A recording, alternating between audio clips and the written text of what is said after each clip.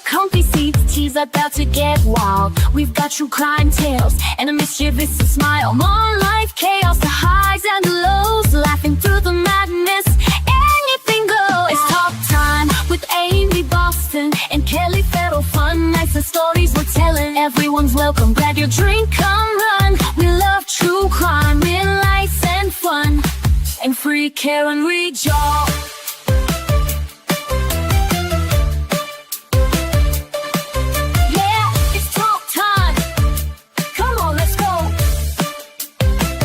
Interviews, confessions, and a little bit of sass. Laughing till we're breathless, letting troubles pass. From mom squad missions to mysteries at night. Grab your crew, settle in, it's a wild ride.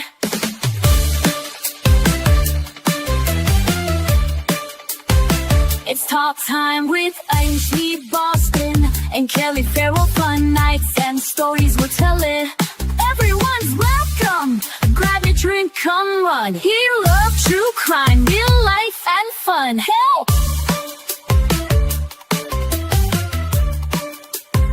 it's free care and read, y'all. Yeah, it's talk time with Amy Boston and Kelly. Free care and read.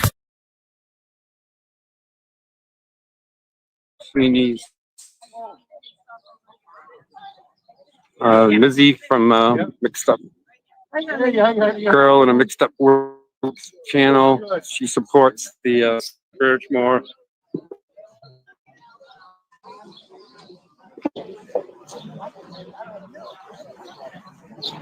Media photographer here trying to get a lot of photographs. My way. We're live on Resistance. You want to tell me your name again and where you're from? Michelle Edmondson from Canton, Michigan. Traveled here today just to be here today? I'm here today to speak up for Karen and support her and send all the good vibes and love to her. She deserves everything. Thank you. Thank you for coming. You know?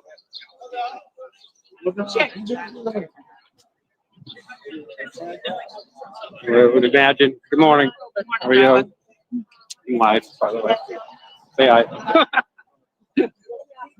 What channel you got on there? Is that a good channel?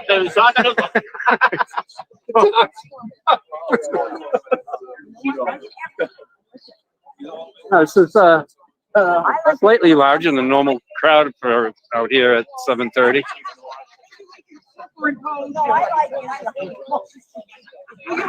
Dylan asked me to go live because Kurt's phone is charging right now. So he couldn't go live, and he does have the app on his phone, so you can see chat. I can't. Live? So I'm just winging it. Yeah.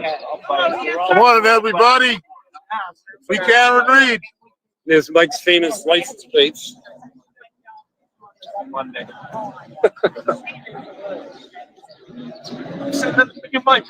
The hero, the legend. Legend. There you go. This is guys a legend. He's the legend. He came from us. Great guy right here. Great guy. We love Billy and Mike here. We love this Yeah, guy. glad he's A here. long way. Stayed a long time. Yeah, I'll have to stay just to see you. I know, huh? 3.5 weeks. Jeepers. I'm finally here. Oh, yeah, yeah. You're here with the boys. Maybe we'll get over the pond. Baby, we will. Baby, come over. You're more than welcome. Anytime you want. And show her Michelle as well. Michelle's here from. Yep. Yeah, she was just on. Oh, was she? Yeah. She bought me a gift as well. Thank Yeah, you. Michigan. My turtle boy? Oh, no. Yeah, I'm gonna see before I get I mean, Aiden said he'd be down here this week, so I haven't seen him yet. Scott McGinnis. No, I'm just gonna keep that. So you're Scott McGinnis? Oh, you brought the Yes. Yeah. So, Scott McGinnis, your blogger? No. So, You're just live streaming this? yeah, I'm live streaming for Dylan's channel right here. Can you spell your name? Scott McGinnis, SCOTTMC, capital GUINNESS. And where are you from? I say Northern Worcester County, rather than not say my town. That's fine. What news meet? I am with Fox News. Fox. Okay. Yeah, we get. I saw you. I thought you were blogging. Well, I just took a link for his live. Because he likes to cover down here. We're out here till 8 o'clock till the buffer zone is in place. And then we march to the 400-foot line to greet Karen and her team Yeah, like coming in. Have you been down here before? Oh, okay. No. 400-foot buffer zone line is past that church, which would be the next block. We line up down there along the sidewalk as our motorcade drives in. So they'll roll down the windows and greet us. That's a morning routine.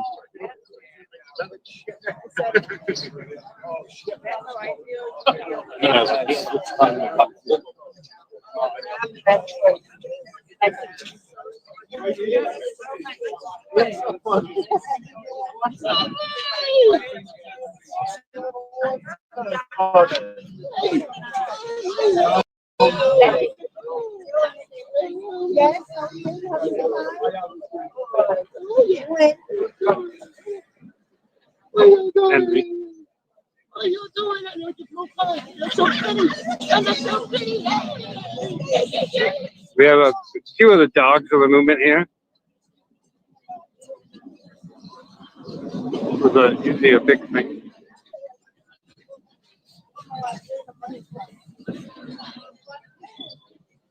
I need somebody to, it's kind of windy down here, and I'm holding my sign and my flag. I might need somebody to hold my flag. Yeah. You want to say hi, Chris? Yeah, good morning, everybody. I'm going to grab my phone and we'll start saying hello to everybody in the chat. Yeah, because once Kurt's on, he'll be able to see chat, so we'll be doing better. I'm gonna go grab my phone. Yeah, sounds good. Yeah. You haven't been going that long.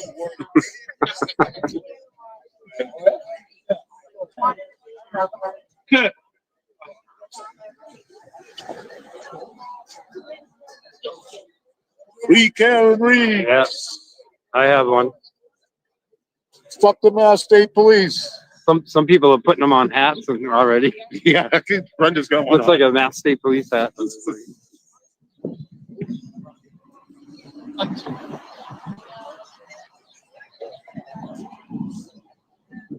Close.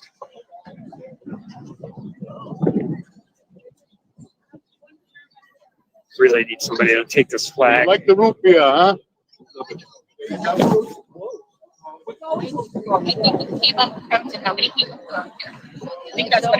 Missy, you want to say hi to Resistance and Alternate? I didn't realize this is your first time you've been down here for Karen Reed. Yeah, I've been to. Because I know you're at everything for Sandra Birchmore. Yeah, that's because I can only go down. You can only do so much. Yeah. Ailments. I've been to like standouts for Karen Reed, but I've never been down here. So I was in town, so I wanted to make sure that I stayed an extra day to come down. Excellent. Well, we're glad you're here. Thank you. Get to see our morning routine out here. Yeah, I've heard about it, but I've never seen it. So I'm excited to see what's going on.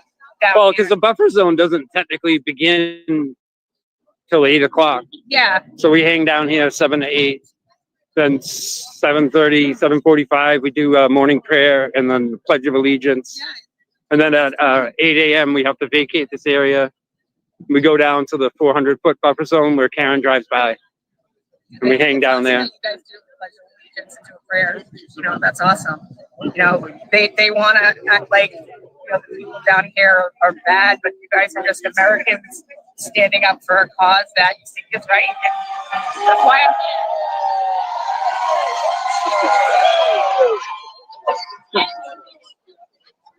It's the same bus of kids goes by every morning. You know? I don't know if they watch any of these YouTube shows, but they get to see themselves on TV. I mean, you guys are doing the most American thing, and I'm glad to be standing here with you guys, you know? And this is the most American, you know? I mean, we're the Boston Tea Party happened, you know? was kicking it off in Boston. So, you know, we're the birth of democracy. So we have to make sure that we keep standing up. We keep standing up, and we can't let tyrants like FAVS tell us what we can and can't do. I know. You know? Well, I mean, Margaret and Daza filed with the First Circuit Federal. They gave her 48 hours to change the buffer zone. And her changes turned into a word salad, and Yeah. really nothing's changed down here. Yeah, it's ambiguous. And Yeah. was it done to like kind of trap people, you know, confuse people, and maybe Yeah, we're all confused. seems like the police are confused too about it. Yeah, like they had a meeting Friday, Sergeant Hardman, the DA's office, and the judicial court, but nothing was really ironed out. I mean, he was letting people be down in the buffer zone a little more than previously, but you still can't have any signage, any apparel.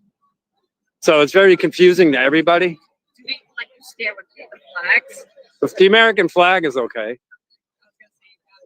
But if you have any signage or apparel that relates to the case, I guess you can try it and see what happens. It looks like you get one strike and you're out, and then you can file for a hearing in front of a judge. It's very convoluted. A lot of people aren't even willing to risk it at this point until they get further clarification. The thing is, they could work. She could have worked with you guys. You guys can stay here like a kid. You know. Hey, guys. No. Wow. Wow. That's the thing. The only bad day is when the sun protests. Well, she didn't change the perimeter of the buffer zone. It used to be 200 feet that way toward the church. So halfway down the church green, all those remaining spots up there, that's where we hung out in trial one. We can hang out there and bring out, you know, lawn chairs, but you can't have anything that says free Karen Reed. You can't have a free Karen Reed. So what good is it? It would be just a bunch of people hanging out. People driving by would not even know what we're doing. For other creators, shirts and stuff like that, that people, so they don't get in trouble. Well, I mean, they're saying anything that has to do with anything regarding the case. So, like, some people have a shirt saying, you know, DA Morrissey is corrupt, or Judge Cannone is no good. They'll tell you you can't have that. It doesn't even have to necessarily say free Karen Reed. And I probably get in trouble.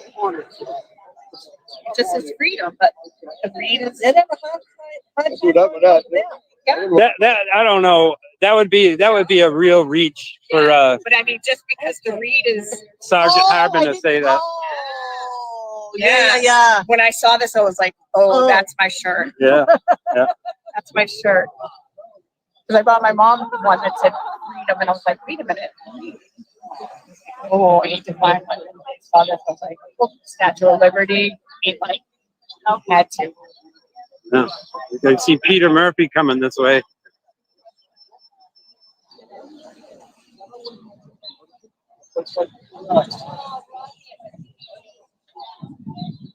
You go on with Scott. Yeah. Kurt's supposed to take the helmet here. He's got to go get his phone. It's tough for me to do this because Oh yeah, you don't see the comments. I can't see the comments. Yeah. I'm trying to hold my sign and flag and hold my phone. I got no camera stick. I'm just winging it.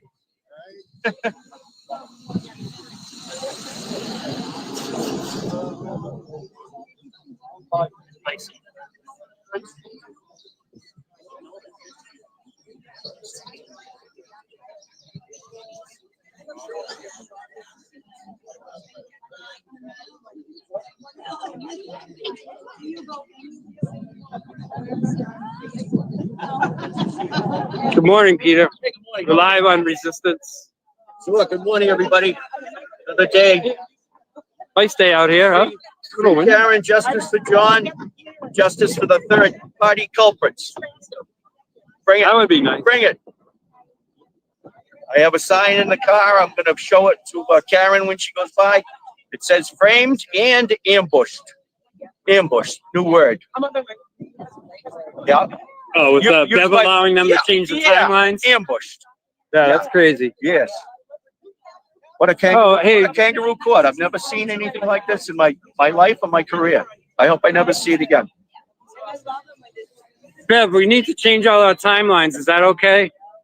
Okay, yeah, whatever. Yeah, no problem. We got it. Good morning. I am great. We're one day closer to getting this over. Cheryl, it's not that cold out here. I have my hair in a ponytail, so my ears are full. So every once in a while, I have to cover them up. And It's like it dressed up like it's snowing out.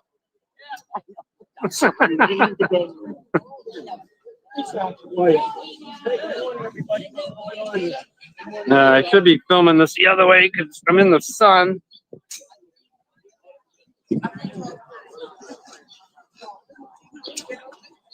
if we can stand on the steps a little bit. Okay. What in heaven, hallowed be thy name. Thy kingdom come, thy will be done. On earth as it is in heaven. Give us this day our daily bread. Forgive us our trespasses. Forgive those who trespass against us. And lead us not into temptation, but deliver us from evil.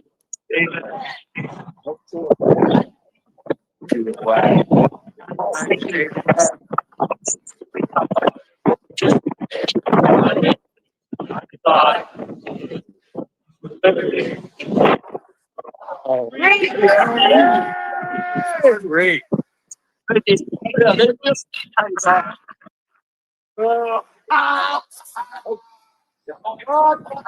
Good morning, everybody.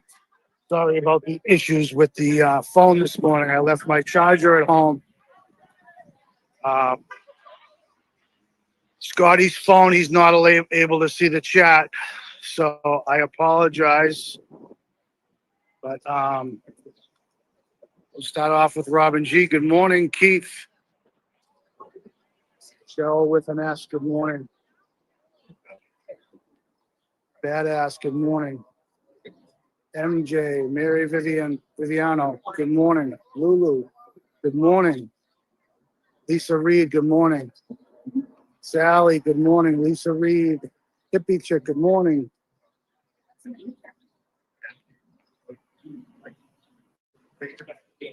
Ruth Christie. Good morning. Hippie Chick. Hello, Sally. Nana Karen. Good morning. Thank you. Can I give it a quick shout though? Yes, of course. So, welcome back to Kurt. Thank you very much, Hope you brother. enjoyed your holiday and everything. I want to give a quick shout out to J-Mac and to young Colton as well.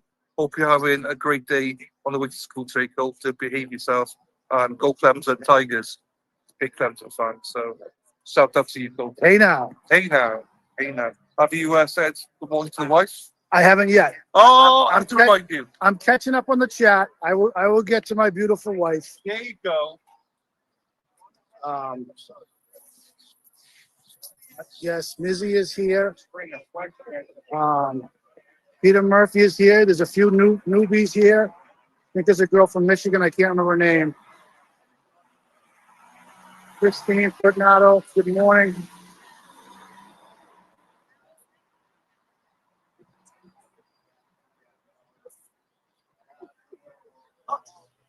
Yeah, Sally keeps scrolling. Yeah, I agree with you, hon. She says, I hope whoever has a word in Bev's ear previously about her attitude and has a word about her ruling on Friday. We can but hope, yes. Team Ocasio, good morning. Don't forget to come and see me. I have something for LJ. Michelle W., good morning.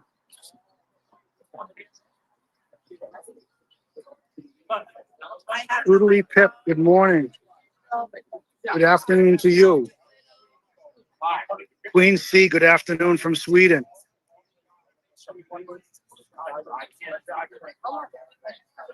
Always growing says, what about a sign that says, I am Karen Reed? Yes, good idea. MGV, Peter. Robin G, Boston Brandy, LOL. Abby Nana, good morning. Sue, good morning, everybody from Western Mass. Sue. Thomas Barry, good morning from North Carolina. Good morning to you, Thomas. Yeah, I'm just getting back from Florida, so everyone's telling me that the buffer zone really hasn't changed much, even though on paper it supposedly has. I guess we're back with the same routine. So we're just gonna keep on keeping on. C-Star, good morning.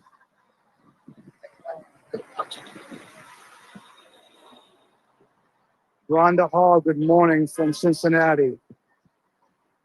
J Mac Colton says, yep, I think Dylan just addressed that. Good morning, Colton. Good morning, J Mac.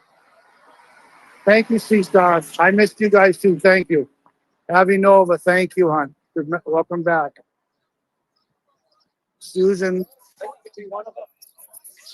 McLean from Where's Beach. Hello. Free Karen Reed. Yes, free Turtle Boy. Pat McLeod, good morning from Rhode Island. Tracy V, good morning.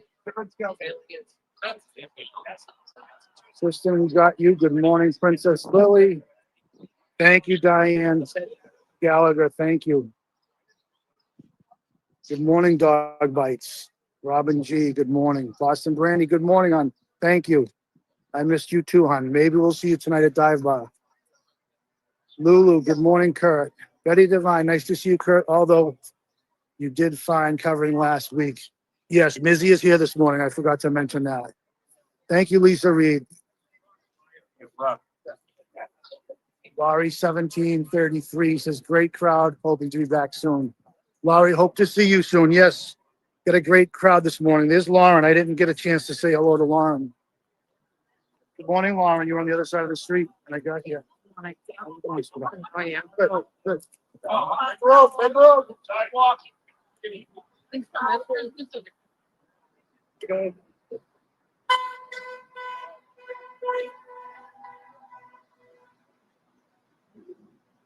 think we're almost caught up. I can say good morning to my beautiful wife, Donna, but I hope she's still sleeping. And I don't know if Jilly already went by, but good morning to Jilly.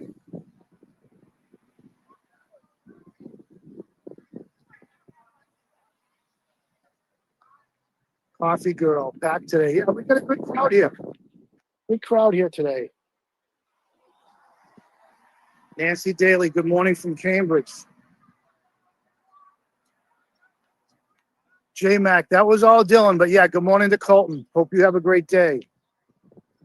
Bug House.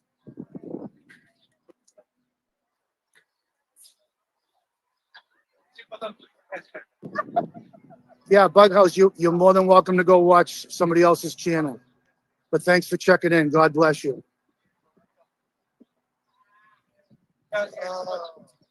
Resistant to silence. Good morning. Welcome back. Thank you, guys.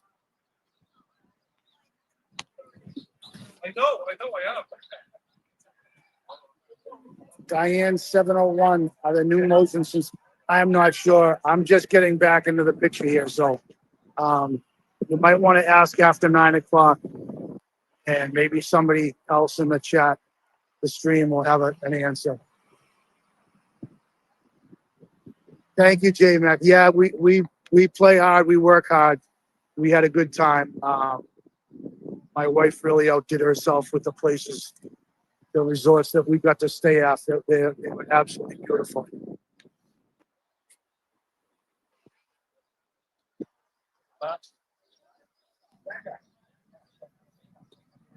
I'm not sure if that's Iori.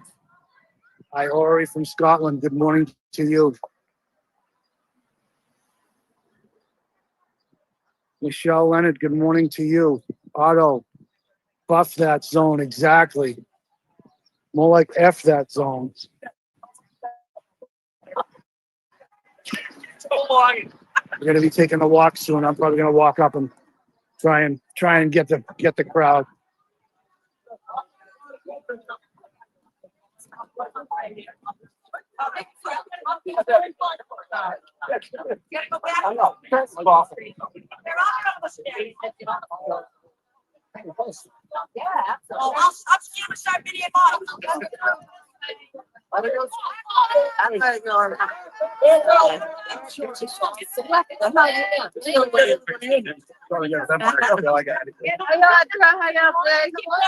Good morning, guys. Hey, buddy. Hey, buddy. I got something for you in my truck when we go down the other side, okay? We'll do a trade-off.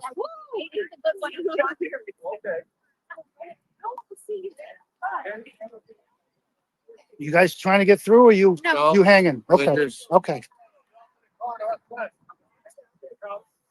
Checking out the action. Have you been here before? We haven't. You haven't? Oh, okay. I'm just here for work, so Oh, okay. I came by. I live there and she. Yeah. She wanted to come check it out. Well, welcome. Thank you. You're on Karen side, obviously. Yeah. Same pretty much. Yeah, there's a couple of new girls here. There's a new girl from Michigan, and I forget where the other girl was from. But it's always, always something new happening. They're doing a group photo right now. Time to go. You guys have a great day. Maybe we'll see you. We'll see you in a couple days. I'm gonna stop on the chat for a little bit. They're doing the march.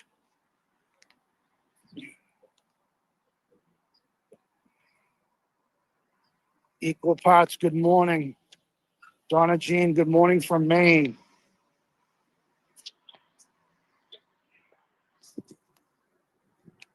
Did he not look? Andy Moo, good morning.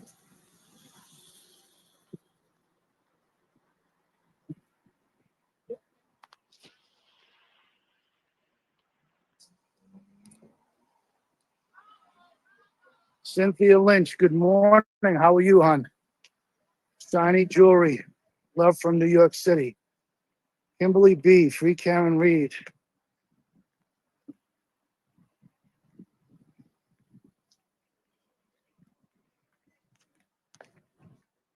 Crazy, I'm trying to read as I walk here. Crazy Concert Grandma, good morning to you. I'm very sorry to hear that your mother passed away.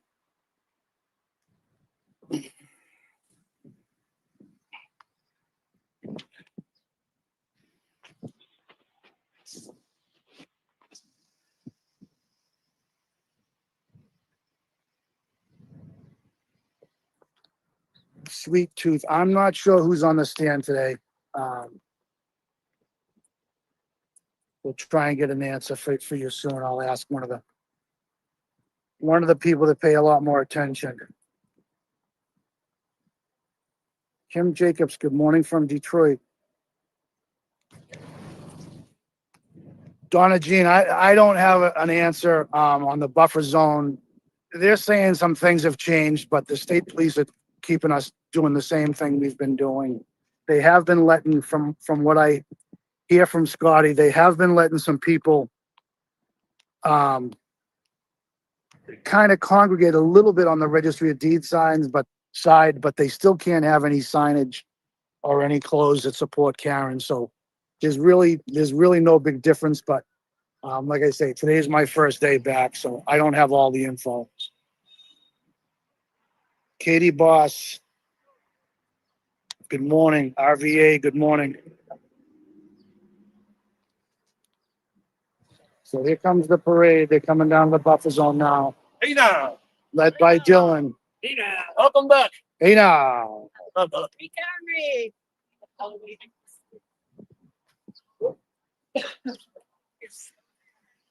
Hey now! Missed you. Thanks, hon. Missed you guys. Morning. Good morning. Karen Reed. Hey now.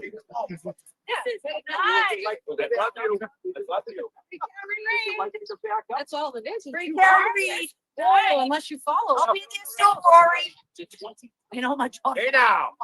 Got a couple of new signs I want to show you. Awesome. Yes, okay. Beautiful. Lovely. Clean. Yeah. Boston firefighter. You must have washed it with We steak. got a couple new signs here that Bobby made up. Nice. Got it. Nice. What's it say?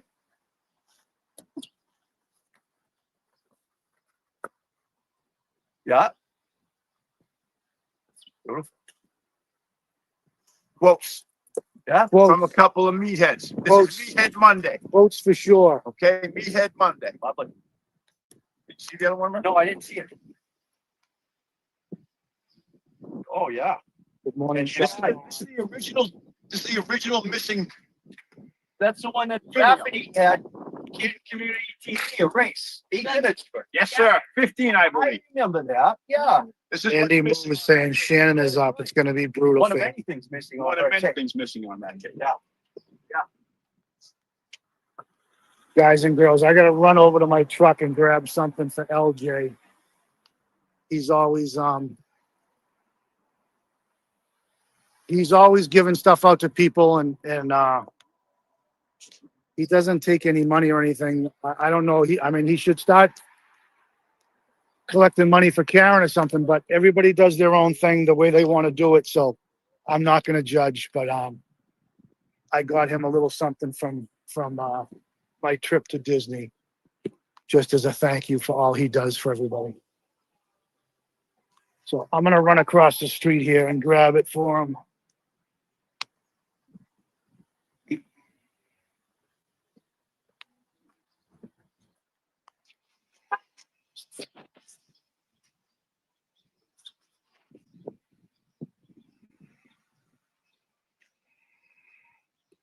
There's Chili Beans. Good morning. Sally keeps scrolling. Good morning. No, they didn't fix anything.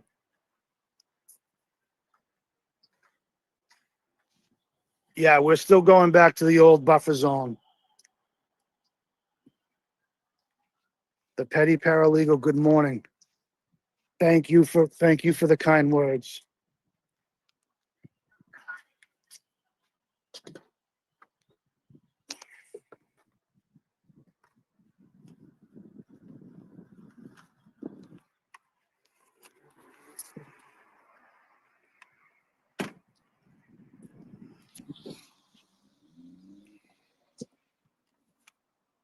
Kimberly McGuire, good morning to you.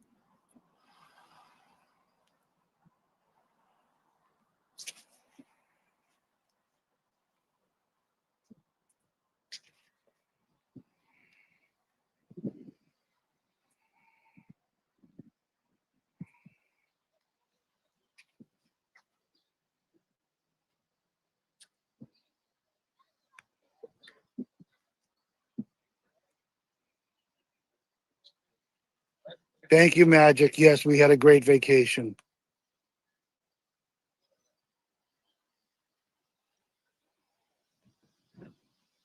Good morning, Betty. Thank you for checking in, hon. Miss you. Maybe we'll see you this week. Spicy chick. I thought Bed had it changed. Yeah, like I said, they changed some of the wordage, but they're not. The state police aren't changing a whole lot out here. And once again, I'm just getting back from Florida, so I don't have all the gory details.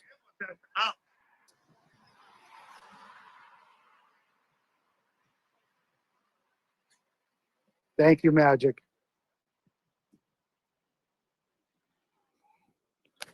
Let's go over and see LJ, and we'll give him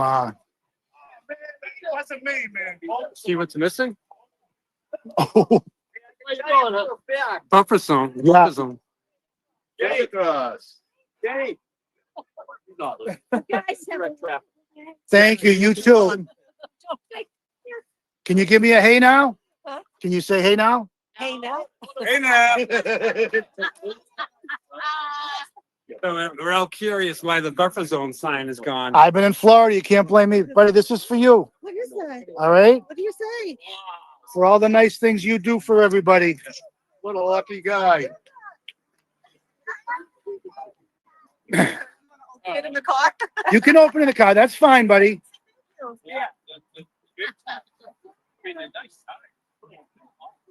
I want to make sure it fits. I want to make sure it fits. So I want you to see you open it today.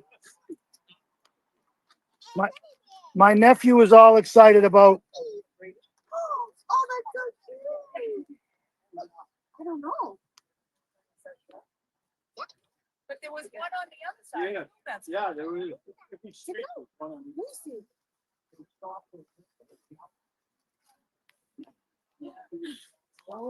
Have you ever seen one of those before, buddy? One of those slap things. Slap bracelet. Who's that? I'm in Queen. Yay. Want to put it on? Show us how it works. Show us how it works, LJ. Go ahead, you do it. Yeah, I can see down there. You can see one. Awesome. You got Love split it. those signs right down there. You on that street sign? Yeah. Show everybody. Rectangle. That's one. Oh. Yeah, they're all down the street.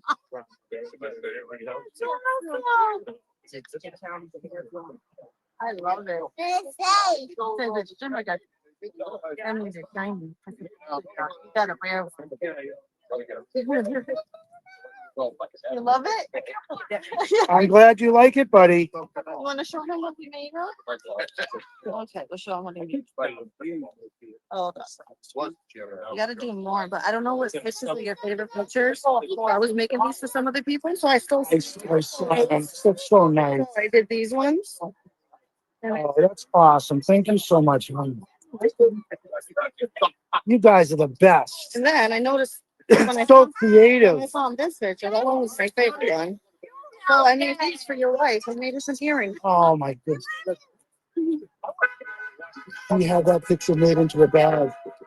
You know the handbags that the girls make that say FKI Oh, on? yeah. My wife had that picture. She has it on her handbag. She gets comments everywhere she goes. Oh, that's so funny. I love black and white pictures. They're my Yeah. favorite. And when I saw that one, I was like, Oh, so nice. I gotta make those. I printed this thing to put them on, but I didn't realize how big it was when I was printing it. Yeah, let me put these in here, LJ. Thank you, LJ. Thank you for thinking of me and my wife, buddy. That was awesome. Say you're welcome.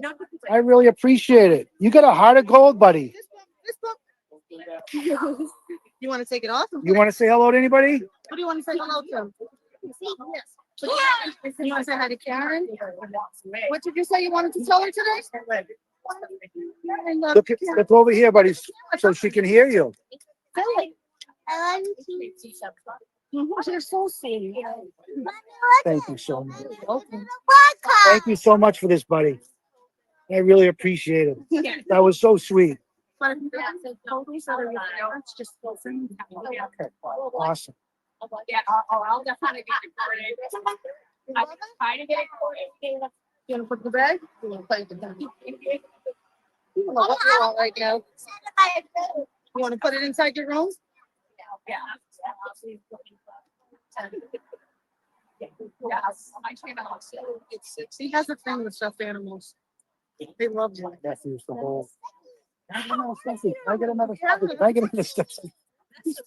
And then on the weekends, him and his sister build them all down the pier. Yeah. Yeah. Yeah. It's my video. Yeah. All right. I gotta go down the other end and keep saying hello to everybody on the chat, buddy. Okay. Okay, I say thank you so much. Thank you, buddy. I really appreciate it. That was so thoughtful of you. Yeah. What does it say on the back? Like this is once it's seven. Nope, it's okay now. Say it. Say it. There you go. All right, buddy. I will see you soon. Yeah, that's cool. This video is. Oh, yeah. This was what? Hey now. Hey now. Nice truck, Peter. Congratulations. 22. Like brand new. Yeah, yeah. Beautiful.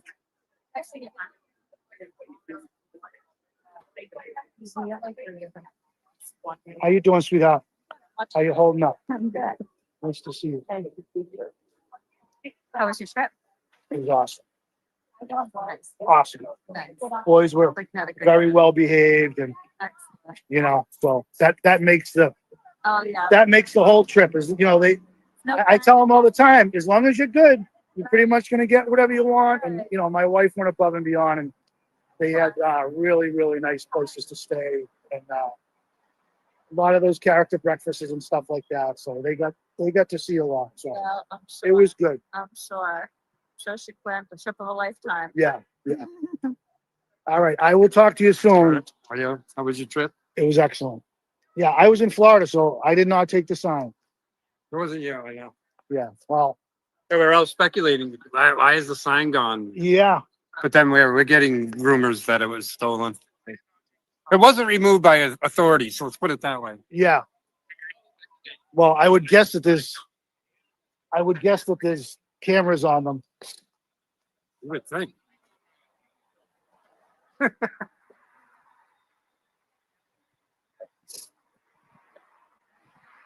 Yeah, all the other signs are still in place, so we don't think it was the town. Hell City, yeah, like I said, I've said this before. I don't know all the new things on the buffer zone, but supposedly on paper it was lifted, but it's not, nothing's changed here. You like my gifts? Hey now. From Michelle and Lisa Reed apparently as well. So thank you, Lisa. Thank you, Michelle, for my Go Blue Michigan Very nice. jersey. Let's go. Now it's no longer all HIO, it's all Michigan, baby. So thank you, Lisa Reed. Can't wait to see you out here on Thursday morning. She'll be here. Very good. With us, so yeah. All right, let's try to find where Michelle is. Say hello to her again before she goes. Very good. See you in a bit, bud. Good morning, Hot Wheels. Yes, LJ is adorable. Him and his mom. I don't think it's Audrey. I don't want to say the wrong name, but they are awesome. They made me a bunch of I think that's yeah.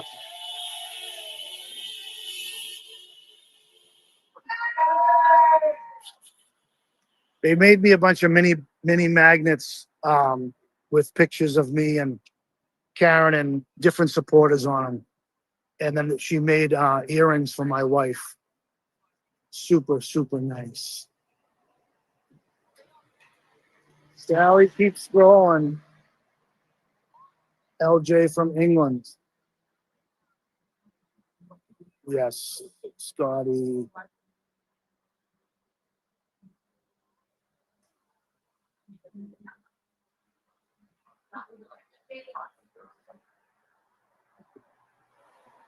Thank you, Betty. Carol Upson. Yes, LJ. He is a cutie. Spankies.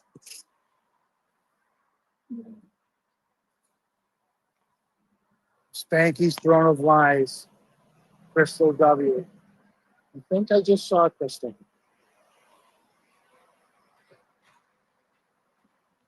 Trisha Mack, LJ. I think we got everybody. Magic, Spanky again, Sally.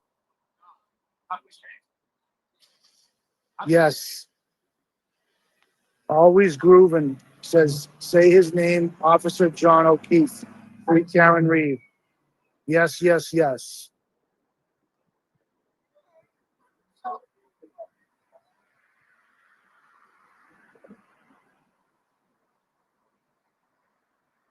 Teddy Paralegal says, I plead the fifth. Aaron Hack.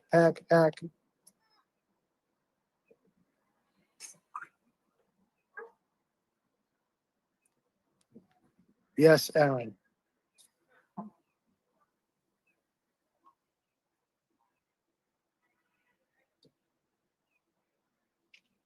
Sally Port Ghosts. I haven't seen that one this morning. Good morning to you.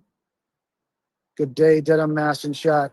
Love the historic architecture. Thank you, Seth.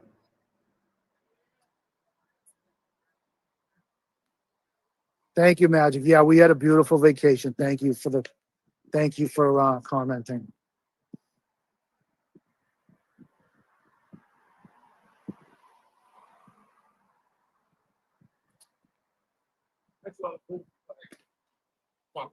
All cool to hang out here. Peace. Chili bean Sally. I think we're all caught up. Again, once again. If I missed anybody, give another shout out, but I think I got everybody.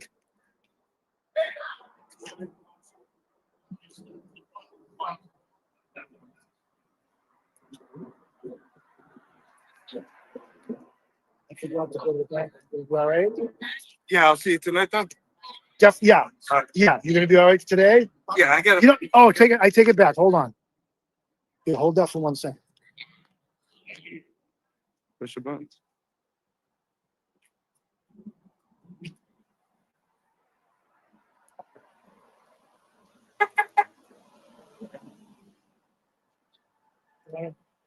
Trying to surprise me and food out there. Wow.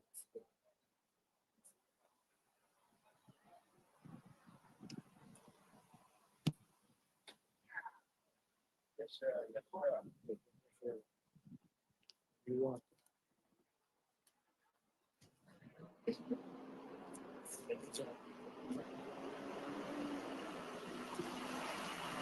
First one saved for or downtown, whatever. Right. Lucas Knight saying hello to Scotty. Good morning.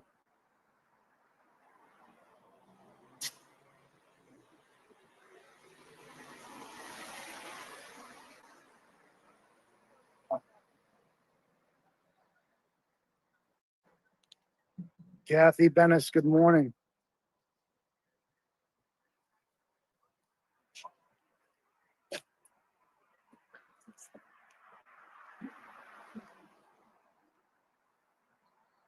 Ashley Mack, good morning.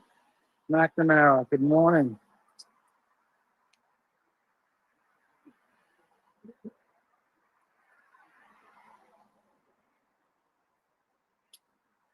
Everyone's asking about the buffer zone. Even though they said things have changed, we still don't have clarification on it. We're playing it safe and staying where we know we're safe. None of us want to get arrested. We want to be out here for Karen every morning.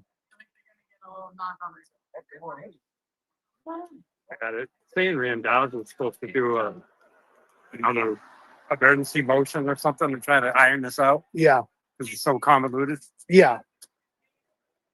Yeah, like I said, guys, I'm just getting back. So Scotty's saying they can't figure out exactly what we're doing. So we're playing the safer end of it. And Hardman was very confused Thursday. yeah, They had an 8 o'clock meeting Friday morning. It was supposed to be with the DA's office, Judge Cannoni, or the trial court, and the state police. And we're still kind of not really sure, what to do here. Obviously, Hardman's not allowing us down within the buffer zone with any signage or flags. I mean, signs or gear. We can have the American flags, and that's it. So even if we were to take up position in front of the church green like last year, what good is it if we can't have our signs? right. Well, I choose to remain safe down at the 200-foot line on the other end, where I can have all the signs on my truck. I can have, I put my free can read gear on once I get back down there. Yeah, that makes sense.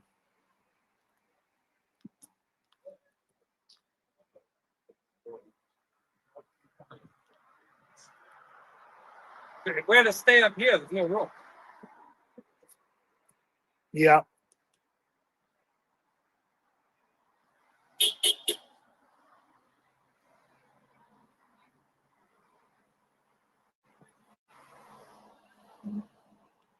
Full cut lineup. That's a new one.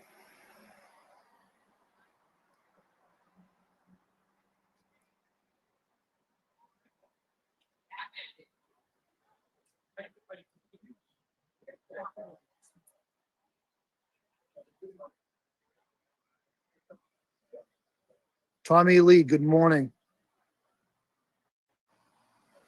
New here, hope I can hang. I've always watched from, but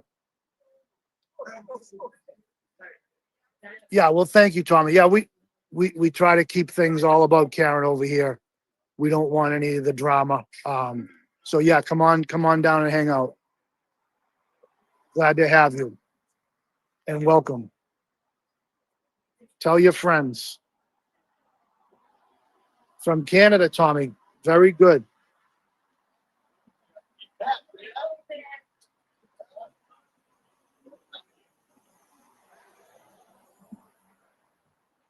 think I go to Ashley. I'm gonna go down and give Nathan a treat. I don't know if he's gotten any this morning. It's 8:20. We're probably planning on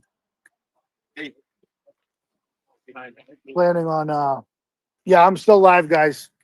I know you guys are telling secrets about all your stock trades. We have no secrets. No secrets here. I'm live, guys. You want a cookie? Cookie? You're gonna lick it and then not take it? Go ahead, Nathan. You're gonna lick it and then not take it? Silly dog. The left foot's dirty though.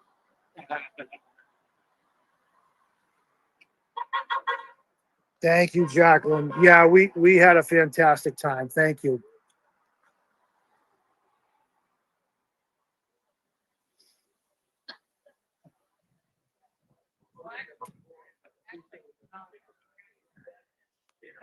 Crystal Justice says love and prayers from Michigan. Free Karen Reed. Good morning to you. Thank you.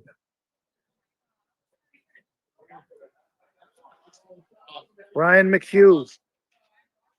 Good morning. Hello from Glasgow. Allegedly LB, thank you. Glad to be back. Hope to see you tonight.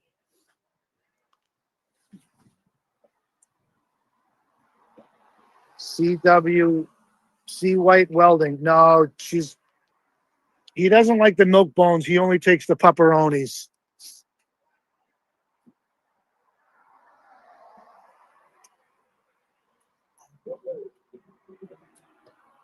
Patrick Kelsch. Good morning from Kentucky.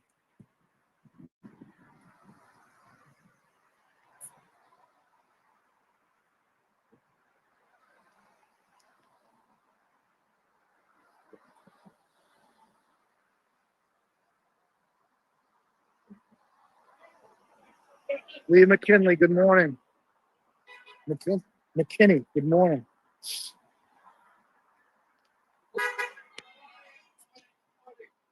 Good morning, guys. Hi, Janet. There goes Nathan and Karen's mother and father. Such nice people.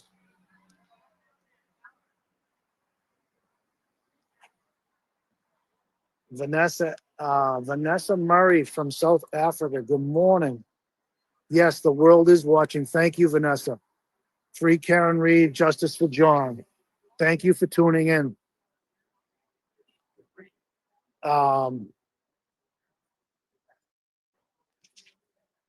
Carla Hayes, good morning to you. First time commenting.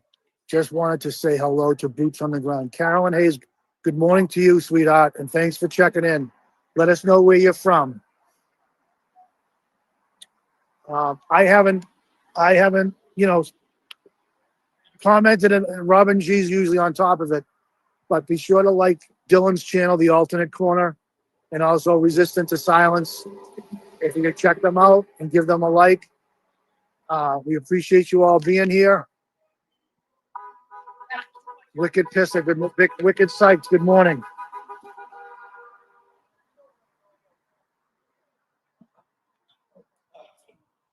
Brian McHugh says, and Wales.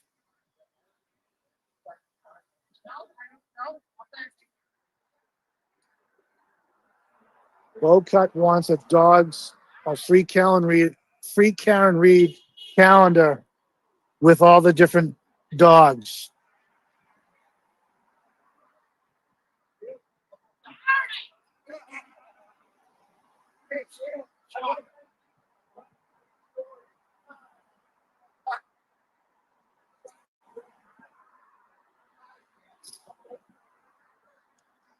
Yes, Robin G just put up the Defense Fund, Karen's Venmo, and PayPal. if anybody would like to donate to Karen's Defense Fund. Good morning, Scott Thompson.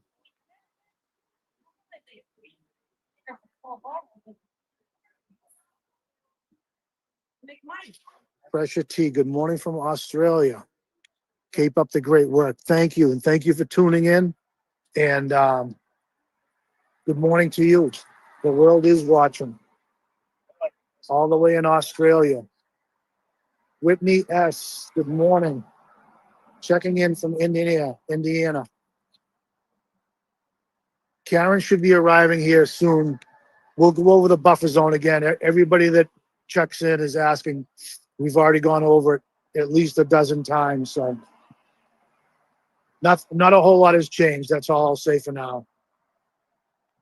C. White Welding is saying good morning from southern New Hampshire. Karen G., good morning to you. Hello from New Jersey. Free Karen Reed.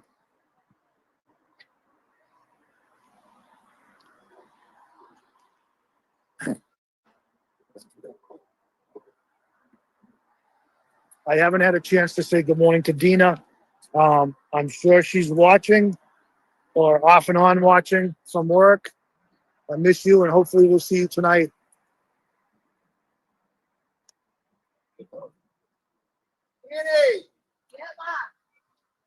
Kayleen Anderson, good morning from Minnesota.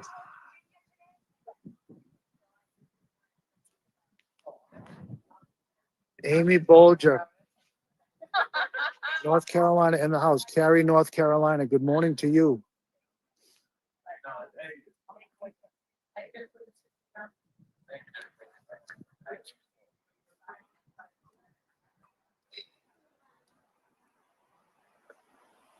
Paul Petty supporting from south of.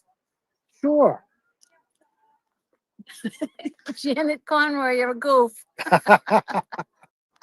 Thanks, Kurt. You're welcome. Janet, is she watching? Yeah, she's watching. Where's she watching from? New Hampshire. From what part of New Hampshire? Nashua, New Hampshire. Nashua, okay. Yep. Janice, you're a goof. Janet. I could Janet. I could sign bond. There you go. There you go. Sneak up behind.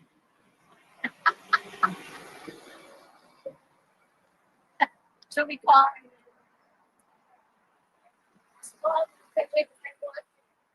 Oh, well, to watch them to. Hey now.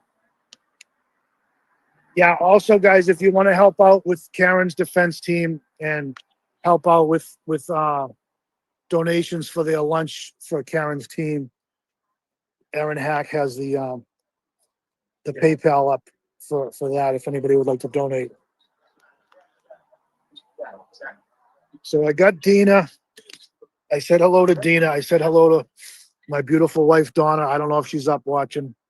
Want to give a shout out to Scott and Manny at S&M Mechanical. They're always supporting Karen and always watching.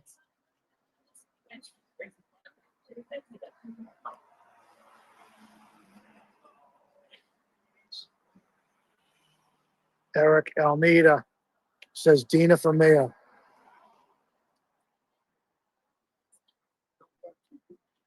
The Alessinator. Dina.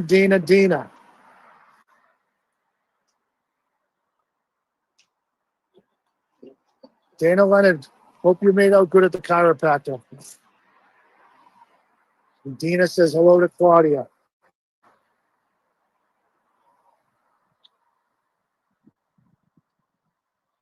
Yeah, if anybody can't make court today and wants to come and visit Dylan, he'll be at Dive Bar tonight in Norwood, Mass. It's 198 Central Street. We're usually there from like 5 to 10, sometimes 5 to 9, because a lot of people are getting up early to go to court in the morning. So we don't stay quite as late as we used to, but come on by and say hello.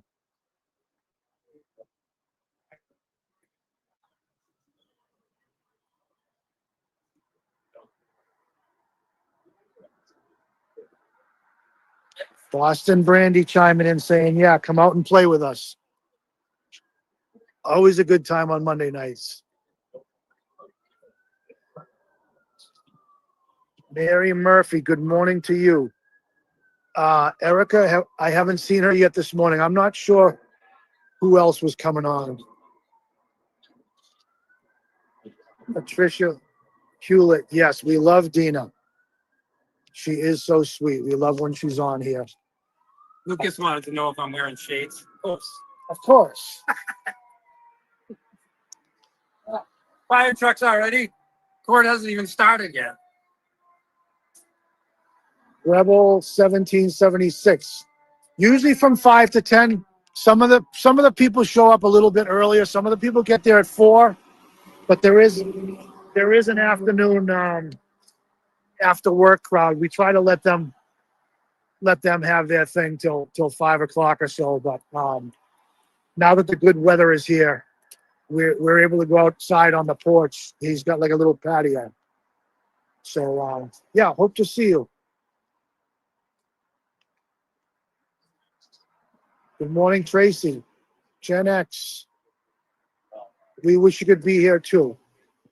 Good morning from Florida, Maureen C. Maureen Clifford.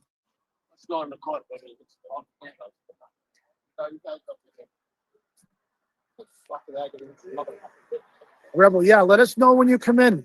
We'd love to meet you in person.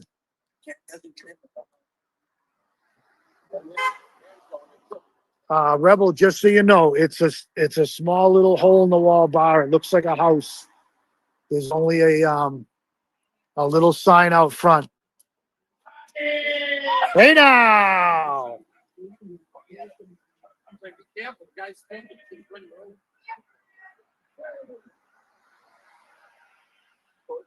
Marley B, good afternoon from Scotland. Kelly Garcia, yes, we got back late Saturday night, and I'm back in the saddle. Thank you for all the welcomes. I appreciate it. It means a lot.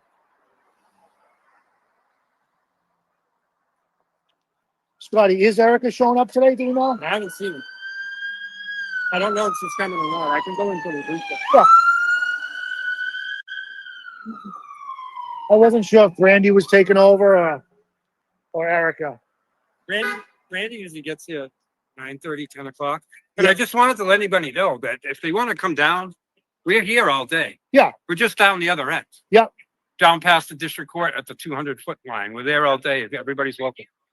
Also, just some people don't know, but shout out to the girls as well, Amy and Kelly, because we're also streaming this on Talk Time with Kelly. Okay. And Talk Time with Amy and Kelly. So shout out to you ladies. Very Shout good. out to Mark Cunningham as well, one of their ones. He texts me every morning, wants a shout out. So And is he back home where you are? Because no. everyone back home's telling me stop saying good morning. It's afternoon. Oh yeah, because the UK, Yeah. they are morning. I'm getting used to it. I'm in the morning now. Yes, it's weird, isn't it? It's 8:30. And where are you from again?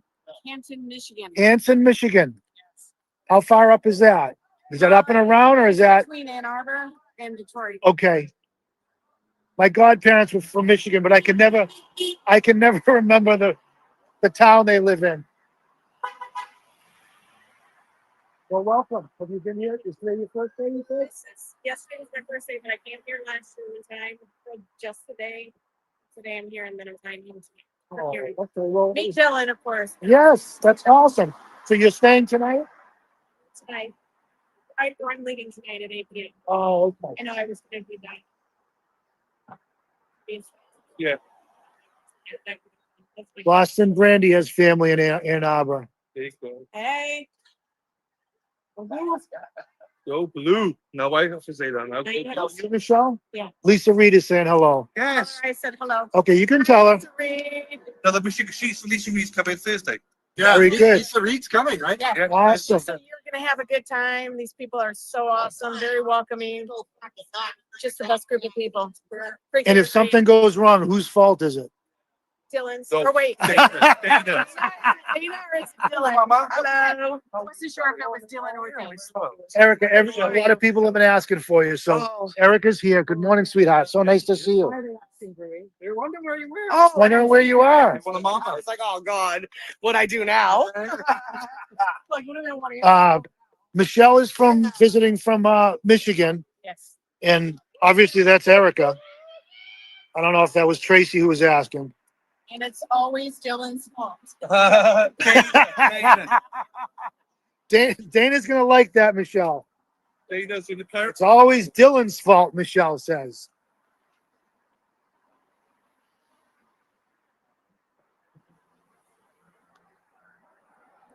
Rehab Debt Group. Good morning to you.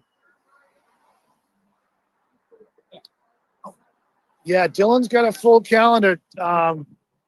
Rehab says, good morning. I hope the rain doesn't keep Dylan away from Salem on Thursday.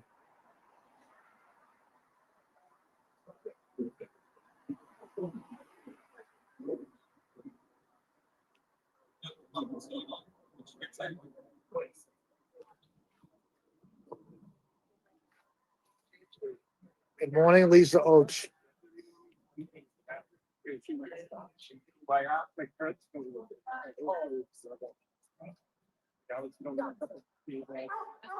Dina, I thought the duck boats are on Wednesday.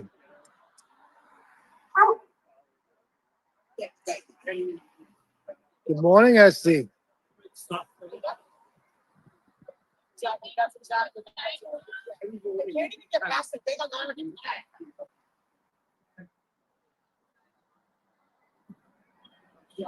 Dana's asking, you talking about Michelle's screen name, Dana?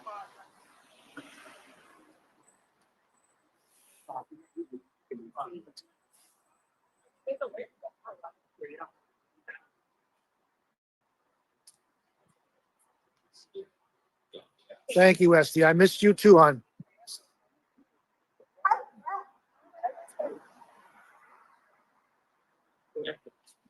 Michelle, what's your screen name? You're on Resistance, obviously. Just M. I'm just Just M, plain old M? M or like Michigan M something. Yep. Okay. Dana was asking. Like go find me in Texas. Incognito, just a plain old M. M from Michigan.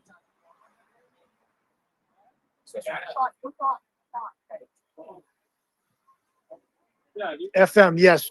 We cover the trial live. Dylan covers it, and he has some of the mods that take care of the music and stuff when they have breaks, so that we're not staring at the fan. Try to keep you people entertained as much as they can. Esty, don't worry about it. No, I know you have a life also, and it was Sunday. It was family day.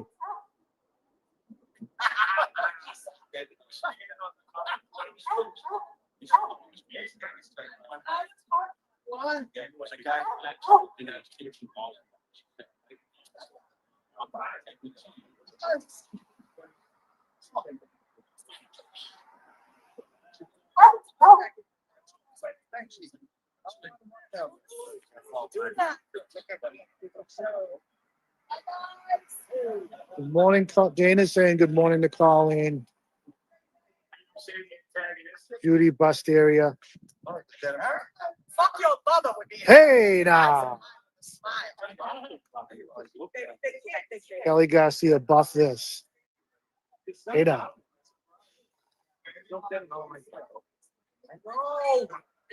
FM, thank you. I will be out next week. Say hello to all of you. It's going to be nice to see you. Make sure you come by and say hello to me.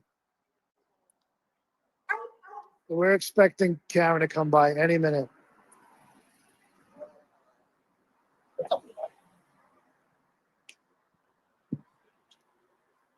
Jacqueline, I don't know if that's for me or not, but yes, I am married.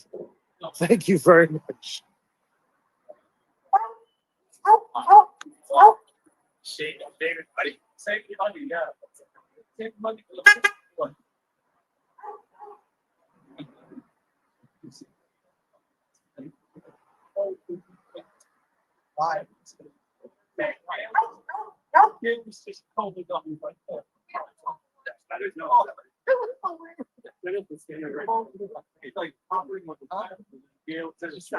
I think we got everybody covered here.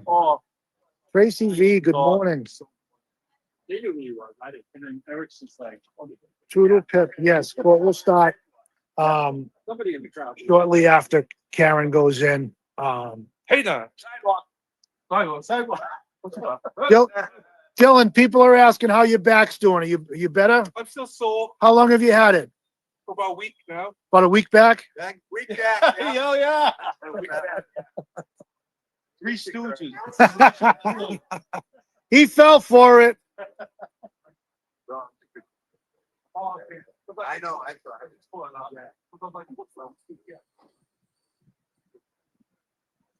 Pauline says, hit the like button. Yes, good morning to you.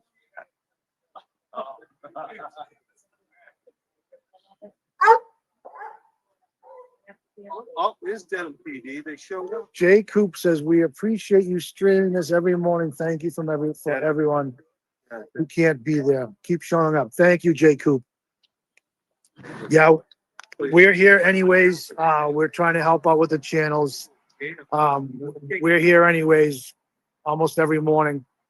As you all know, Dina got a job that she's usually doing afternoon, except for Tuesday is her morning to be here and do the morning show.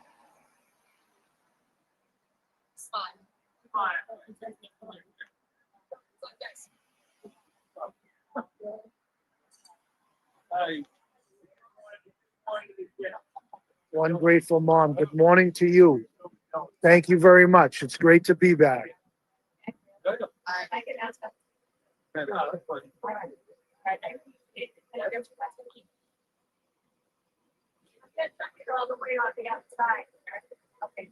Right up front, right in front of the court.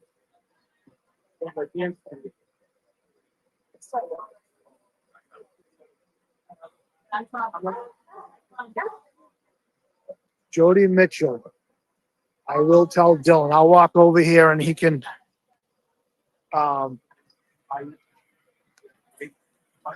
Dylan, Jody Mitchell says hello Hello, Jody. and said good morning. It was a pleasure to meet you and Erica last week. Thank you for the gift card again. Erica, Jody Mitchell. Yes, I'm just Is- responding. Thank you, love. It was great to meet you. So We'll see you again. I wish we could bring him up to Peabody. Or whatever. No, sorry. North Shore. No. Yeah. Yeah. We got sidewalk coming down with the dog.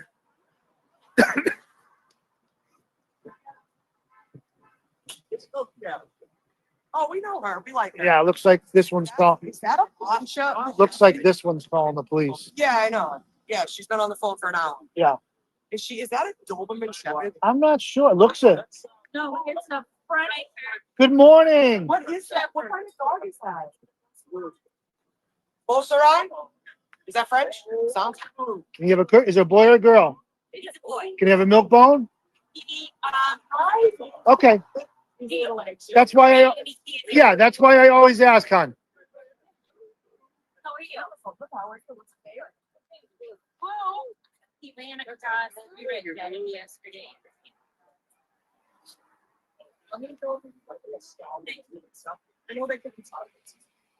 Rehab debt group. Give me 1 second. Erica's talking with somebody. I know they're doing the duck boat on Wednesday. Dylan, what day are you going to Salem? Thursday, Thursday. whatever that date is. Do you know what time you're getting there? After court. After court. So Okay. probably 10 or whatever. Maybe, I'm not sure. Thursday and a half. Yeah. Rehab debt group is asking what the schedule is for Salem. Who's asking? Rehab debt group? Okay. Yeah, there's no plan. It's just, Yeah, sometime after court, they're gonna be heading up there. He's with the other one. They fight. And they fight each other. They fight each other. I'm like, He likes Debbie L, good morning to you, watching from California. she'll nip at him to shut up. And it's like, that's what I said. He looks like a Doberman Shepherd, doesn't he? I look like a Doberman Shepherd. You know what? There's beautiful. They do a really bad thing.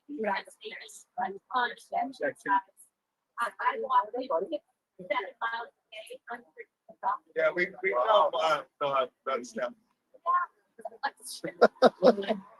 Lucas Knight, you're killing me. Is Lucas Knight from back home? Lucas, I'm not following. Yeah, he might be actually. Yeah, Yeah. yeah. Lucas is a thing. There's a So he's saying, Dylan, why do Welsh women wear underwear? I don't know. To keep their ankles warm. Oh, that's not true. That's not true. I'm sorry if I wasn't supposed to read that out loud. No, you're supposed to. That's funny. That's funny. Not true though. Look good. You see her? What's he coming?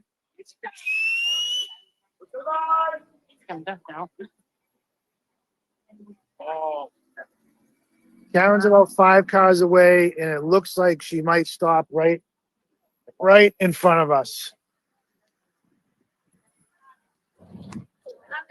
Yeah, we got the light here, so I'm gonna go up and say hello because today's my first day back.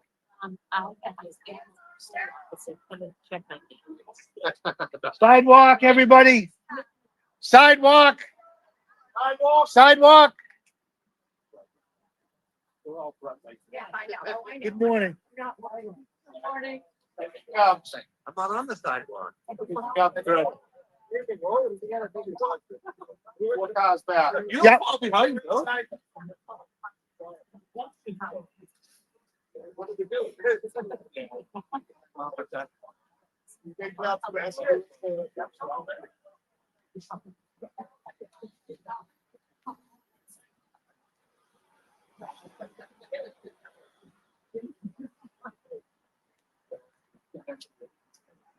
Dylan, Amy Bolger says hello.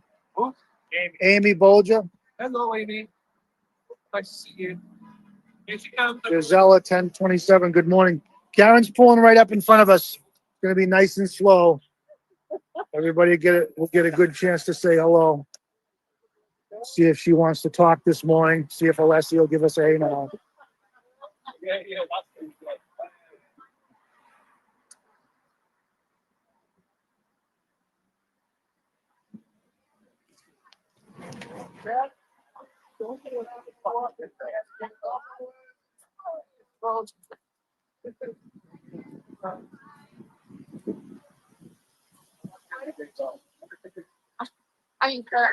That's all right. Stacy says hello. Good morning. Hey, good luck, everyone. Thank you. Thanks, Bobby. Thank you. Sorry, Keith. I've been gone for a week, Karen. It's good. It's good.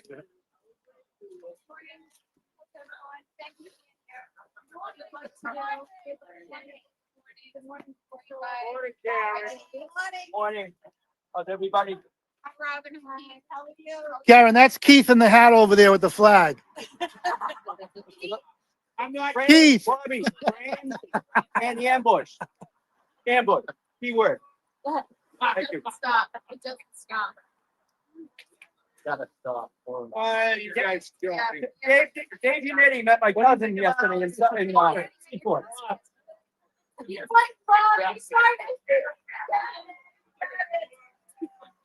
Jenno, good morning. Good morning to you. Sidewalk, sidewalk. Good morning.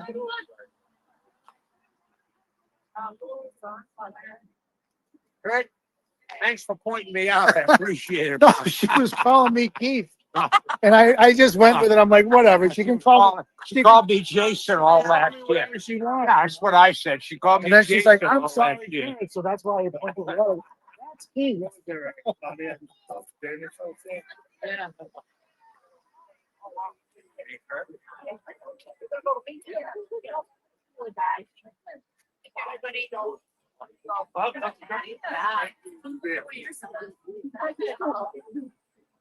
You can talk to him. You coming back to say hello again, buddy? He wanted to say thank you. You're welcome, buddy. I hope you enjoy it. You got the golden duck, huh? Showing this stuff off to everybody. Nice. You like that? Did you see her this morning? Did you say hi to her? He was sad. He tried to say I love you to her, but she had to go by fast. She's like, well, I didn't get to say I love you. It's like this. Well, if you want to run down, you might be able to still catch her. We'll be back Friday. Yeah, school bus. You ready? We gotta get you a daycare. All right, buddy. You have a great day. It was so nice to see you, and thank you again for the presents. Maybe we'll see you on Friday. Going back to the stick. Come on. You guys say bye? Bye. Goodbye, guys. Have a great day. We'll see you soon, buddy. All right. Come on, Trouble.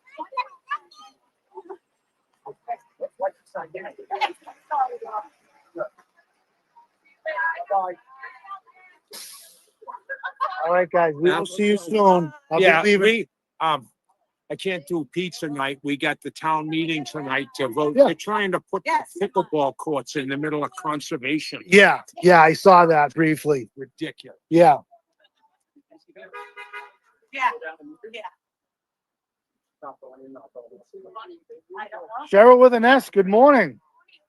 Hi, sweetheart. I see your car all over the place. People commenting about your car all over the place. You know, Erica just said that, and I didn't even see it. I'm Yeah. really on Facebook, so Yeah, that's all looking right. for it now, but I can't. It's so much there. Very soon. All right, you want it? You feel like swinging up and around? I'm parked in front of the library. I'll just throw them in the back. Um, I should loosen it. Yeah. And my friend. yeah, I can do that. All right, we'll go ahead down that end. Yeah. Which one's the library? One on the left, where we all stand. Okay. You're Where they parked put- where right they there? park the TVs. You know You're what- parked right there? Yeah, yeah. Okay, yeah. I'll swing around and come back. You could toss them in the back. Thank you, but I appreciate it. I'm still live, just so you know. Good morning, Rhode Island lady. How are you today? Thanks for checking in. Jen N, good morning.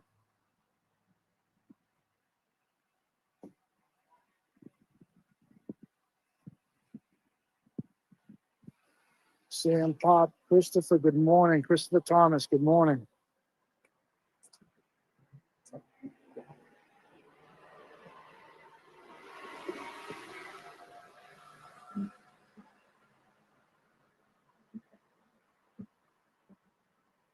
Morrissey's iCloud. Yes, LJ is so cute.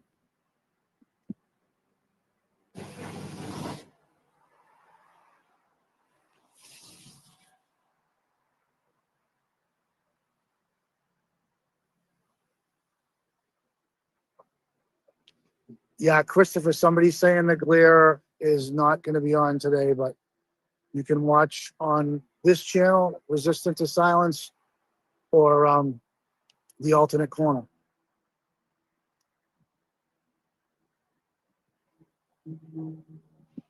Crystal Justice, yes, she is. Karen is very, very strong.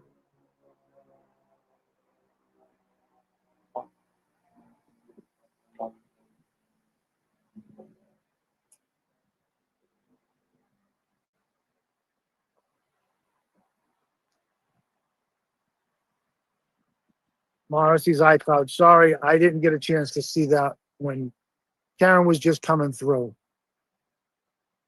Mandy Mo. Olivia, welcome back. Thank you, Olivia. Hey, now to you. Hope you have a great day.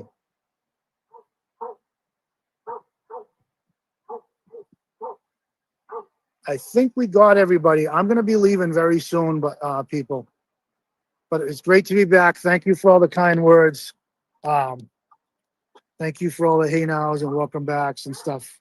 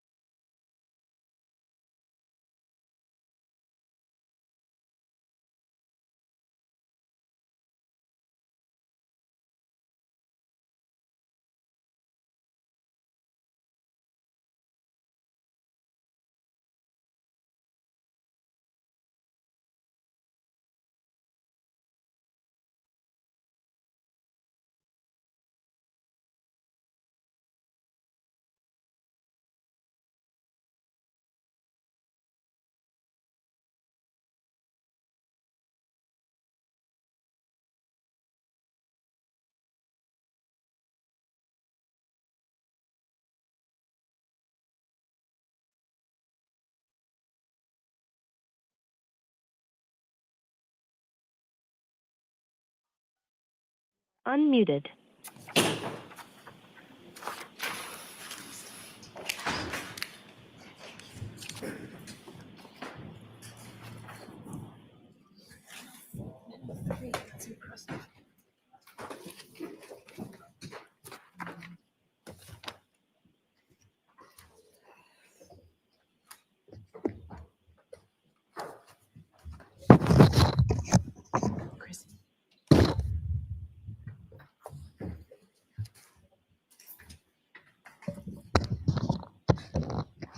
Hear ye, hear ye, hear ye.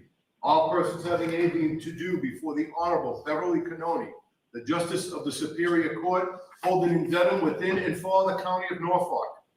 Draw near, give your attendance, and you shall be heard. God save the Commonwealth of Massachusetts. This court is in session. Please be seated. May I call the case, Your Honor? Please. For the record before the court is Commonwealth versus Karen Reed, 22 CR 117. The parties are present. Our 18 jurors are present. The matter is on for trial. Thank you. Good morning, counsel. Good morning, Ms. Reed. Good morning, jurors. We appreciate you here, ready, willing, and able to get started early, so we're happy about that. Thank you. I do have to ask you those questions. Were you all able to follow my instructions and refrain from discussing this case with anyone since we left here on Friday? Everyone said yes or nodded affirmatively. Were you also able to follow the instructions and refrain from doing any independent research or investigation into this case? Yes. Everyone said yes or nodded affirmatively. Did anyone happen to see, hear, or read anything about this case since we left on Friday? Everyone said no or shook their heads. Thank you. Mr. Brennan, your next witness, please. Oh, Mr. Lally. You're on the Commonwealth, call Nicholas Bradford to stand.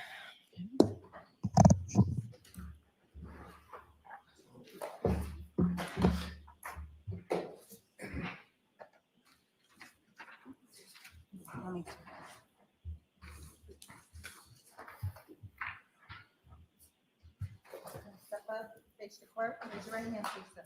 Do you solemnly swear that the testimony you shall give to the court and the jury in the matter now pending shall be the truth, the whole truth, and nothing but the truth, so help you God? I do. Thank you.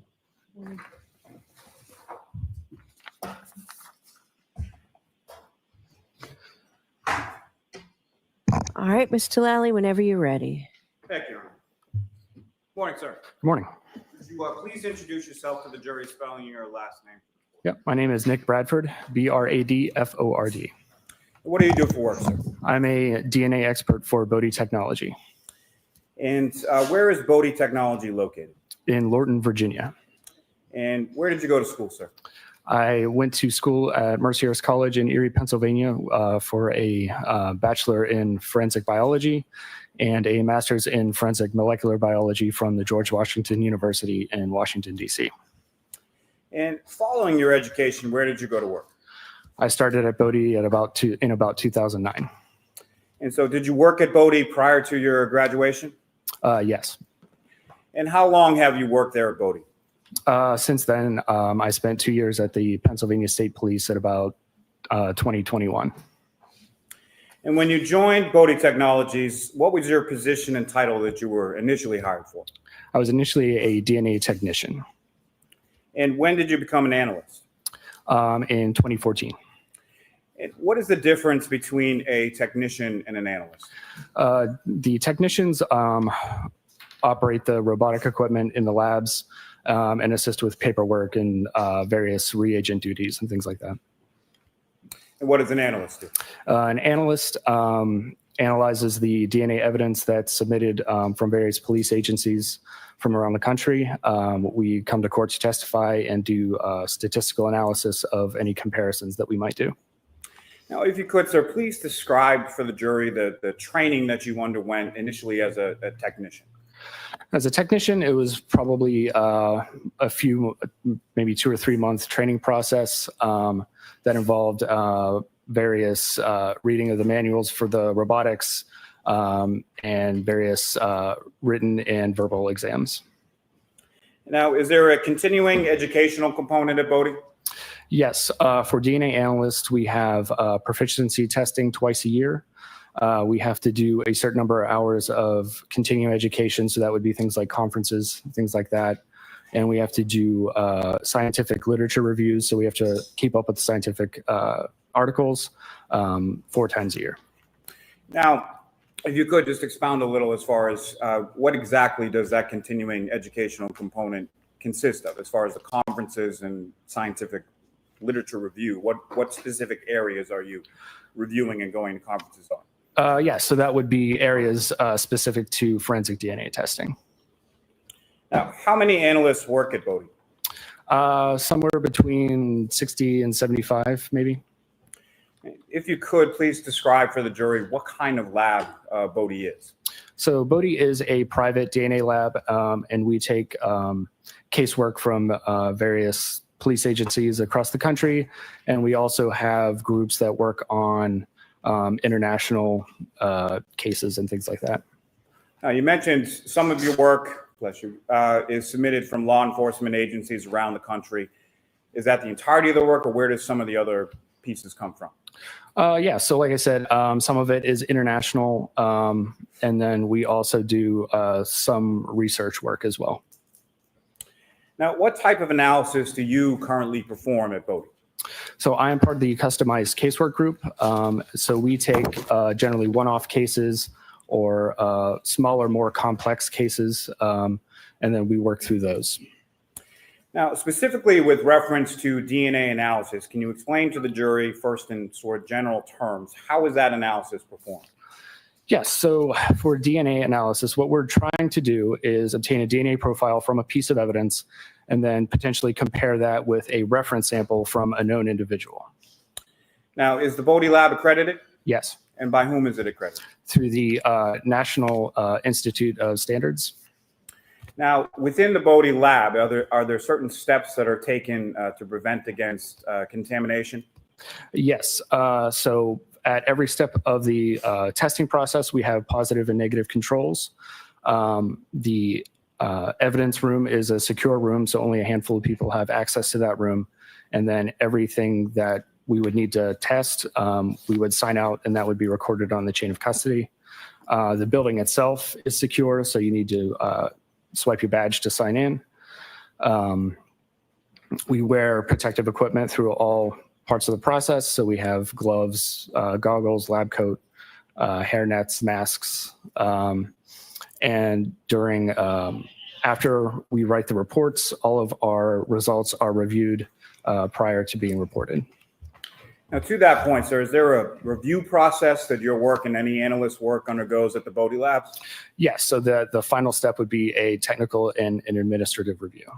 Now, can you describe that process as far as the technical review and review in general at Bodie?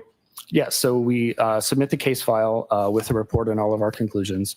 And then another analyst goes through everything and makes sure that they agree with everything that we submitted. I think you made reference to this a little earlier in your testimony, but as part of the accreditation process, do you undergo proficiency testing? Yes, twice a year.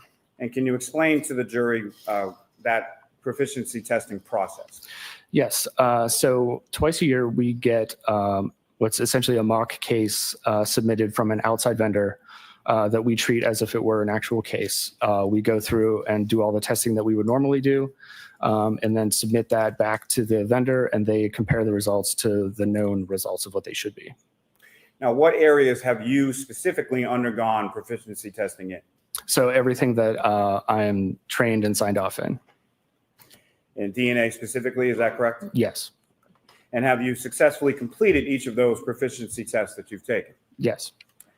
Now, you made reference to this a little earlier, but can you explain to the jury what are positive and negative controls? Right. So positive controls we use to make sure that the various testing steps that we're performing are working as we expect.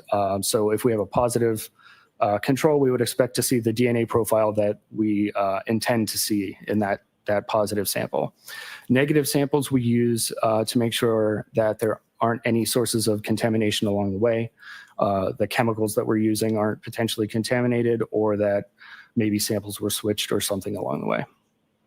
Now, when you were assigned work within the DNA unit at Bodie Technologies, where do you retrieve that item, or where do you retrieve those items physically from?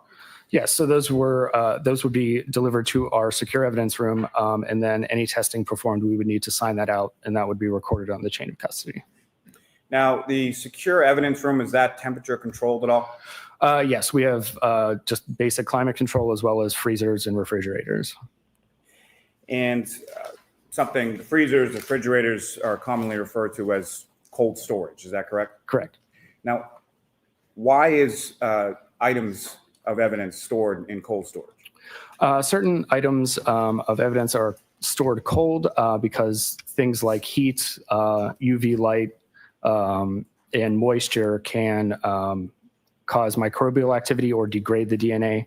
So we would not get the highest quality results that we would want.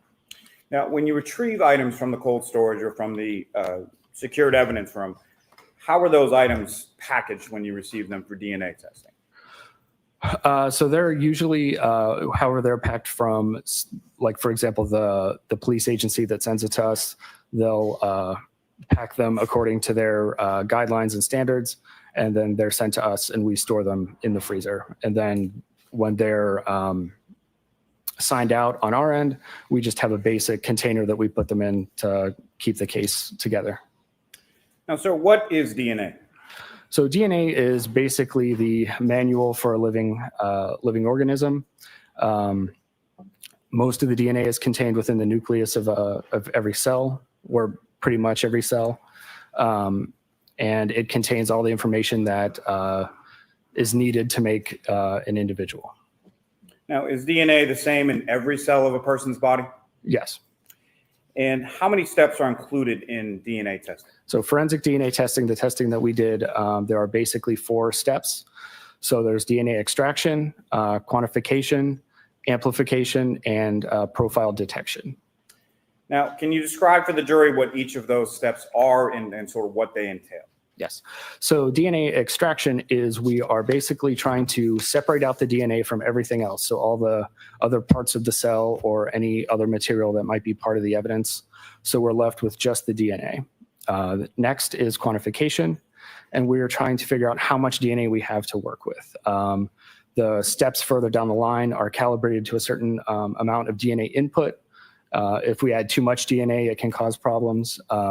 So we need to know how much we have to work with. And then the next step is amplification. So this is when we take 20 to 25 different locations within the genome that we're interested in looking at. And we make millions and millions of copies of each of those locations. And in each one of those copies, there's a fluorescent tag that's embedded into each one. So then that leads to the final step of profile detection, where we separate those fragments out by size, and that fluorescent tag allows us to identify those particular locations. Now, sir, in January of 2024, were you assigned to perform some work on a lab case number, your Bodie lab case number, CCA 2416-0023, pertaining to this defendant, Karen Reed? Yes.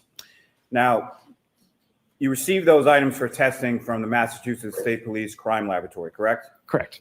Now, do you also, when you receive items from an outside agency, do you also receive a corresponding submitting agency case number from that agency? Yes. And in this case, that was Massachusetts State Police Crime Laboratory, lab number 22-02184. Is that correct? Correct. Now, what type of work were you assigned to do in this case? So in this case, I was assigned to look at an extract that was submitted from the Massachusetts State Police Crime Lab, as well as a hair, and then 2 reference samples that were also submitted. Now, could you explain to the jury the process that you used to analyze, in general terms, evidence in this case? Yes. So generally, we follow that same process, with the exception of the extract that was submitted. Since the extraction process was already completed, we did not need to do that, and we could move straight to quantification. And then we did the entire process for the hair as well as the reference samples. Now, you made brief reference to it a moment before, but was there a known standard that was done in this case? Yes. And did another analyst test and report the results from the known blood standard of John O'Keefe? Correct. And how was that done? Yes, so the entirety of the testing was performed at the state lab, and they submitted the final profile to us for comparison. Now, what is a DNA profile? So the DNA profile is basically just a list of all the variants at those 24 or 25 different locations that we're interested in. And the entirety of those different variations are what makes a DNA profile individual or unique. Now, as far as when you're looking or analyzing or examining a DNA profile, can you describe for the jury, what does it look like? What are you looking at? So when we're looking at a DNA profile, it's essentially a graph with a series of peaks across the horizontal axis. And those correspond to the length of the DNA fragments that we amplified. And those are assigned a number based on the length of that fragment. And those numbers are what we refer to as the alleles. And those numbers are assembled into essentially a chart, and that's the DNA profile. Now, could you please describe to the jury the process of comparison between a known standard and an evidence sample? Yes, so when we have an evidence sample, we need to compare it to a reference sample. And then, so what we do is we take those two tables that I mentioned, one from the evidence sample and one from the reference sample, and we put them next to each other and do a comparison to see if the reference profile is potentially part of the evidence profile. And then if the two are consistent, then we would need to do a statistical calculation to determine the strength of the match. For example, if one in every 3 people would be a potential match, then that's not very strong. So we have to have some sort of mathematical weight to describe the potential match. Now, if you could again, sir, explain to the jury, what was your role in the testing in this case? Yes, so my role was to analyze the DNA profiles and then do the comparisons. Now, what items specifically did you receive for DNA testing in this case? So yes, like I mentioned, we received the hair, we received the 2 reference samples, we received an extract from a taillight, as well as the negative control that was associated with that. And then we also received a reference profile from the state lab. Now, starting with what your lab has labeled as EO2, that has a corresponding State Police Crime Lab item number 3-1.1. Is that correct? Correct.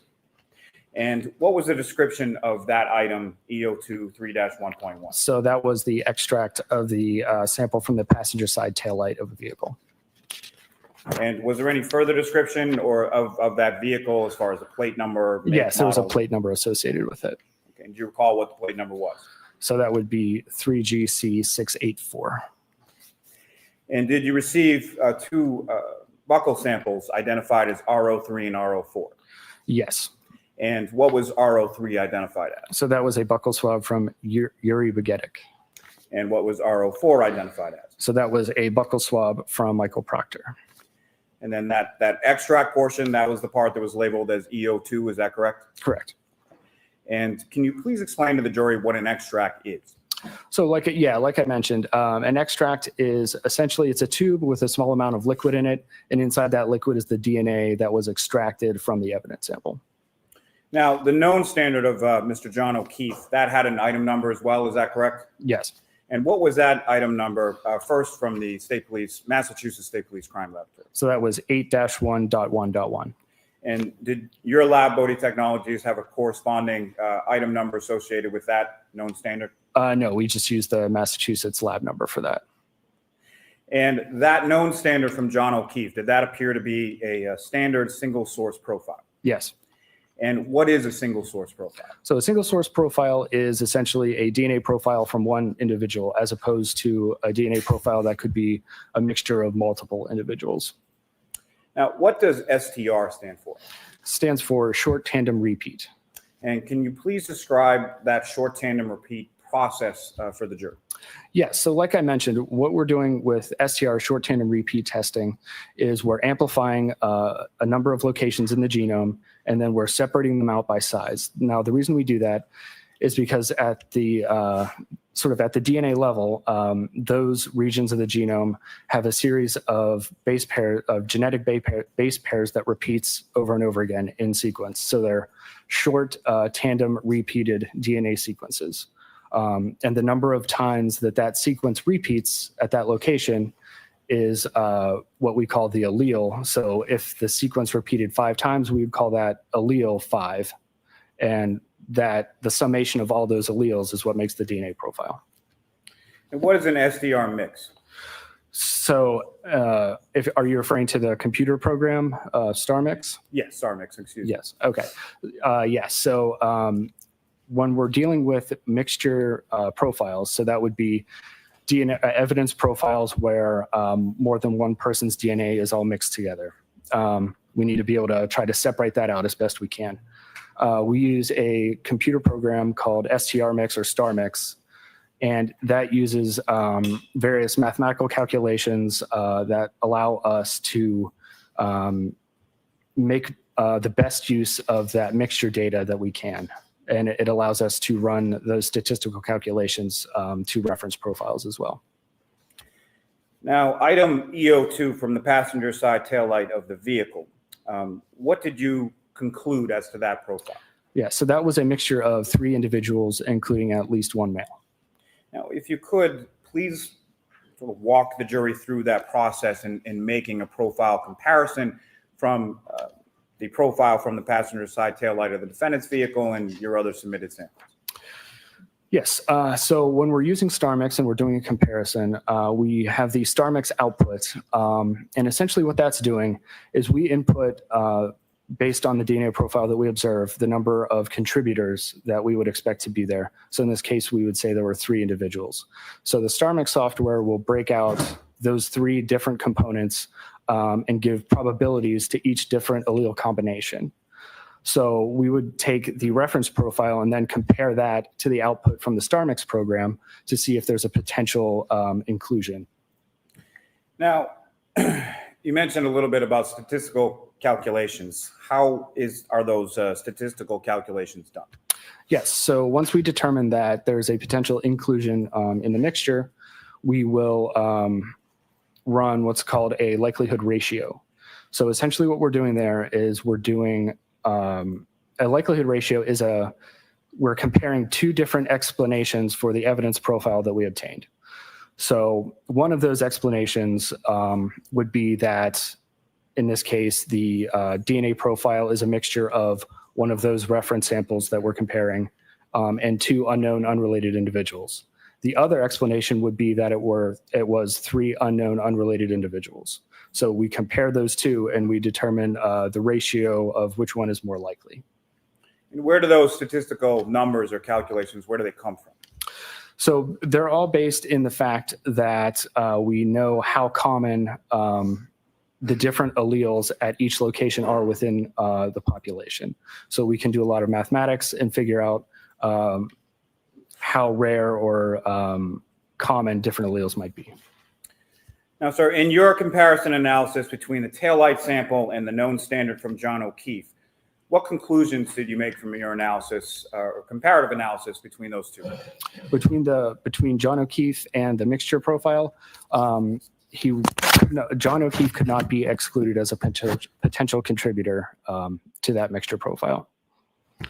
And as far as the statistical analysis, what, if anything, did you find with reference to that? Yes, so we did, like I mentioned, that likelihood ratio, and in the case of it being a mixture of John O'Keefe and 2 unknown unrelated individuals, it would be 740 non-alien times more likely that it was a mixture of John O'Keefe and 2 unrelated individuals versus 3 unknown unrelated individuals. Now, that number that you just referenced, as far as 740 non-alien times more likely, how many zeros are in a non-alien? Non-alien is 30 zeros. Now, this analysis supported a strong support for inclusion, correct? Correct. Now, can you explain to the jury what that means as far as a strong support for inclusion? Yes, so we have a chart that based on the likelihood ratio, so that 749 million number, based on the different numbers that we might get, we assign a verbal qualifier to that just to make it a little bit more user friendly. So in this case, it would technically be very strong support for inclusion. Now, in your comparison analysis between the taillight sample and the known standard from Yuri Buchanan, what conclusions did you make from your analysis of those? So he could not be visually excluded based on just comparing the profile to the StarMix output. So we do the likelihood ratio to determine that, like I said, that likelihood ratio. So in this case, it was 46 million times more likely that it was 3 unknown unrelated individuals versus Yuri Buchanan and 2 unknown unrelated individuals. So that would be very strong support for exclusion. And again, sir, if you could just expound a little, when you say very strong support for exclusion, what does that mean? Again, we're just referring back to the verbal scale that we have as part of our reporting guidelines. Now, in your comparison analysis between the taillight sample and the known standard from Michael Proctor, what conclusions did you make from your analysis there? Yes, so he could not be visually excluded, again, based on that initial comparison. So we run the statistic, and it was 76,000 times more likely that it was 3 unknown unrelated individuals versus Michael Proctor and 2 unknown unrelated individuals. And that would be strong support for exclusion. So with reference to the comparative analysis between Trooper Proctor's DNA sample and the taillight sample, that was a strong support for exclusion, correct? Correct. Now, turning your attention to what your lab has labeled as EO1, that has a corresponding Massachusetts State Police Crime Laboratory item number of 3-6.1. Is that correct? Correct. And what was the description that was provided by the external submitting agency as far as that item? So that was the shaft end of a hair from the exterior passenger side rear panel of that same plate number. Now, as far as that, and I understand that your lab didn't do it, but you're familiar with the process as far as extracting a DNA profile from a hair, correct? Yes. Can you explain that process to the jury? Yes. So during the extraction process, we dissolve the hair and then we attempt to do our normal DNA processing. Now, what is different, if anything, in DNA testing when it comes to hair? So hair, generally, if it's the hair shaft only, we would not expect to get great STR results. However, it is possible. So we usually attempt that first. Now, are you familiar with the term follicular tissue? Yes. And can you please explain to the jury what that is?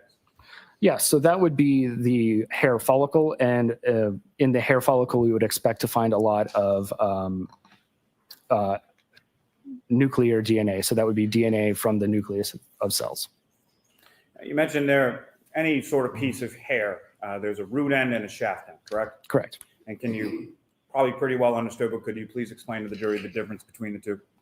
Yes, so the root end would be the end that we would expect to find the root or the follicle, and then the shaft end would be just the shaft of the hair itself. Now, what is autosomal DNA testing? Yes, so autosomal DNA testing. So autosomal DNA is the DNA that from mother and father that's combined in the child. So that would be opposed to DNA that's inherited directly from a single parent. So that would be something like Y chromosome DNA that would be inherited directly from the father. So all the sons of a father would have the same Y profile. Also, there's mitochondrial DNA. So the mitochondria exist outside the nucleus of the cell, and that is inherited directly from the mother. So all of a mother's children would have the same mitochondrial profile. Now, sir, from your analysis, what were your conclusions for the hair, EO1, in your autosomal or STR testing? Yes, so we performed the extraction and then the quantification, and the quantification results were below the limit of detection. So we would not expect to get an STR profile from that hair. And if you could expound just a bit as far as that term below the limit of detection, what exactly does that mean? Yes, so during the quantification process, our instruments are calibrated as part of our internal validations. to detect a certain amount of DNA. And once we get below that amount of DNA, it's determined, we call that undetermined. So that would be below the instrument's limit of detection. And based on those validations, we would not expect to get a profile from that. And so what happened with the hair extraction sample in your lab at Bodie from there once you had completed the SDR testing? Yes. So like I said, it's not unexpected that the shaft of a hair would not give us STR results. So we often transfer those to the mitochondrial group that does the mitochondrial DNA testing. And why is that transferred from you to another analyst within the lab? I'm not personally signed off in mitochondria. We don't do quite enough testing to have everyone signed off in all the different technologies. Thank you very much. I have no further questions. All right. Mr. Jackson? Thank you, Your Honor. Good morning. Good morning.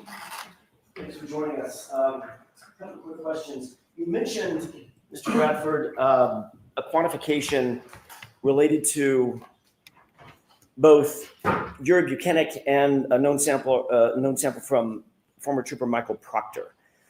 Can we go over? I'm going to ask you about the sample related to Michael Proctor. I think I heard you say 1 in 76,000, correct? Yes. Describe that one more time for the jurors. When you quantify that profile as it compares to the population of the Earth, for instance, what does that mean? What's the significance of 1 in 76,000? Yes. So you need to be very careful when we're talking about statistics, because if we start to introduce different analogies to try to describe them, they start to go off the rails, and we're describing things that are not actually described in the statistic. So it makes a lot of sense to compare that to the population of the Earth, for example. However, what we're talking about here are the relative likelihoods of those two different explanations of the evidence profile. So like I said, in this case, it's 76,000 times more likely that we would observe that evidence profile if it were 3 unknown unrelated individuals, as opposed to Michael Proctor and then 2 unknown unrelated individuals. And sometimes, Mr. Bradford, we get numbers that are just sort of mind-boggling. You said 30 zeros. What is that number again? Non-alien. Non-alien? Non-alien, yes. Y'all literally in your job, like, almost have to make up new numbers. Non-alien, none of us have ever heard of that. That's 1 followed by 30 zeros, correct? Correct. As opposed to 76,000, which is 76 followed by 3 zeros. Yes. Much smaller number by factors of a non-alien, nearly, correct? Correct. So when you say that there's strong support for the exclusion of Michael Proctor in that DNA sample, you're not suggesting that he's completely excluded as a potential contributor. Well, no. What I'm suggesting is what the numbers state, so that it's 76,000 times more likely that it were 3 unknown unrelated individuals versus Michael Proctor and 2 unknown unrelated individuals. Understood. So you're not excluding him. You're simply saying statistically there's strong support for exclusion, but he's not excluded as a contributor. Is that right? I am saying that there's strong support for exclusion, yes. Understood. With regard to that taillight sample, you were asked to compare known samples to that taillight sample, the known samples being State Trooper Yuri Buchanek and former Trooper Michael Proctor, those 2 known samples, correct? Correct. Were you asked to compare a known sample from a person by the name of Brian Higgins? No. Were you asked to compare a known sample from a person by the name of Brian Albert? No. Were you asked to compare a known sample from a person named Kevin Albert? No. Were you asked to compare a known sample from a person by the name of former Chief Kenneth Berkowitz? No. Thanks. Oh, I have it. Okay, thank you. There's Mr. Lally, any follow-up? No. All right, you are all set.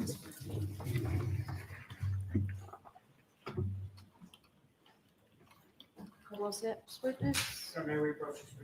Okay. Please feel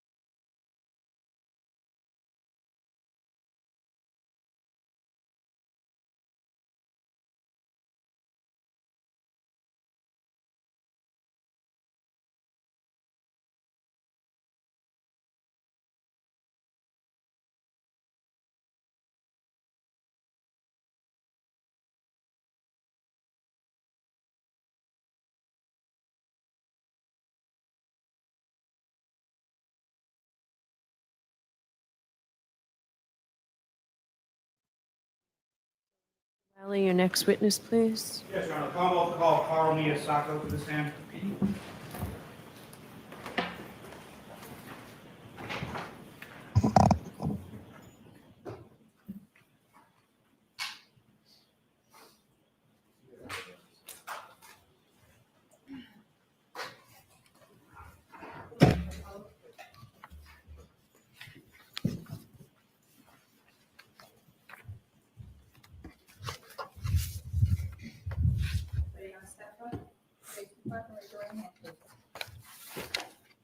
Do you solemnly swear that the testimony you shall give to the court and the jury in the matter now pending shall be the truth, the whole truth, and nothing but the truth, so help you God?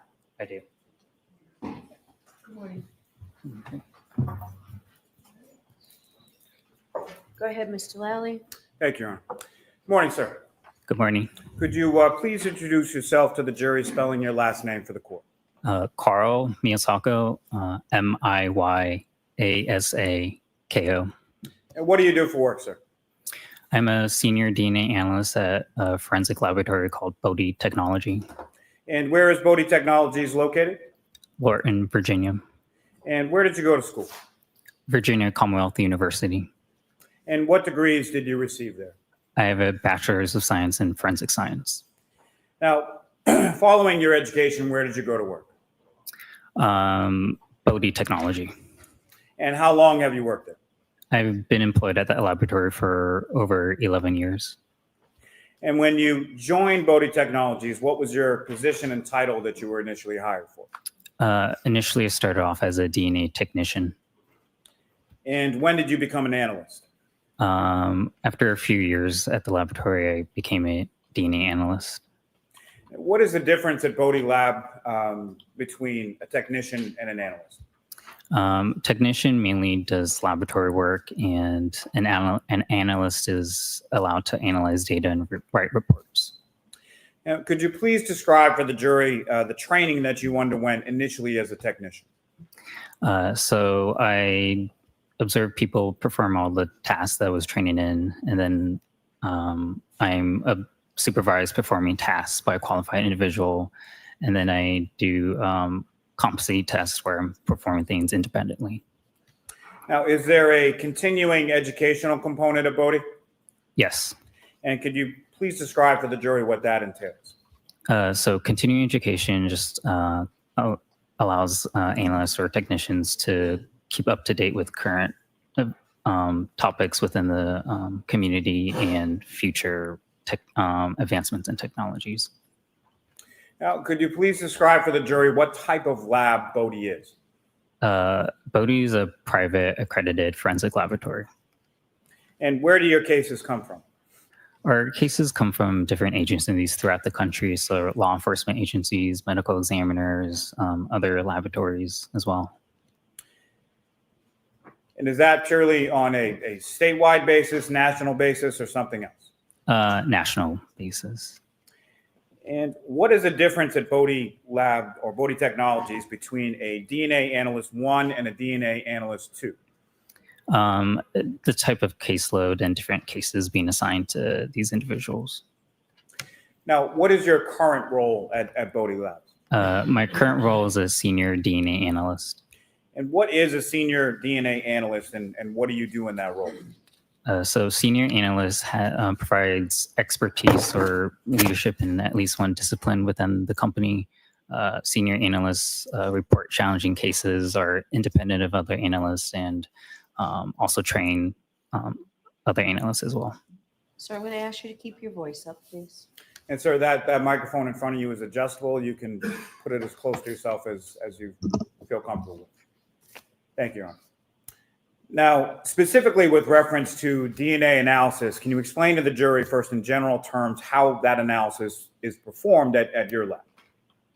Yeah, so it starts with receipt of evidence, and then it goes through the laboratory through different procedures up until we develop that DNA profile and it gets interpreted and analyzed. Now, is the Bodhi Lab accredited? Yes. And by whom is it accredited? We are accredited by a NSI National Accreditation Board. Now, are there steps taken within your lab at Bodhi to prevent against contamination? Yeah, we have protocols to monitor contamination and to also prevent contamination. Now, also at the lab, is there a review process, and can you sort of describe your role as it applies as a senior DNA analyst to that review process? Yeah, so all cases go through a review process. So after, let's say, the reporting analyst completes a case, it goes into submission for a technical review. During that review process, the entire case file is looked over. So it's looked over to see if everything was done per protocol, if it's something that I or anyone else in the lab would have done, if any necessary processing steps were taken. Data is reviewed. If there was comparisons, that's something that a reviewing analyst would also do and see if they come to the same conclusions as the other analysts. Now, just again, in general terms, can you explain to the jury just a little bit more in detail as far as the protocols that a technical review is concerned with, and sort of how a technical review is able to establish that the testing was done in comportment with that? Yeah, so as me, if I were doing a technical review, I would look over the entire case file. Did what the processing steps happen? Were they per protocol? Is it also something that I would have done in this case? If data is ultimately generated, I also do that comparison. Based on that comparison, what did I come to the conclusion to? Was that the same as the other analysts? Did we agree?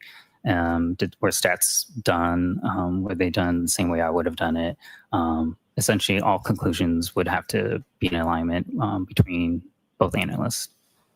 And so when you're doing a technical review, you're looking at or doing your own sort of comparisons, coming to your own conclusions and running your own statistics. Is that correct?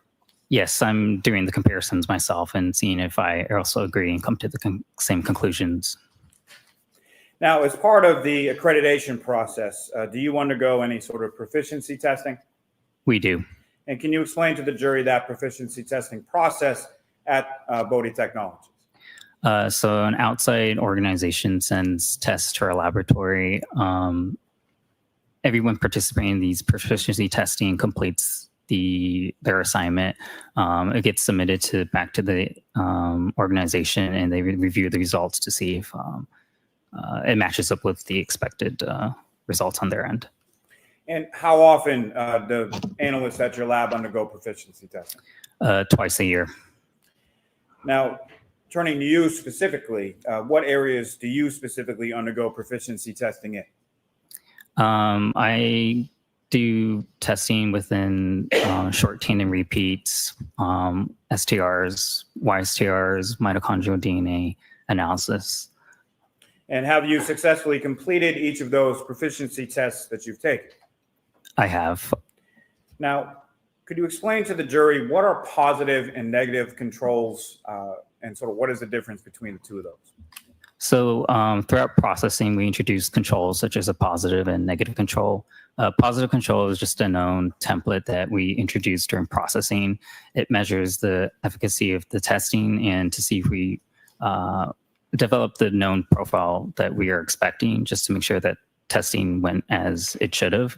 Negative control, on the other hand, monitors for any type of contamination and cleanliness of reagents. And there's no DNA template introduced in this, so we don't expect data. So once that aligns with it, then we know that reagents used were good. Now, sir, are you familiar with some mitochondrial DNA testing that was performed at Bodie on lab case number CCA 2416-0023 pertaining to this defendant, Karen Reed? Yes. And the lab received those items for testing from the Massachusetts State Police Crime Laboratory, correct? Correct. And did you also, or do you also receive a corresponding agency case number from that or any submitting agency? Yes. And in this case was the Massachusetts State Police Crime Laboratory, lab number 22-02184. Yes. And what type of work did Bodie Labs do on CCA 2416-0023 with respect to mitochondrial DNA testing? So we received two evidence items, a hair sample and a reference sample, and we were asked to type these for mitochondrial DNA. Now, could you explain to the jury the process in general terms used to analyze that type of evidence? So it's a similar process that you may have heard already for nuclear DNA or STRs. After DNA extraction, that's where we isolate and release DNA from the sample. It goes through amplification processing. This is where we employ the polymerase chain reaction or PCR technique. So we create numerous copies of targeted section within the DNA. This is just so we have enough DNA to generate a DNA profile. Following that, we do what's called quantification. So we determine a generated estimate of how much DNA is present within the sample. Following that, we do what's called sequencing. So we used a technique called Sanger sequencing. So bases within the sample, the order bases are determined, and bases are essentially building blocks of the DNA. So everyone has 4 bases in their DNA, and we refer to these bases to the letters A, G, T, and C. After sequencing, we go through what's called capillary electrophoresis, and so these bases are sequenced individually, and the data is interpreted. Now, was there a known standard done in this case? Yes. And did another analyst test and report the results from the known blood standard from Mr. John O'Keefe? What was that? Sorry. Sure. Did another analyst test and report the results from the known blood standard from a Mr. John O'Keefe? Yes. And again, with reference to mitochondrial DNA testing, what items did the Bodie lab test for? A hair shaft sample and the known DNA standard.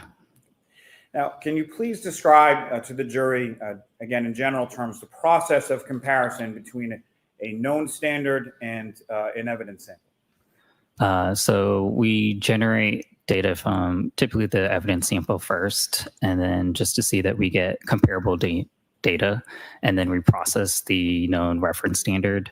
Then we look at the 2 DNA profiles of these different samples, and we compare them.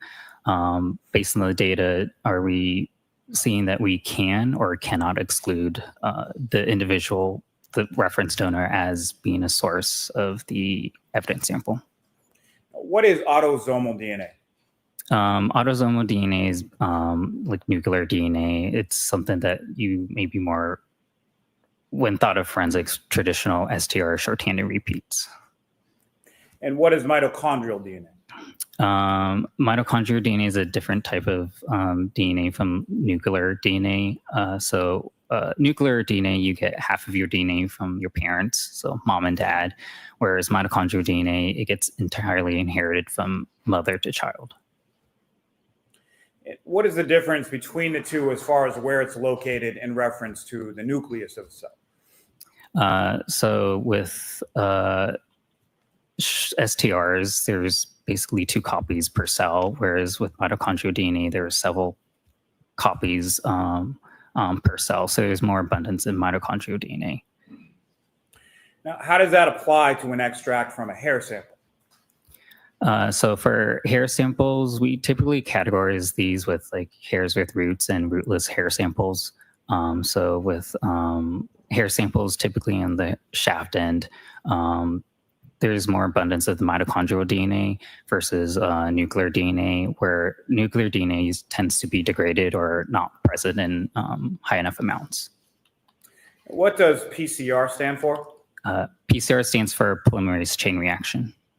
And can you please describe the PCR method to the jury?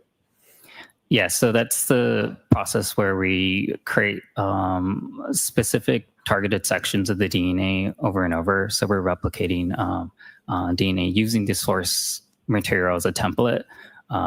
This is because we want enough copies of that DNA to generate the end result of a DNA profile. So it'd be similar to, say, like a copy machine. You start with a single piece of paper and you make many, many copies from that piece of paper. Now, sir, you alluded to it, I believe, earlier in your testimony, but just specifically as to this topic, what is DNA sequencing? DNA sequencing is where we determine the order of bases within that sample. And how is DNA sequencing used specifically in mitochondrial DNA testing? So we use that to generate the sequence specific to that sample so that when we get the end result data, we compare it to a known standard or a common reference standard, and any differences from that common standard gets reported as that individual's mitochondrial profile. Now, how is the testing different between autosomal versus mitochondrial DNA testing? A lot of it does have some similarities, but the difference comes with STRs being more of a length fragment testing, and mitochondrial DNA is more of a base nucleotide DNA testing. Now, as far as the running of the DNA, how is that sort of physically done, or what kind of tools are you using specific to mitochondrial DNA testing? Yeah, so we use different instrumentation, such as like a thermocycler to do the PCR step. And then we also use what's called like a genetic analyzer at the end step of capillary electrophoresis. Is there a certain type of gel that's used as far as visualization of that profile? Yeah, so during the quantification step, we use what's called a yield gel, and we get a visual presentation of how much DNA is present within that sample. When you say a visual presentation, visual, like what type of instruments are you using to get that visualization? So we use a gel and UV light and a camera to capture essentially what we refer to as a band. And what does that band look like? It's generally, if there is presence of mitochondrial DNA within that sample, it emits a bright band on this gel. If there isn't anything, then we don't observe that band. And what kind of instrumentation does your lab utilize in mitochondrial DNA testing? We use a thermocycler or 3130 genetic analyzer as well. Could you spell that, please? The thermocycler, or THERMALCYCLER. And then what were the digits after? And then the genetic analyzer is a 3130 3130. And if you could you please describe what those instruments do or what they're used for specifically within the process of the mitochondrial DNA testing? Yeah, so instruments is common within laboratories for automation purposes, so that thermocycler helps with the PCR stages, and then the genetic analyzer helps with the separation of the individual bases and then generating that end result data where the analyst will interpret the data. Now, what is a D loop? The D loop is the control region. And how does that D loop factor into this type of analysis? So with mitochondrial DNA analysis, we analyze certain regions within the D loop or the control region, and we refer to these as hypervariable regions. So HV1 and HV2. And what does the D loop have to do with certain variabilities within the human population? So this region is a non-coding region within the mitochondria, so it can allow for mutations because it wouldn't affect the mitochondria functions. Because of this highly variable difference within this region, it's useful for determining different maternal populations. Now, did the Bodie lab also perform mitochondrial DNA testing on the known standard from John O'Keefe? Yes. And is that mitochondrial DNA testing the same for the known standard of John O'Keefe as it is, as you've been describing with reference to the evidence sample? Yes.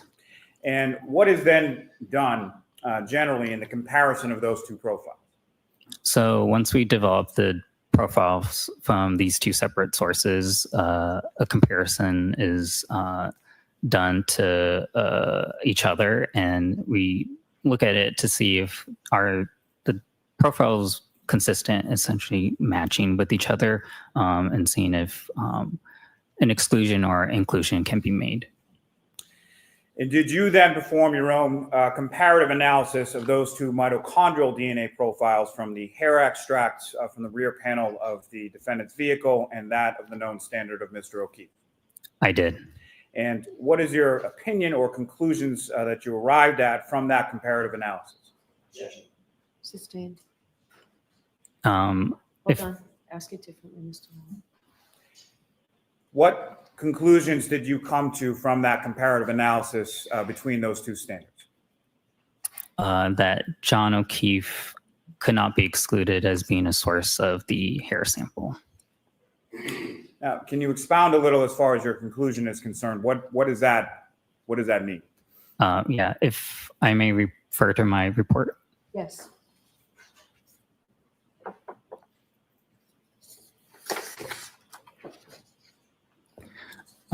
So whenever we have a conclusion of a probable inclusion, like in this case where I could not exclude John O'Keefe as being a source of the hair sample, we do a statistical analysis to give weight to that.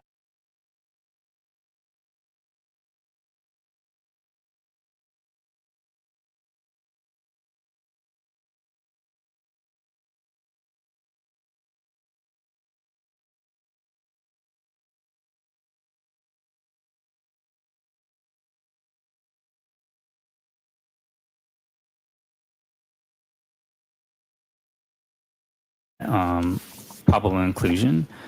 So in this case, using a database and with 95% confidence, at least 99.895% of the population can be excluded as being a source of that hair sample. And let me ask you just in general terms, that database you're using is referred to as MPOP, EMPOP, is that correct? Correct. And what is an MPOP? So it's a searchable database where we search mito profiles in the database and essentially to see how common or rare that profile will be seen in the population. With MPOP in our laboratory, we search 3 main population groups within the United States: African American, Caucasian, Hispanic. And so the general goal is just to see how rare would that profile be within these populations. And so what conclusions did you come to with reference to the consistency of the hair sample versus Mr. O'Keefe's sample in that MPOP database? With 95% confidence, at least 99.895% of the population can be excluded as being a source of the hair sample. Now, you made reference in your testimony a moment before about a confidence interval. What is that? Yeah, so whenever we obtain statistical data, we use a confidence interval or upper limit frequency. This is just like a range where the true value of said profile is, but we generally want to report like a conservative end to avoid any false inclusions. So it's at least 99.895% that the majority of the population can be excluded, but it could be higher, but at the lower end, it would be at least 99.895%.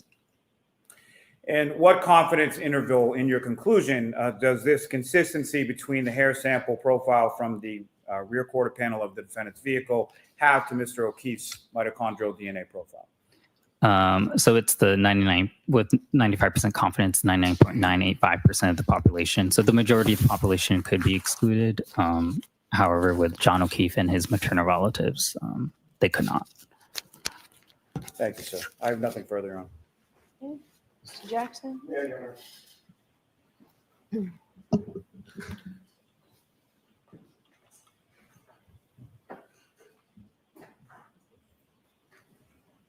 Good morning, Mr. Miyasaka. Good morning. Couple of quick questions. Mitochondrial DNA, as you've explained, is different than autosomal DNA in pretty significant ways, correct? Correct. What we think of as traditional nuclear DNA, that's autosomal DNA. That's the DNA that we derive from mom and dad, comes down to the child, correct? Correct. Mitochondrial DNA, by contrast, is simply the maternal line, excluding the dads, correct? Correct. So my mitochondrial DNA has nothing to do with my father, everything to do with my mother. Is that right? Yeah, mitochondrial DNA gets inherited from the mom to child. Okay, so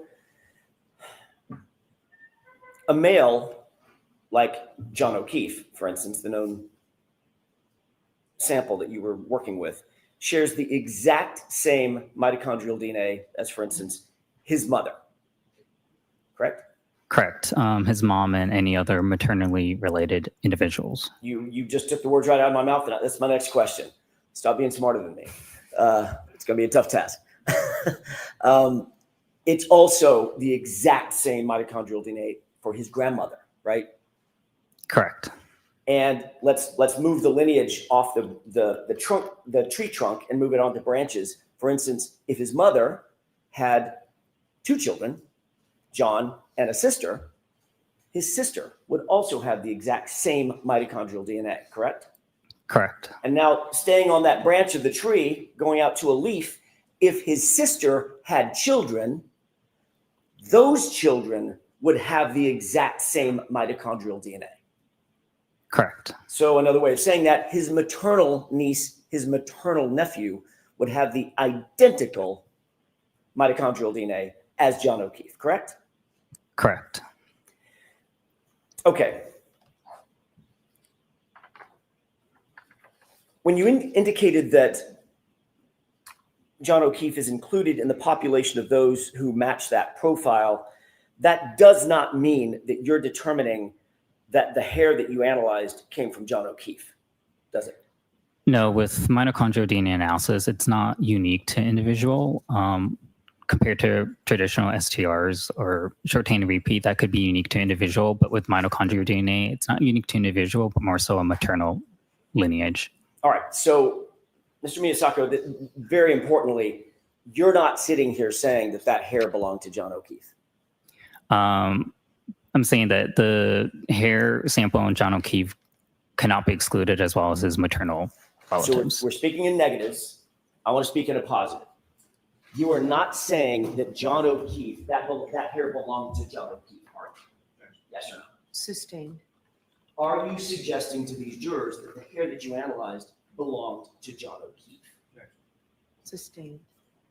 Are you telling the jurors, to a reasonable degree of scientific certainty, that the hair that you analyzed belonged to John O'Keefe? I'll see you at sidebar. Sure.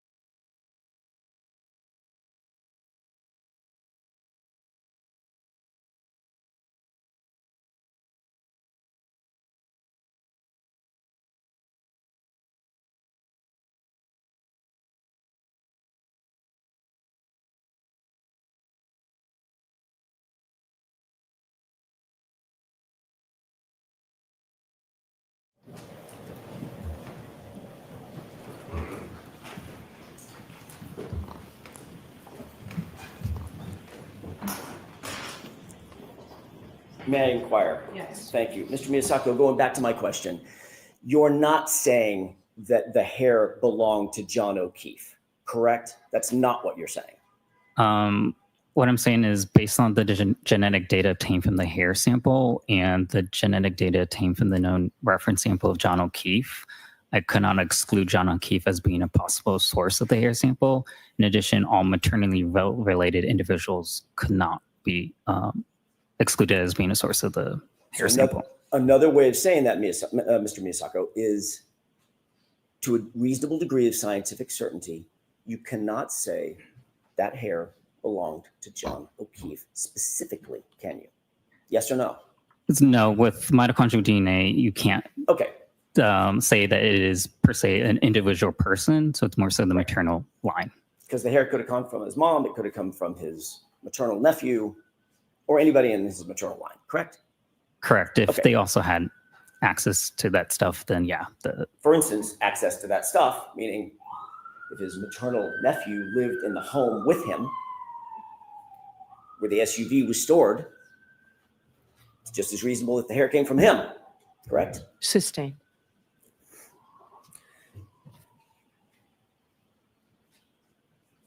Your analysis does not tell us when the hair got to where it was found, correct? Correct. Your analysis does not tell us how the hair got to where it was found, correct? Correct. And mitochondrial DNA does not reveal anything about the hair's color or age or texture, nothing like that. Not on the analysis that we performed. Okay. So for all you know, that hair could have been placed where it was found by somebody else. Sustained. You're not telling this jury how the hair got where it was ultimately found and recovered, correct? Correct. Our testing is just based on the evidence provided to us and the comparisons done between the two different evidence. And in short, you can't say that the hair specifically came from John O'Keefe either, can you? With mitochondrial DNA, I can't say that it is specific to an individual. Okay, including John O'Keefe. In this instance, John O'Keefe's profile was consistent with the hair sample. That's not what my question was, Mr. Miyasako. We can go round and round. I realize what you're saying is consistent, but it's also consistent with his nephew, right? Correct. I can't exclude maternal relatives because mitochondrial DNA is not specific to individual, but just the maternal line. Right. So you're not saying it was John O'Keefe's hair? I can't say whether it is, but the profile obtained from John O'Keefe is consistent with that hair sample. You're not But saying it's John O'Keefe. Mr. Jackson, Mr. Jackson, let's move on.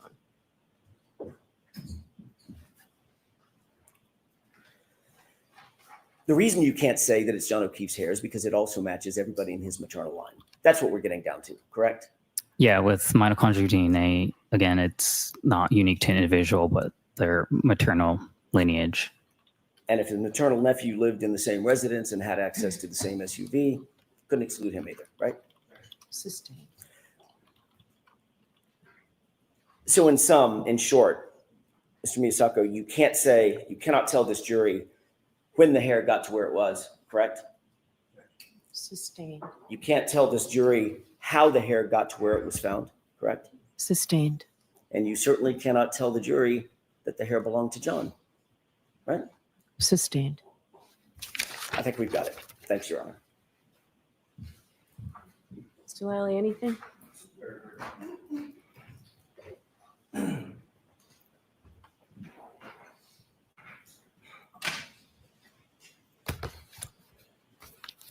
So, Mr. Miyasako, including the MPOP, the statistics, and the confidence interval, what is your conclusion in reference to the comparative analysis from mitochondrial profiles from the hair sample from the rear quarter panel of the defendant's vehicle and the known standard of John O'Keefe? Based on the genetic data obtained for the two different samples, I could not exclude John O'Keefe's known standards profile being consistent with the hair samples profile, and with 95% confidence, at least 99.895% of the population can be excluded as a source of the evidence. Thank you, sir. Nothing further. One final question, Your Honor. Do you also maintain that 95% confidence that the nephew? Yeah, so again, maternal You can populations. finish your answer. Go.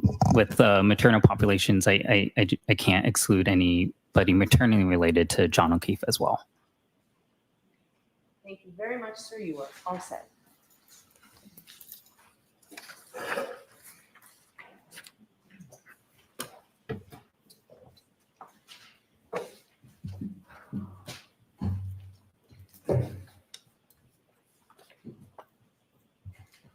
Who is the Commonwealth's next witness? Commonwealth's next witness is Shannon Burgess. Okay.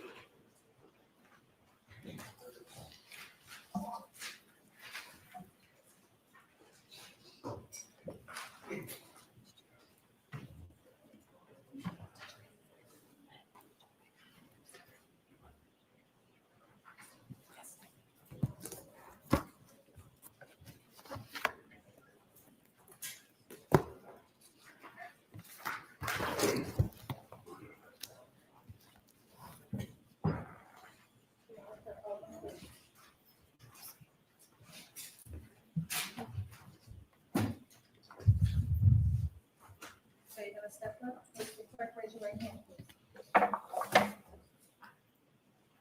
Do you solemnly swear that the testimony you shall give to the court and the jury in the matter now pending shall be the truth, the whole truth, and nothing but the truth, so help you God? Yes, sir. Good morning. Good morning. All right, Mr. Brennan, whenever you're ready. Thank you, Your Honor. Good morning, sir. Good morning.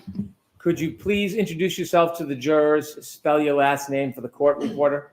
Yeah, absolutely. So my name is Shannon Burgess, last name Burgess. Mr. Burgess, what do you do for a profession? Sure. So I'm a digital forensics examiner. So I investigate digital devices to see what evidence they may record or hold. Do you specialize in any type of forensic analysis? Sure. So digital forensics is kind of a broad field, but I do specialize in vehicle forensics and cell phone forensics. How long have you been a digital forensic analyst for? Sure. So I've been a digital forensic analyst for approximately 10 years. Before you were a digital forensic analyst, what type of work did you do? Sure. So before I was a digital forensics analyst, I was working in the automotive manufacturing field, specifically related to automotive presses and industrial robotics. I want to talk to you about some of your experience in digital forensic. Did you receive any certifications in digital forensics? I did. I've received several certifications, one being what's called GIAC, Advanced Smartphone Forensics. Another from Celebrite, a company named Celebrite, in Certified Mobile Examiner, and then certifications from Magnet Forensics as well. Is Magnet a company that also includes Axiom? Yes, Magnet is a company that produces the software known as Axiom.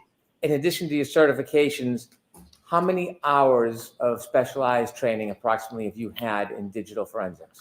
Sure. So approximately, over the last 10 years, I've had around 700 hours of training, including courses and conference attendance in digital forensics.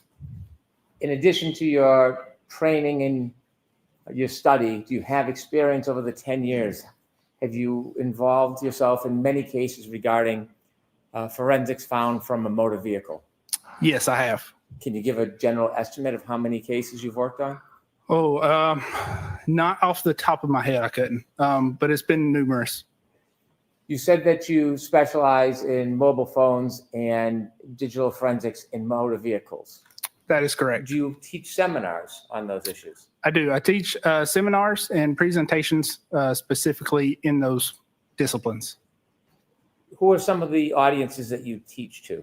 Sure. So it ranges from attorneys to engineers that specialize in accident reconstruction to police agencies such as Interpol, which is a global police organization.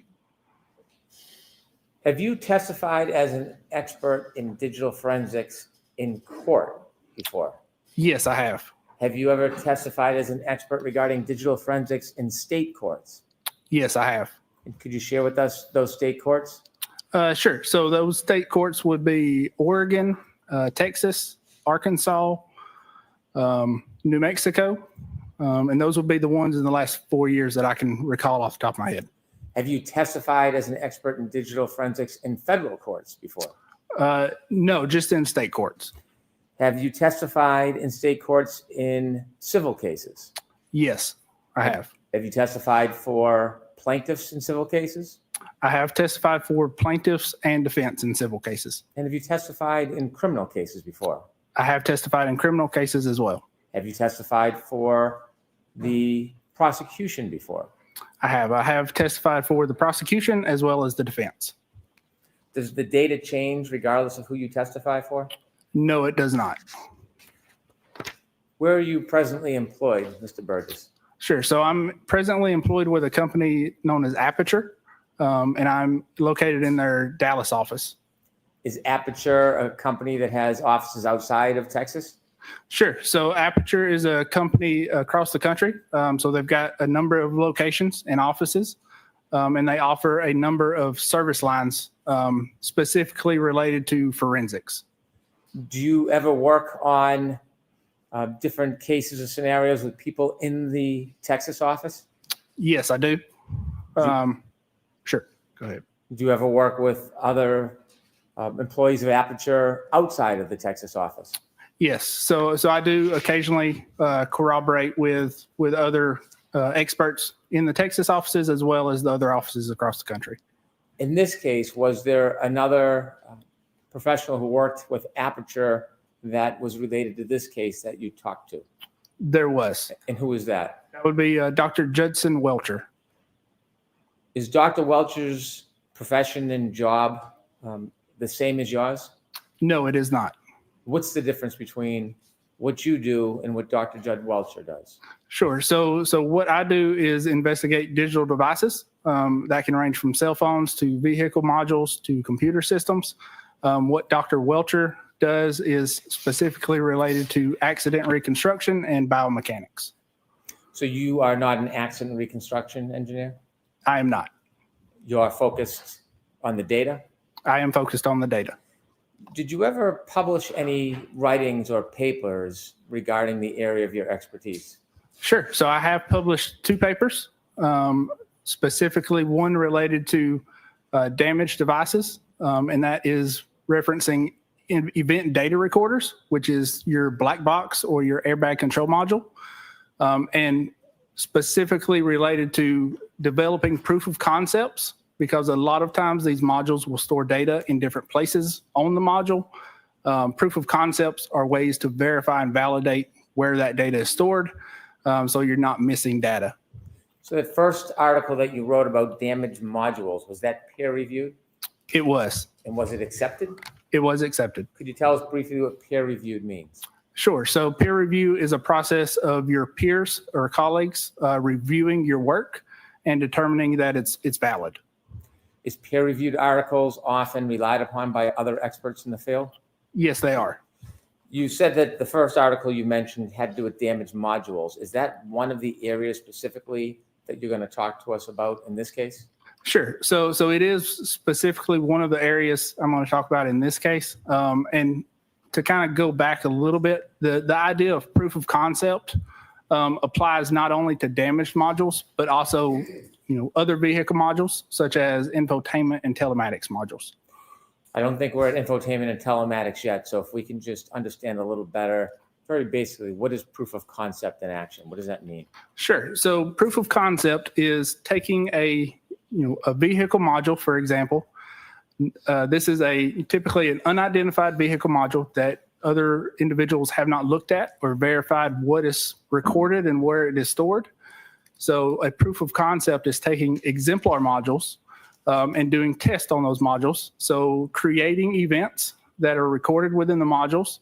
A lot of times when those modules are damaged in vehicle crashes or if they're just unsupported by your forensic tools, you will have to go to what's called chip off or chip swap forensics.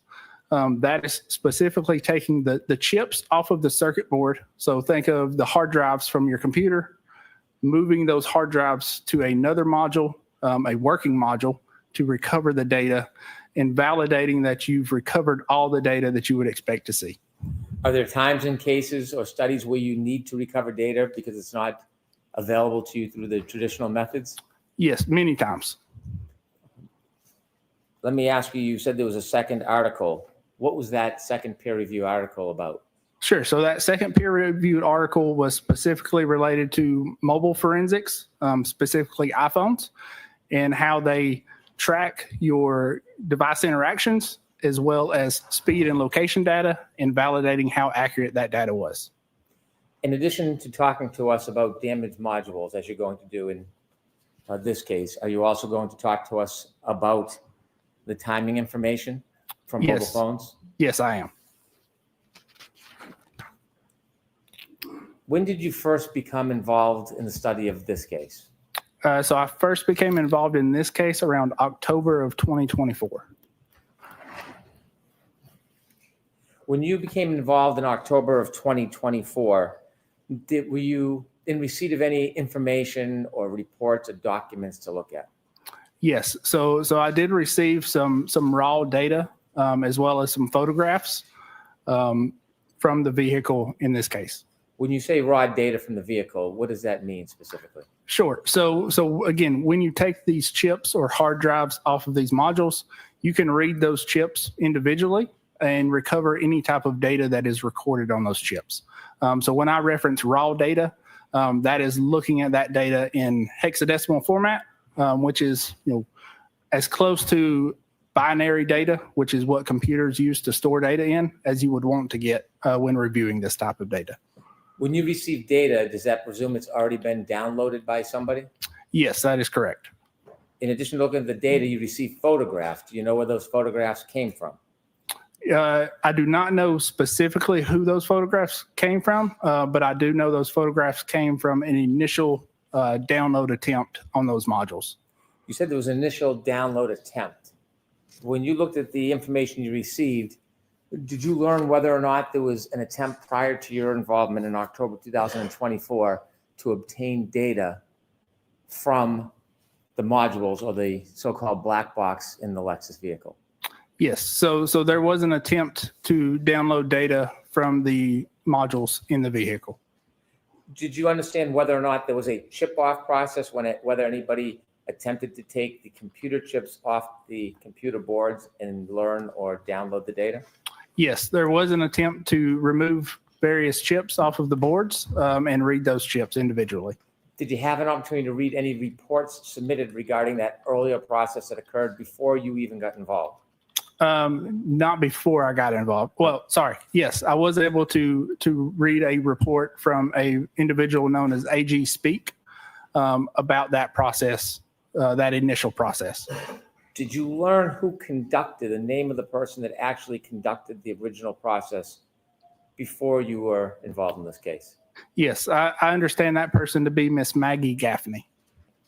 Do you know generally when Miss Gaffney engaged in trying to download information from the computer boards of the defendant's car? Yeah, if I can recall correctly, that was around December of 2023. And in your review of materials and study materials, did you receive additional materials? Yes, I did receive additional crash reports, just detailing the events of the night. When you say crash reports, what does that mean? So that's going to be crash reports from the Massachusetts State Police. Is a crash report just a written report or is it data? No, it's just a report, no data. Did you receive any other reports from any other individuals or experts? No, not at that time. Did you later, over time, receive any more additional information during your studies? Yes, I believe so. And let me reference my report just so I don't misspeak. Let me ask for the court's permission before you do that. Sure, sorry. Yes. So I did, again, I reviewed a vehicle forensics report by AG Speak. I reviewed documentation that was identified to me as evidence review, a prior testimony of Trooper Garino, and I reviewed some surveillance videos as well as a report by Mr. Whiffen. When did you receive any study or reports from Mr. Garino? Do you remember? I do not remember exactly. Was it recently, some time ago? It would have been some time ago, probably late 2024 after we got involved. Last year? Yes. And how about Mr. Whiffen's reports? Mr. Whiffen's report, I believe I received in January of this year. In the video, do you know when you received any video? It would have been this year. I don't remember the exact dates.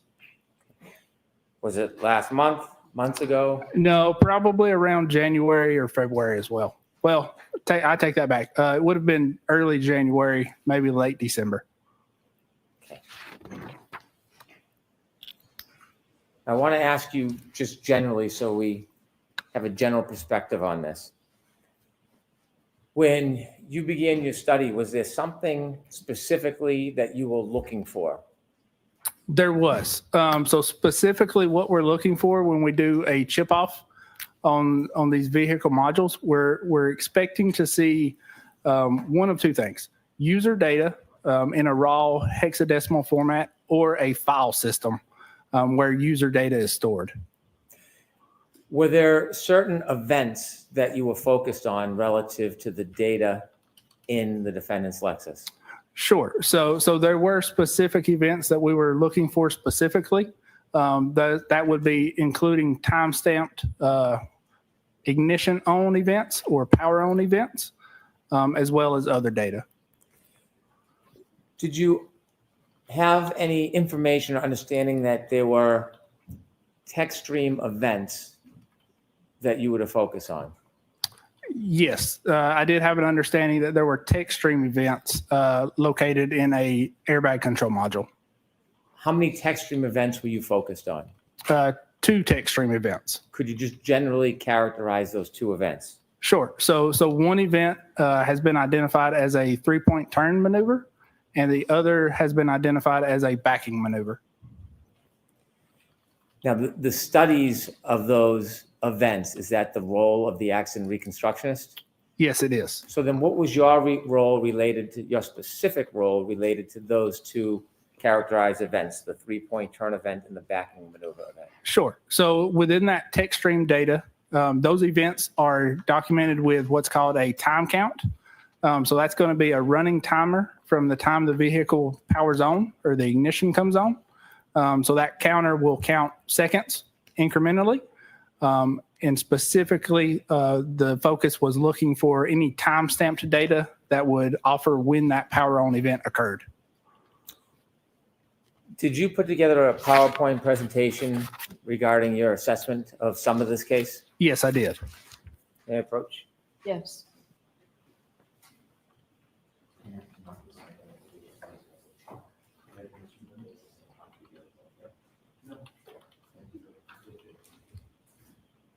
Handing you a package, you recognize that? Yes, I do. And what is that? That is my PowerPoint presentation that I prepared. Just turn a few pages so Sure. you can look and see if that accurately reflects the presentation you put together. Yes, it appears so. And does this reflect some of your study of this case? It does reflect some of the study in this case. Is it an entire comprehensive study of everything that you learned, or is it an overview? No, it is an overview. For course permission, I would mark this for identification. I intend to use this for course permission as a chalk. Okay, so we'll mark it for identification. Exhibit SS for identification.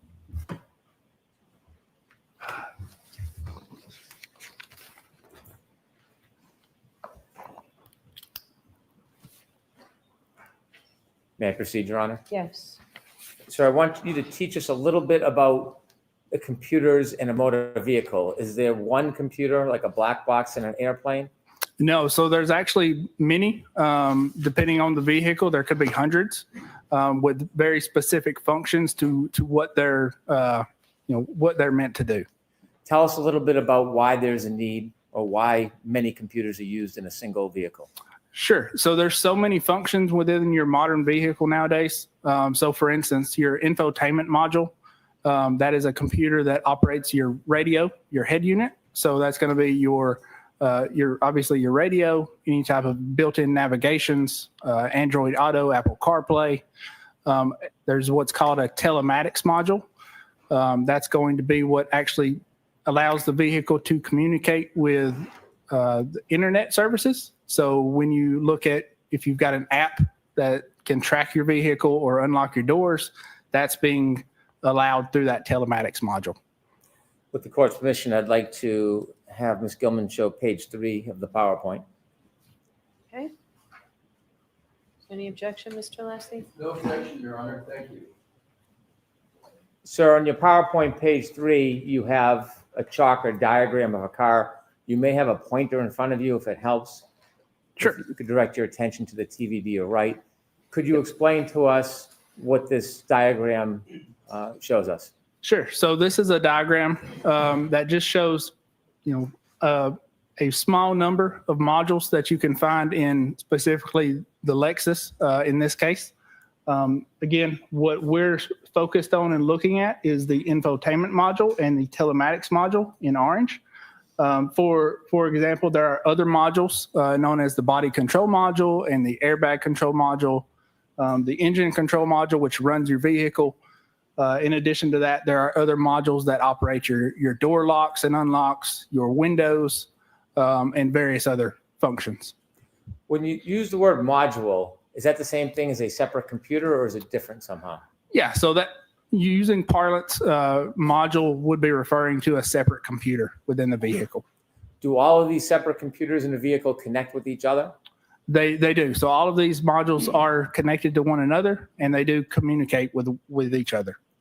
The information that would be commonly referred to as black box, or information that captures some of an event, where would that be in this diagram? Sure. So the black box would be in the airbag control module. And then as far as the radio system, you shared with us, that's the infotainment module? Yes. So the radio system is going to be, that data is going to be stored within the infotainment module. In the telematics module, specifically, what are we looking for there? Sure. So the telematics module, again, is a module that allows communication with internet services. So if you've got an app on your phone that you can unlock or lock your doors, that's the telematics module is allowing that function to occur. Do all make and model cars have the same setup as this diagram? No, they do not. It will vary. Does it vary from car maker to car maker? It does. It varies from car maker to car maker. It varies from trim level as well. Could two different cars from the same manufacturer, same style, could they have different components in those cars? They could, yes. Why is that? Sure. So during the manufacturing phase, depending on cost and other things, manufacturers will source these modules from different third-party manufacturers. So one vehicle may have a module from, for instance, LG Electronics. One may have a module from Denso. And depending on how those individual manufacturers implement that software and hardware, they may record and store different types of data. So from your experience, you've reviewed or you studied a 2022 Lexus, and then you see another Lexus, whether it's 2022, 2023. Would you be able to say you've seen it, you've already done it, or do you have to individually look at each car? Sure. So you would typically look at, and to correct, it's a 2021 Lexus. But if you want to understand what may be stored in a subject module, you would look at, take an exemplar vehicle and conduct some testing to determine what is being recorded and how that data is being recorded. You mentioned that you were looking for time information or power on information regarding two events. Correct. Can we characterize those events as text stream events? Yes, we can. Do people sometimes refer to them as triggering events? Objection, Your Honor. Sustained. Are they often or sometimes referred to as something else other than a text stream event? They can be referred to as other things besides text stream events. Can you give us an example of what else they may be referred to as? Sure. So that would be triggering events. Why is it called a triggering event? Sure. So the event is actually created when there's a trigger, and those trigger thresholds will vary and could be for a number of different reasons. When a text stream event happens, or a so-called triggering event, what happens in the data? Sure. So when a text stream event happens, there is when that trigger is met, there is certain data parameters or data types that are recorded for a specific time frame. In this case, how many of those events were you looking at? Just one. When you mentioned time, I want to have you explain to us a little bit about time. You said there's a running clock. Can you explain that in a little more detail and simply what that means? Sure. So in what's recorded within the text stream events, I'll refer to as a running clock. Essentially what it is when the vehicle is powered on, this clock starts to run and it counts seconds from power on. So when you press the ignition on, this clock starts. And when there is a text stream event that occurs within that cycle or within that ignition on, that is recorded as the time that trigger occurred. Does that give an actual time, like when you look at your watch or you look at your cell phone? It does not give an actual time, yeah. Okay, are you still reviewing the chalk? We can take it down if it pleases Attorney Alisi. Thank you. So you were getting back to the clock. You said it's like a running clock. Is that like a stopwatch? Yeah, that could be referred to as a stopwatch. Where is that running clock kept in the data? Sure. So that running clock is kept within the airbag control module. Is that the so-called black box part of the data? That is correct. With the running clock, how do you determine the actual time as it relates to, say, for example, your digital watch or your iPhone or another clock? Sure. So in that instance, you would need to have an event that occurs, such as a power on event with a timestamp to reference back that running clock. When you got involved in this case and you looked at the information that was previously downloaded by Ms. Gaffney, was there any data regarding power on, power off to mark that time? From the initial download, there was not. When you involved yourself in your study, what was your primary focus as far as information you wanted to get and why? Sure. So primary focus when I initially got brought on was to look at the modules and see if there's any data that was not recovered. And then specifically, again, looking at any time-stamped data that may have been recorded within the modules. You talked about the differences in modules.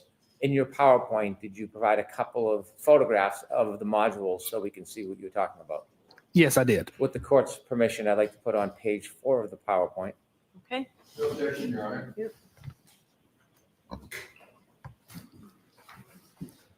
Could you explain to us the photograph on the left and then the photograph on the right? Sure. So the photograph on the left is kind of a top-down view of the infotainment module from the Lexus. Photograph on the right is a top-down view of the telematics module from the Lexus. Are these modules from this specific car, or is this a general photograph of a car and how it works? These modules are from this specific vehicle. From the car you studied? Correct. On the left infotainment module, you have different manufacturers. Why is that? Sure. So again, these modules are not manufactured by Lexus or Toyota themselves. They are manufactured by third parties that are providing these modules to the car manufacturer. And these are just some examples of what we have seen within these specific vehicles and what type of manufacturers provide modules for these vehicles. If we could turn to page 5, please. When you looked at the data that was provided in this case, did you draft a report? Yes, I did. Your initial impressions, can you share with us what your initial impressions were? Sure. So initial impressions were that data was missed from the initial download. What type of data do you think was missed, or did you conclude was missed from the initial download? Sure. So that would be, essentially all of the user data was missed during that initial download. How did you conclude or come to the opinion that data was missed on the initial download? Sure. So reviewing the raw data, you can see that, what we would expect to find, which would be things like contacts or from devices or device connections or time-stamped data was not there in those initial downloads. When you first looked at the data and you came to the conclusion that there was missing data, did you have a working theory on what you thought or how you thought the information was missing? Sure. So I did have a working theory initially of why the data was missing. And what was your initial theory? Sure. So if, I'll reference kind of to the slide a little bit. We can take that down if you'd like, Mr. Elise. Sure. So, sorry, can you repeat the question? When you had your initial theory of data missing, what was it based on? Sure. So the initial theory was based on two things. Either one of two things initially I thought could have happened, and that was a bad or partial read of the chips, or it could be that the data-bearing chip that we are looking for was overlooked and not downloaded. When your first thoughts were that this was a partial read of chips, was there anything about the chips when you looked at them that you concluded or came to an opinion on? Sure. So initially, when I was reviewing the data and reviewing the part numbers on the chips, we can see what, how much storage is on each chip. And that can kind of get complicated, but essentially what we're looking at is data stored as either bits or bytes. That is represented as a capital B or a small lowercase b. So initially, upon reviewing the data and with the assumption that a competent examiner would not miss a chip or a device or data bearing chip on the board, I misinterpreted and wrote a lowercase or a capital B when I should have wrote a lowercase b in my notes, which led me to believe that there was a partial download of those initial chips. Now, as a forensic analyst, do you rest on your initial impressions or do you go through a continued process? No, so I do not. So just like the scientific method, if you have a working theory, you then review and research to either prove or disprove that theory. And did you engage in that scientific process in working theory? I did. And how soon after you wrote the report did you realize there may be another source of the material? Sure. So, I'll clarify a little bit. That initial was not a report; it was just a protocol that was proposed. But I believe that there was a supplemental protocol written within a week or two of the initial protocol. And when you used the scientific method and studied the theory that you had, what did you decide or what did you learn? Sure. So upon further review and research, I discovered that there was a SD card or a micro SD card that was on the circuit boards of one of the modules that was never looked at. Now, you weren't present at the original process? That is correct. When you looked at the modules, those computer boards, did you notice anything about them that happened during the original process? Sure. So I did notice during the chip off process, what you do to take these chips off is you apply heat to them. So that essentially liquefies the solder, which is a low temperature metal that connects the chips to the board and makes those connections so the board can communicate. And there was some damage caused from that initial chip off.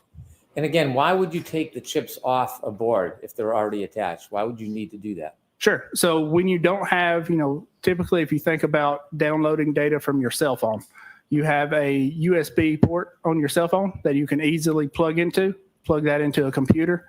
That's not the case with vehicle modules. So you have to remove these chips from the board, and then you've got programmers or readers that will read the data from these chips.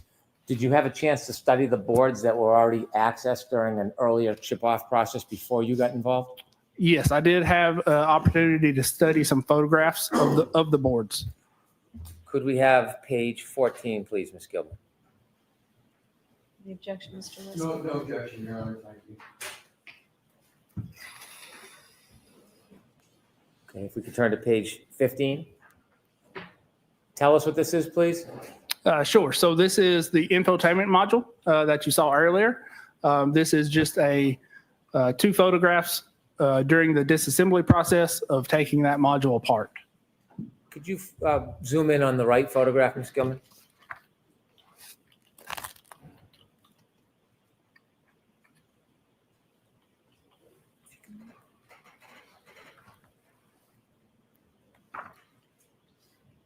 Okay, if that's the best we can do, that's fine right there. Could you share with us a little bit about what this is? Sure. So this is how I received the modules when we took a secondary look at them. Essentially, this is if you see from the right photographs, there's many boards that are contained within this infotainment module. This specific board that we're looking at here on the right is the board where they removed chips from. What we're looking at is the circuit board itself, as well as two components that were previously removed during that initial download attempt. So if you can't read the chips on the board, if you remove them, is there a tool that you can use to actually read the individual chips in isolation? Yes. So there is tools, various tools that you can use to read those chips and read the data from those chips. If we could have 16, please.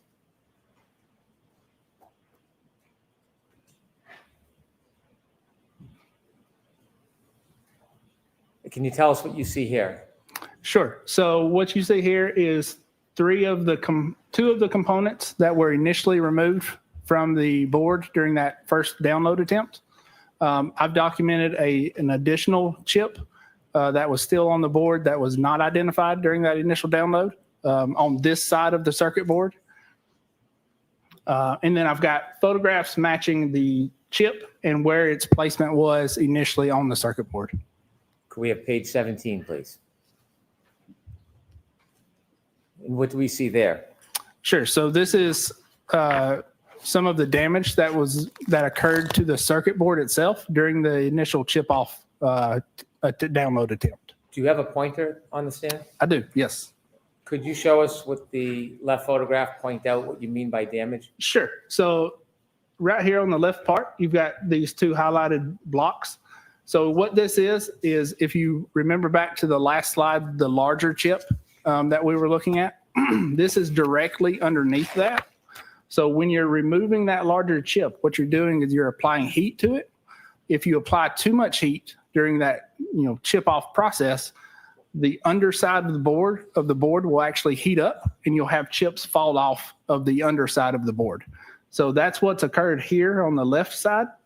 On the right side, as you heat up these chips, if you're not careful as you pick them up off the board, you can displace other components, and that is what you see right here in this highlighted box here is a small passive component that has been displaced where it should be parallel. What is the risk of damaging components when they're taking off the board during a chip off? Sure. So the risk of that is causing damage that could be internally that we can't see. And if you want to put the chips back on the board and assemble everything back together, it may not work appropriately. In addition to seeing the damage with your eyes on these photographs, do you look at data when you engage in the analysis whether or not you think data is missing? Yes, I do. Could we have page 6, please?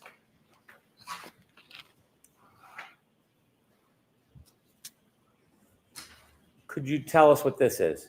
Sure. So this is just some examples of what user data would look like and what we're expecting to see when we look at the raw data from the chips that are removed from the board. So typically there's two ways to look at data, and one way is looking at the file system, similar to the file system you would see on your computer when you store documents. Same thing exists in vehicle modules. There are instances, though, where you cannot rebuild the complete file system, and you've got to actually look at the raw data in hexadecimal format. So that hex data, the bottom photograph or screenshot, is what that would look like in hexadecimal format. When you looked at the data that was provided during the original chip off or process and was produced by Ms. Gaffney, were you able to, at this point, identify any date and time or power on or off information that you were looking for? No, I was not. You mentioned that you went beyond the original data from the testing and you discovered something on the board? Yes, that's correct. Could we have page 18, please?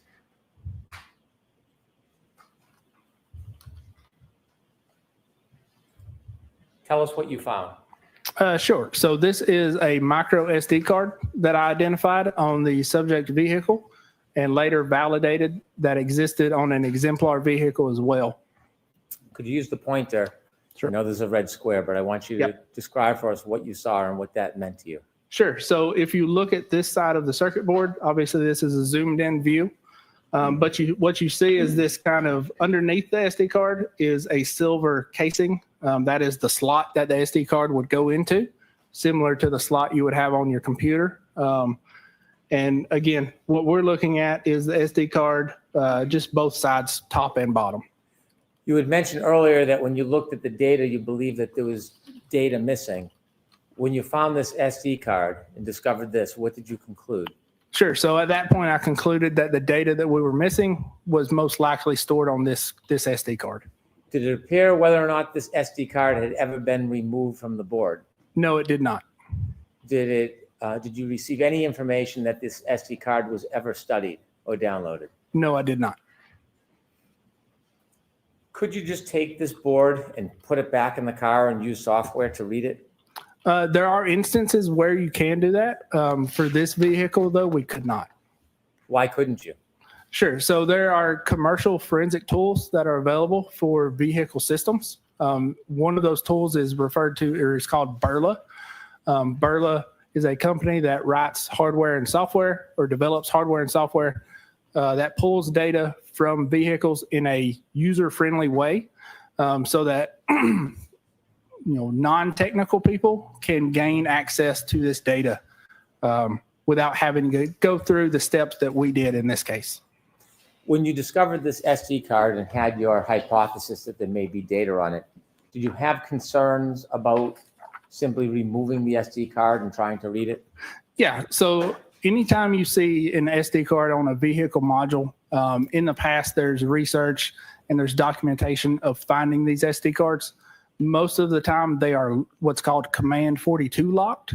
So what that means is there's a lock put in place. So if you take this SD card out, plug it into your computer is not going to recognize it. So the SD card is actually looking for a passcode from the vehicle itself to unlock it and allow access to the data. What if you don't have that passcode? Sure. So when you don't have that passcode, there are ways around that lock. Specifically, if we look at the left photo, you can see there's a lighter shaded black area on the SD card.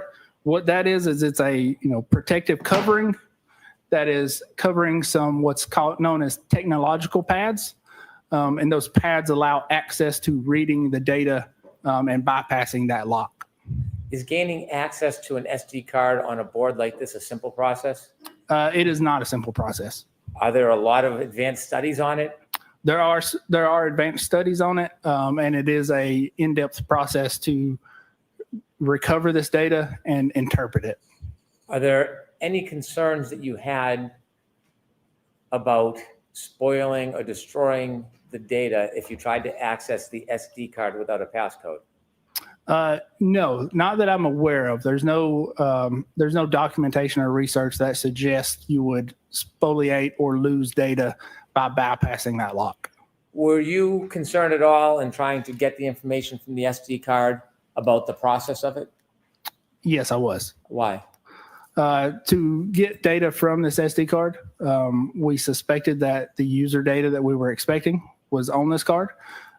So in order to validate that user data existed on this card, we processed and went through a set of testing and validation on an exemplar vehicle. What's an exemplar vehicle mean? Sure. So an exemplar vehicle is a 2021 Lexus LX570 that is as close to the same trim and features that the subject vehicle was.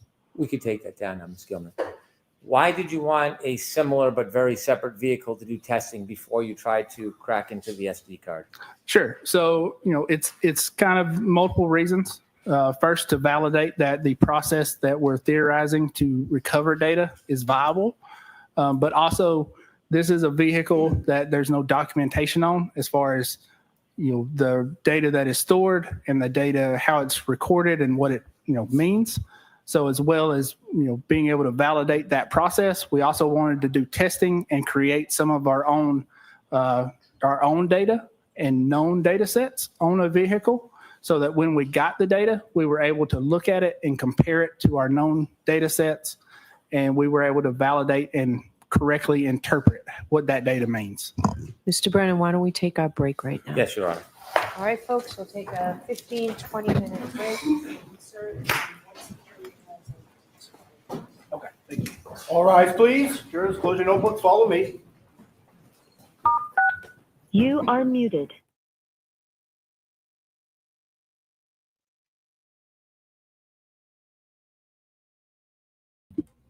Hello, my favorites. Good morning. Does anybody want to come and hang out with me? I was just on X writing a letter to Miss Kay Woodcock, if you guys know who that is. Blue eyes for real. Oh my gosh. You guys cracked me up, by the way. So do you guys know who Kay Woodcock is? Oh, it's my favorite. Hi there, Lucas. How are ya?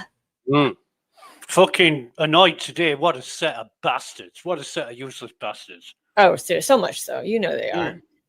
I have a feeling, though, Alessi, here's my thing. Like, as I've been thinking about it this whole weekend, I really think Alessi is going to come out swinging, and he is going to tear Shannon apart. Because... Oh, God, Julie Grant's on Resistance to Sounds. I would bang that bitch, but she better keep her mouth shut because I can't stand her voice. Julie Grant is? Yeah. No, they're rebroadcasting. Oh, okay. Well, I was on X just now, and I saw Jennifer Coffinduffer's post about it's just this simple about Karen Reed's Lexus, has a picture of John. Well, Kay Woodcock, do you know who that is? No. Kay Woodcock is the grandmother of JJ Ballo, Lori Ballow's son that was murdered, and then Tylee Ballo, and her brother was Charles Ballo, the one we played recently. For Lori Ballo is in Arizona, but so she's a very bright lady. But she put, I haven't followed too closely. This is very interesting. Thank you for wrapping it up for me. Facts don't lie. People do. Lawyers twist the truth. Well, everybody is in her chat saying, I told her, I said, I want to begin by how much I admire you. I've watched every moment of the trial and beyond, and I am truly thankful for the justice you finally delivered for Charles, JJ, and Tylee. Your strength, resolve, and unwavering pursuit of the truth have been nothing short of remarkable. Because of that, I hope you'll hear me when I say that the facts being presented by some like this case against Karen Reed are deeply flawed and in many instances simply not true. And I just told her to ask her to take a better look. And I guess a bunch of other people haven't in too, because she's the grandmother. She is JJ's grandmother. Well, that's great. So I wanted to make sure I wanted to be nice. I wanted to say it nicely and not be like, don't listen to this whack job. But apparently other people are getting to her too. So she's going to start looking into other people. So but we've had Bradford and Miyasako from the forensics lab in Virginia. Right. And we've had Burgess from, I think somebody said he wasn't from Dallas, Texas, but he's got a really weird accent. He's Alabama I think he's from Alabama, but he moved to Texas because he's got Alabama information or Alabama twang, it sounds like. First of all, I can't comment on Bradford or Miyasako because their field of expertise is completely outside of my knowledge, but we didn't need to hear the same thing twice from two people from the same lab doing the same job. And the first one basically said, I don't have that expertise to do mitochondrial. So why did you even bring him up there? Yep, exactly. It's as if Lally thinks the more people say the same thing, the more people are going to accept and believe it. It doesn't make sense. Right. But Burgess, fucking hell, he might be an expert in what he's saying he's an expert in, but his way of removing chips from circuit boards, oh my fucking God, I could do it better. And I'm not joking. I could do it better with a hairdryer and a pair of tweezers. I really, honestly could. I believe you. You don't move other components. You don't break the tracks on the circuit board. What we used to do, we used to put it, and this is no shit, Kelly. We used to have a block of silicon, right? Now, silicon is good up to about, well, plus 300 degrees Celsius. I don't know what that is in Fahrenheit, but solder, you call it solder. But solder, yeah.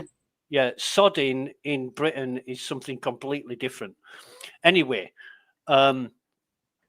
we used to put the block of silicon in the oven and it's 148.889 degrees in Celsius, which is yours. Whatever that is. But we used to put the circuit board on top, and we used to whack the oven up to about 200 degrees. Now, that is slightly higher than what solder melts. Right. Solder melts at about 185, 190 degrees Celsius. Right. So we'd bung it in the oven for an hour. It would melt all the solder, and it'd all be on a tray. Then we'd carefully take it out, and then we would remove whatever components we needed to remove, because they would stay in place. They wouldn't float anywhere or go anywhere. They would remain in place, and we could just lift the chips and or whatever, the capacitors or whatever we needed to replace. We could just do that. There's other means and methods of doing it as well, where you have professional machines which heat the board up from underneath to the correct temperature, and then you have special tools to take chips off. Well, and if it was already damaged, how would they be able to get any information off of that? I thought that's what they said in the first trial, that they had already damaged it. No, that's bullshit. Unless they physically damaged it themselves, trying to get the data off. You see, if a chip on surface mounted chips, right, they've all got legs on them, and some of the chips, oh God, I've forgotten the different name, but some have really fine legs. You'll get like 80 legs on a chip, right, on all four edges. Some of the chips have only got 8 legs, and there's like 4 legs on each side. Well, you can get very fine crocodile clips or connectors to just touch the legs of the chip and power it on, and then with other connectors you touch the apparent legs on the chip to get the data from it. Right. And that's without removing it from the board, because you're only powering the specific chip itself. You don't need to remove it. I mean, sometimes people blow chips up, you know, through whatever means and methods they've done to blow the chip up. And there's a joke that silicon chips run off blue smoke, because when you blow a silicon chip up, it always gives off like a grey blue smoke. But anyway, when somebody's done that, this is what you've got to do. You've got to replace the chip. But this guy fucking, you know, oh yeah, we damaged it. It's completely normal. No, it's not normal. It's absolutely incompetent and unprofessional. You know, it really is. I wish I knew more about that stuff, because I mean, I know what you're talking about with like the legs and I know what solder is and how you guys are putting it on there and how you take it off and what you're saying. I get what you're saying. I will never ever get used to you saying solder. Solder? Yeah, solder in England, a solder is somebody who participates in. Is what? Somebody who participates in sex from behind. Oh, really? I mean. Yes. Up the poop tube. That's a solder. Well, it's spelled different here than that. It's SAULDER.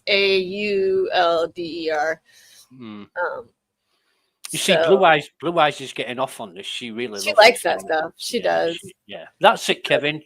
You got it right, mate. So yeah, that, I mean, I only know because my husband fixed stuff like that, and he uses a solder gun, not on me, on the boards. It's got an L in it, Kelly. It's solder. Solder. It's like sold. You sold something with an ER on the end. Solder. I know. Well, You ours can't- is spelled with a S-A-U-L-D-E-R. You can't say solder. You just can't say solder. It's wrong. Okay. No, I'm I'll not try related to I just Sean. won't say it anymore. That stuff that you use on the boards that holds the chips on. Hmm. Is that better? Yeah, no. You carry on saying solder. It makes me laugh. Oh my goodness. Yeah, I don't know. I don't know. I just If you ever say I've been doing some soldering, then I hope nothing you're gonna find me doing in the you're bedroom talking nor about you in and your husband in normal. the bedroom. Yeah, not with the soldering iron. Not with the iron or in the bedroom. You're not gonna see me doing any of that. Okay. Mm. Claw? But yeah, the whole aspect of the data extraction, we haven't even got to the good bits yet. I want to find out what he's got, what he's done with it. I know from previous testimony they've only got partial extraction because they knackered the chips. They must have put power into the wrong pins and screwed the chips. But they've only Well, his got partial credibility is going to extraction. be shot, though. I'm telling you, Alessi is going to grab his credibility and knock it down because there is all the paperwork of his CV that's been out. There's numerous different copies of his CV that has different dates for the same degree. Then they also say that he supposedly has a degree in sciences, general sciences, and it's actually general studies because they looked up the commencement programs. The college he says that he went to was all supposedly an all online college, which there's nothing wrong with that. But one of them says 2022, one says 2024, and one says currently for his sciences degree. Did somebody mention that this Burgess guy is friends with Whiffin and He's friends with Ian Whiffen, yeah. And he refers to Ian Whiffen in one of his reports that he did at some seminar a couple of years ago. And so that's the other thing that gets me. How would he not know what Ian Whiffen's report was? One, he would have it in front of him, but how would they not be discussing it together to match the clocks up? That's probably, well, Ian Whiffen talked about the monotonic clock like it was Right. something special, and it's not. It's just any normal fucking clock that runs perpetually forwards. And he used that many different terminology of timekeeping that you didn't know what he was talking about. So it would be easy for somebody else, excuse me, to fit in whatever narrative they wanted to, going from what he said, because what he was saying didn't really make sense. Right. Right. I mean, well, and the credibility is shot because one, here's my thing. How, and you guys can tell me what you think on the outside looking in, but to me, my thought this whole weekend has been how will a jury look at this and everything that they were told in the opening statement is not what they're being told now. And those jurors are taking notes. Trust me. From what I've read, they're like major note takers. And he violated his sequestration order. Because how would he know unless Hank told him what happened? And Hank's trying to pull, I feel like he's trying to just pull fast ones to get it to match because he knows his story is wrong.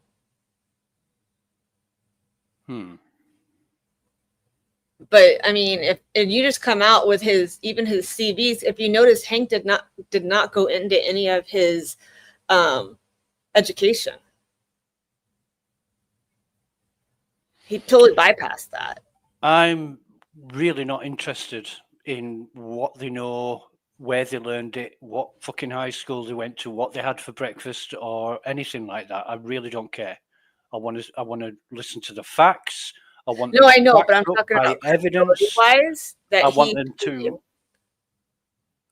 to explain how they came to the results and conclusions, because I don't care if they spent 10 years packing cornflakes. If they know what they're doing and they've got the evidence, let's hear it. Right. I don't think they're going to have much, honestly. And honestly, I think Arca will blow him out of the water. And honestly, what's he going to come back? If he does come back for a limited rebuttal after Arca comes, how is he going to respond to that? It's going to be a battle of between Aperture and Arca. Yeah. And who's more credible and why. And we all know that Brennan and his witnesses can spin a good story. They really can. And he's good at gaslighting. Yeah. What was he going on about when was it not yesterday, Friday, when he was saying that the defense is confusing everybody, misrepresenting evidence, misquoting facts. And I'm thinking, that's you, that is, Brennan. When the day before, he literally said he was surprised by the report. Yeah, right. Like, you're going to stand up and say you're surprised, and then you're saying, but nothing's changed. Nothing's changed. I don't know who that is. Well, I don't think he'll stop at anything to win this one. And that includes completely lying and gaslighting everybody. Nicole, she did respond to Coffin Doofus, but a lot of people have asked her to go. She's also really close with Gigi from Pretty Little Lies and Alibis, and she's going to go talk to her. So, well, I cannot respond to Coffin Doofus, Coffin Dodger, because she's blocked me, and that is I one of my can't get her to block me to save my claim to life. fame. Oh, just a beautiful cut of her, right? That's what I comment on everything she says. Everything. Question her credibility, make her look stupid using her own words. And I did that 2 or 3 times, and bang, she blocked me. I'm like, dude, I got people blocking me I've never even spoke to, but Coffin Doofus keeps me on there, and I've been trying everything I can to get her to block me. Yeah. Aussie Insider blocked me. Ozzy blocked you? Yeah, that's another story. But that's one less off the list that I have to worry about. But yeah, there's Coffin Daffer, Sean McDonough, he's blocked me as well. Kevin actually, I think, is a mod with Ozzy. Kevin the Leprechaun. Yep. I think he is. Is that right, Kevin? Yeah, is that right? I'm really, really sorry to hear that, Kevin. I hope it all goes well for you. But yeah, I haven't got any complaints about that. Yeah, Don't get me wrong. I'm not complaining about that. I think it's great. But sticking to the point, I'm looking forward to whoever crosses Burgess, and I don't know if it's going to be Alessi. Alessi's the one that's saying no objection to stuff. Right. Well, he's going to be the one to cross then. I'm looking forward to that, but I hope he asks the right questions. Although I'm proud of Jackson for not I feel like the defense team needs to just be like, fuck Bev, and not give up like they did, like he did. Just like even if the questions come out and get sustained, they're still there. I can't understand why the judge sustained a lot of object, and we all know what Lally's like. Object for no reason, but she was sustaining all these objections, and they were perfectly legitimate, simple questions. They just don't want to face the truth. Every single time defense gets close to the bone, on point, near the truth, objection sustained, because they cannot afford the truth to come out, because they will lose badly. And what does that tell you about their entire case? When the truth comes out, the CW doesn't want it, Commonwealth doesn't want it, because they'll look bad. Oh, yeah. It's built on bullshit. That's basically what it is. Yep. Yeah. I mean, and it's, I don't know, like when I left Friday after watching this, I'm glad it was a half day because I was able to block my mind out and just kind of do whatever. And Liam was sick and I was going crazy with him, and he wasn't actually sick. They said he threw up at school. He threw up at school and then they had me come get him, but he was fine. It was like a fluke kind of thing, probably in the heat because it's 90 degrees outside. And so he got sick, and they're like, no, he can't. It was Thursday, and then he couldn't come back to school Friday because they have to be out for 24 hours. He's totally fine. That boy Don't let him fool you. Yesterday he was literally crossing his arms and stamping his feet. Like I was like, I've never seen him do that. Like he was literally throwing a fit. I got a fucking ice cream van outside. Thinking You have an that ice it's cream my truck? doorbell. Yeah, I've got a ding dong playing the Benny Hill tune, and I'm thinking it's my doorbell. I'm thinking it's somebody at my door. It's not. It's an ice cream van. Might be the FBI. No, why have you swatted me again? Maybe. I did just color my hair. You were asking me if I was going to, and I was just like not happy about that. Well, I wanted to ask you about that. You know when you color your hair, does the carpet match the curtains? I do not color anything else the color red that I have on my head. Let's just say that. Well, that's gonna what that's just but also it's not color coordination, is it, it's Kelly? all, I mean, well, when you shave, you don't have to color coordinate. right, okay. So right. You must have a lot of baby lotion in your house then. No, you just use the right stuff. Yeah. But you can get these creams that for hair removal, you just rub it on and the hair falls off. Yeah, you don't have to shave. Nair.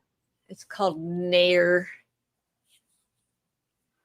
A visual if you've ever seen one. Yeah. Well, I like to keep it entertaining, Amy. You know me. It's like why I asked Zach why, did he know that you can feel a man's heartbeat when a hard-throbbing cock is in your mouth?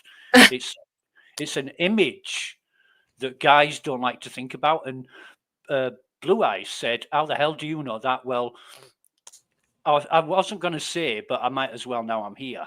Me and a few friends used to go around on chat just being outrageous and shocking everybody in a time when it was acceptable. Yeah. No way. Yeah. And so we used to go around pretending we were gay, and we used to discuss what we were going to get up to after we'd got off the internet graphically.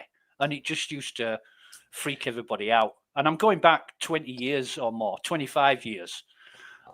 So that's where it comes from. And so if Blue Eyes is thinking, if she's thinking, Lucas is on today. Yeah, I know. But if she's thinking I've got first-hand experience, no, I haven't. I just use my imagination. I did see a TikTok yesterday. I know you say that, and the guy is like, "How do you know you're gay if you've never tried it?" Mm-hmm.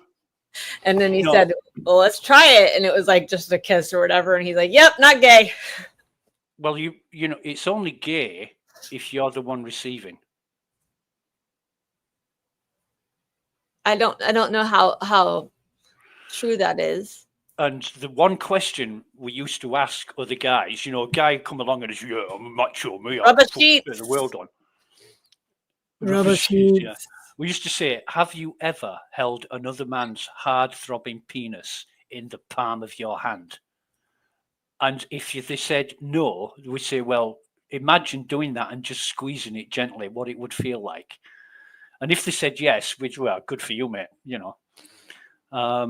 We used to do stuff like that, and that is tame compared to the stuff that we got up to. That is tame. Amy said she has so many questions, Lucas. Oh God, I want to hear them. Pillow talk, Amy. We'll next time we get together, you can ask me all about it. She's great in bed. Lucas up here. He has been. Amy makes a really wicked breakfast. Ask away. Now's the time. What would be really dangerous is having Kevin and Lucas up here at the same time asking those questions. To be sure. I could do my Ian Paisley impression. Ian Paisley. Fucking outstanding bloke was Ian Paisley. A lot of people don't like it. Look, we'll have to save all the questions for lunch, guys. Write them down.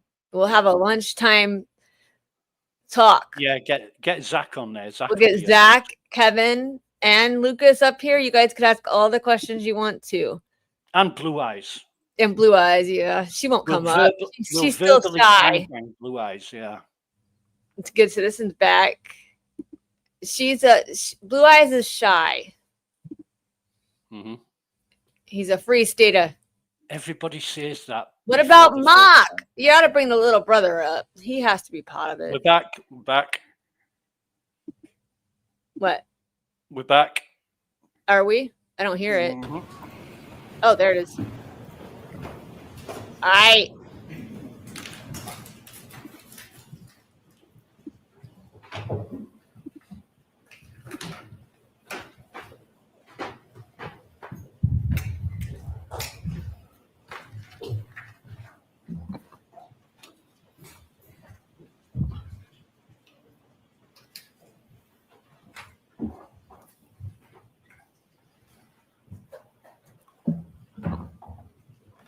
Court is back in session. You may be seated.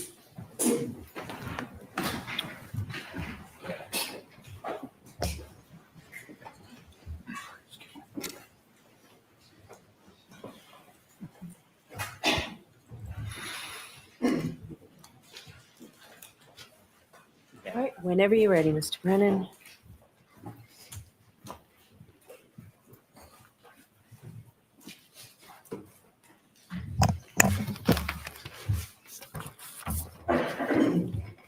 Mr. Burgess, when we left off, we were talking about an exemplar vehicle that you were using for tests and studies.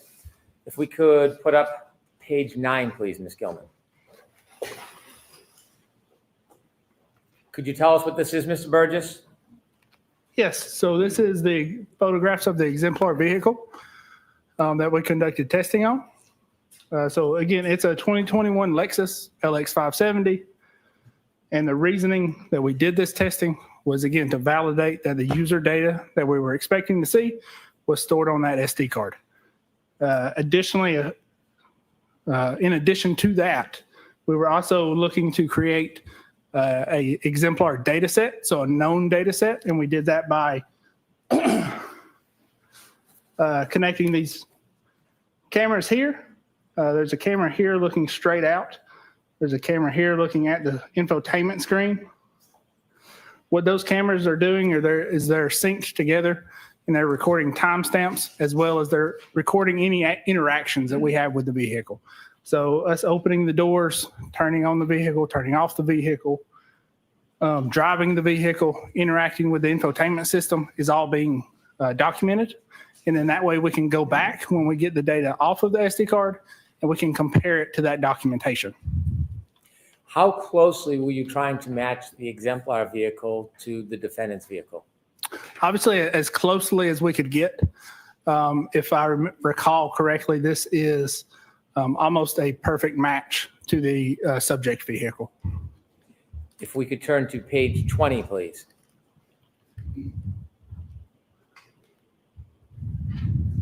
Tell us what this shows. And Ms. Gilman, if you could you focus in on the top gray and white line part, if you could?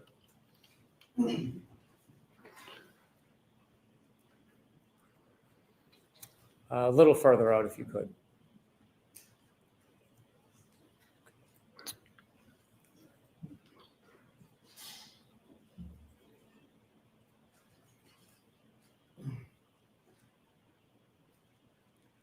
We'd like to see all 3 rows if possible. And if not, we'll do it from a further view. Okay. Could you share with us what this slide represents, Mr. Sure. Burgess? So this slide represents a comparison between the exemplar data and the data from the subject Lexus. In this comparison, we're looking at navigation system software. So that's going to be the infotainment system software. There's a number of different softwares running on this infotainment system for various functions. So you can see here there's a firmware version for the Wi-Fi functionality as well as the OS version, the audio, the DVD function, and I believe there's a section for the CD or disc version. So what we're looking at is we're looking at the software versions that are running on the exemplar. We're comparing that to the software versions that are running on the subject, and those match. So we would expect to see the user data to be stored in the same way. Is it common that an exemplar vehicle will match the Focus vehicle exactly like this? Yeah, so I wouldn't say it's common or uncommon. I have seen it in the past. A lot of times with your newer vehicles, you'll probably notice some of them tend to update more often than others. For this one, it looks like the Lexus doesn't update quite as often. So we are able to see that the software versions are the same. If we could take that down, please. And if you could remind us before we go into your findings in that SD card that was left behind. What was the most important thing you were looking for as far as data on that SD card? Sure. So the most important thing we're looking for is time-stamped data, specifically related to power on or ignition on events. If you were to find time-stamped data for power on, power off ignition events, how would you use that? What would you use that in unison or comparison with the information that you already had?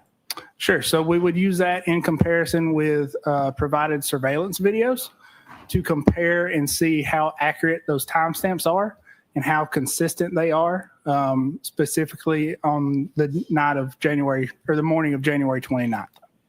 When you analyzed the SD card, did you get viable information?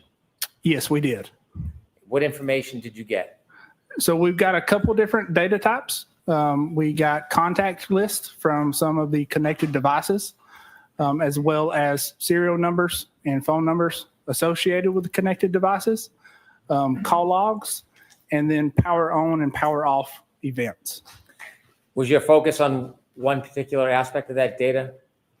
Primarily, the focus was on the power on and off events. And did you find information regarding power and power off events that could date and time? Yes, we did. If we could have number 29, please. 30.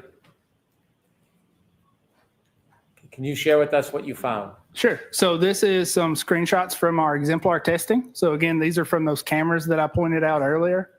What we see when we go back and review this camera footage is we see when I press the ignition on button, there is actually a logo that appears on the infotainment screen as it's booting up.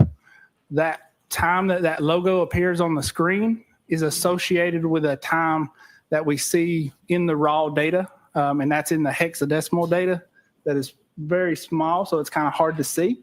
But essentially what you have is you've got a date and you've got a time in UTC, and then you've got a identifier that suggests that the vehicle's been powered on. So we've got 4 of these tests that we can kind of compare back to and determine that this is the time that the infotainment system powers on and that first logo screen appears. And then through testing, we can identify that that is approximately ignition on is approximately 3 seconds before that timestamp. So do I understand if you press the button to start the vehicle, there's a 3-second delay before the actual vehicle starts? Correct. So not the actual vehicle starting. So you press the ignition on button, there's a 3-second delay in when the infotainment system powers on. Is there any way, Ms. Gilman, to focus in on one of those 2 photos? Can you tell us what this information is? Sure. So this is those camera angles. And what you see is I'm pressing the ignition on at this time. In that second photo on the right, you'll see that this is specifically approximately 3 seconds after I press that ignition on, and you see the Lexus logo appearing on the infotainment module. Let me ask you something about the clocks while we're here. You see a local time on there? Yes, I do. Is that local time measured by a particular clock system? Sure. So that's measured by our reference equipment. So we're using what's called VBox equipment to capture these videos. So here, that local time is actually UTC time. So it's not actually local time for this area. So that could be a little, that could be an error in how that's reporting. But essentially what we're seeing is the infotainment system is powering on at that exact time of 21:48:08. And this was for power on. Can we have number 31, please? How's this different than the one we just looked at? Sure. So this is power off. So this is myself pressing the ignition to power off the vehicle.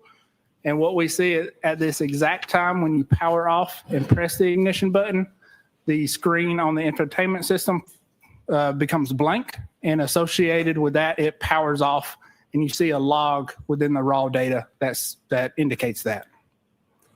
You mentioned that you found power on, power off information. Can you explain what that means? Sure. So through this testing, what we were able to do is see that there are time-stamped power on and off events for when the infotainment system is recording a power on and power off. And then we validated that with the exemplar testing. Ultimately, were you able to use that power on, power off timestamp information to identify the times of the later two events, the tech stream events, the 3-point turn and the backing maneuver? Yes, in combination with other data, we were able to determine that. Did you test the power on, power off data? Yes, we did. Could we have number 32, please? Can you tell us what this is? Sure. So this is the first power on event after 12 o'clock on January 29th. That power event is happening at 12:36 up here in the top. And the vehicle is powered on and it's not powered off until 12:42:08. Is there any power on, power off events in between those two times? No, there's not. And do you have an opinion to a reasonable degree of scientific certainty that whether or not the first power on event for that night, January 29, 2022, was 12:36 a.m.? Yes. Your Honor. I'll sustain it at this point. Do you have an opinion as to the first power on event of that Lexus on January 29, 2022? Same objection, Your Honor. Sustained at this time. When you studied the information from the data, does this slide reflect the information that you studied? Yes, it does. Were you able to determine from your data study the time that was registered of when that Lexus was turned on for the first time on January 29, 2022? Yes, I was. How were you able to do that? Sure. So through our exemplar testing and determining that those timestamps are accurate to when the vehicle was powered on, we are able to say that this power on event is the first power on event of January 29th after 12 a.m. And based on your study of the exemplar and the data from the SD card, did you arrive at an opinion as to the time of the first power on event of that Lexus vehicle on January 29, 2022? Yes, I did. Is your opinion to a reasonable degree of scientific certainty? Yes, it is. And what is your opinion? Objection, Your Honor. I'll see you at sidebar.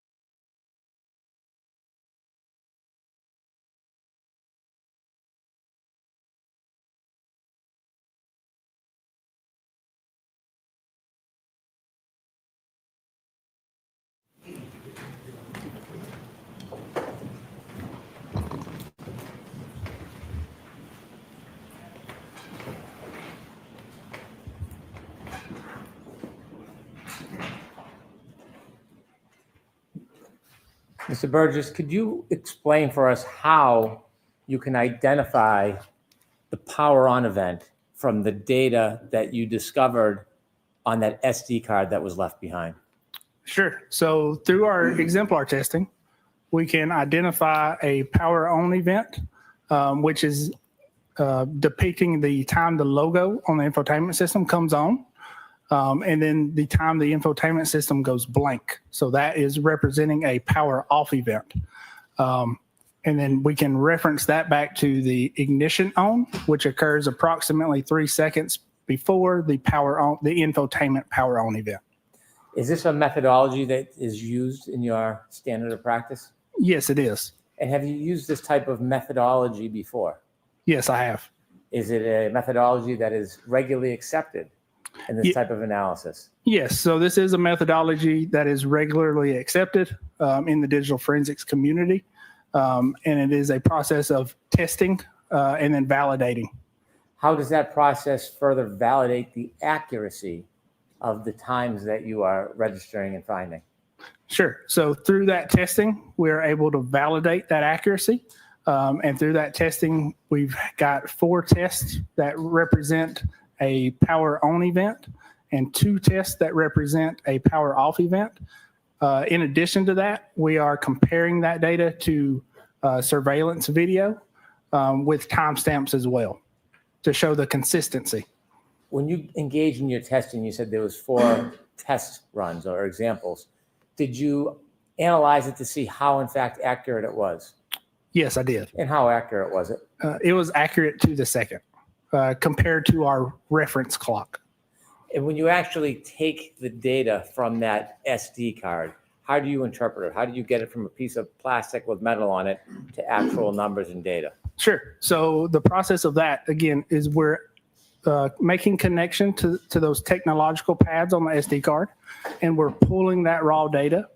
Once we have that raw data, there's a few processes we have to go through to make that raw data interpretable. So those processes are what's called XOR scrambling.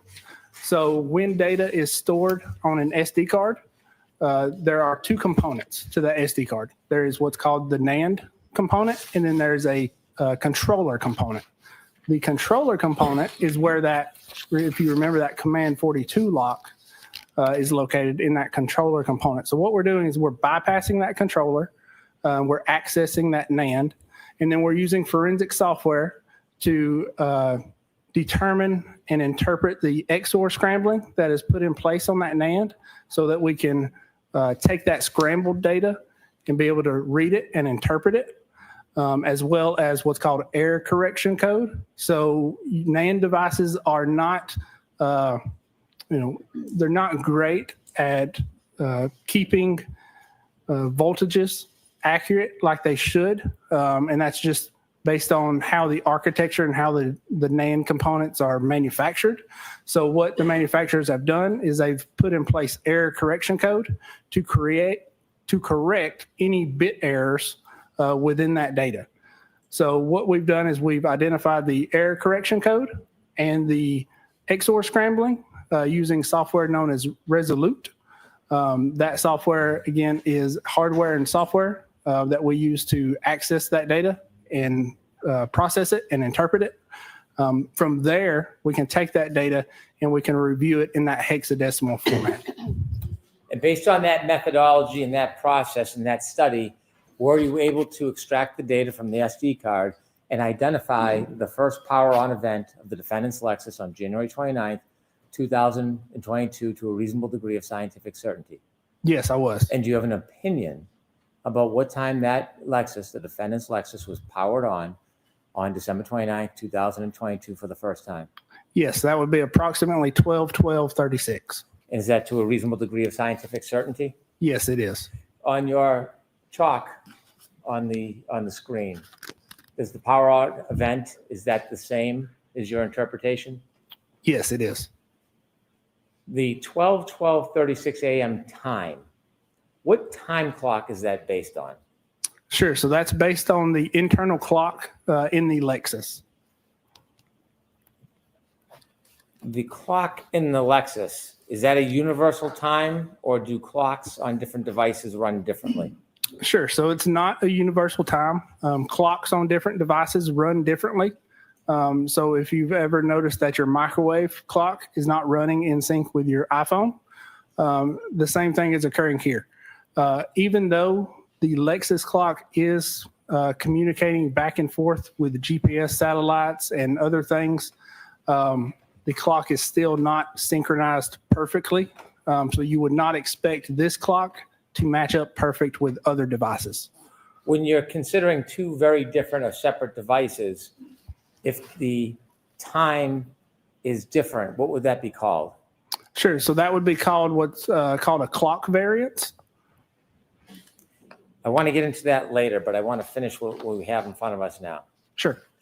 In addition to identifying the first power on event of January 29, 2022, of the defendant's Lexus at 12/12/36, were you able to identify the first power off event of that same Lexus for January 29, 2022? Yes, I was. And that was at 12:42:08 approximately. Did you use the same methodology and vetting that you did and testing that you did with the power on event?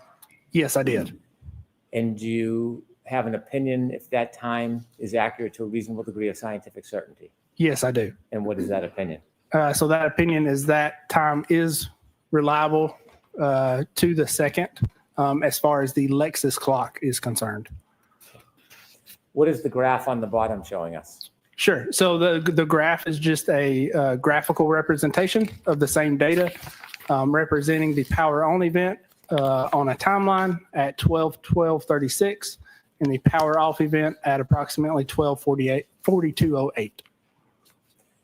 When you're looking at times, power on and power off events to date and time it, are you obtaining that information independent of other outside information? Yes, I am. Is the data simply the data, or does something affect it?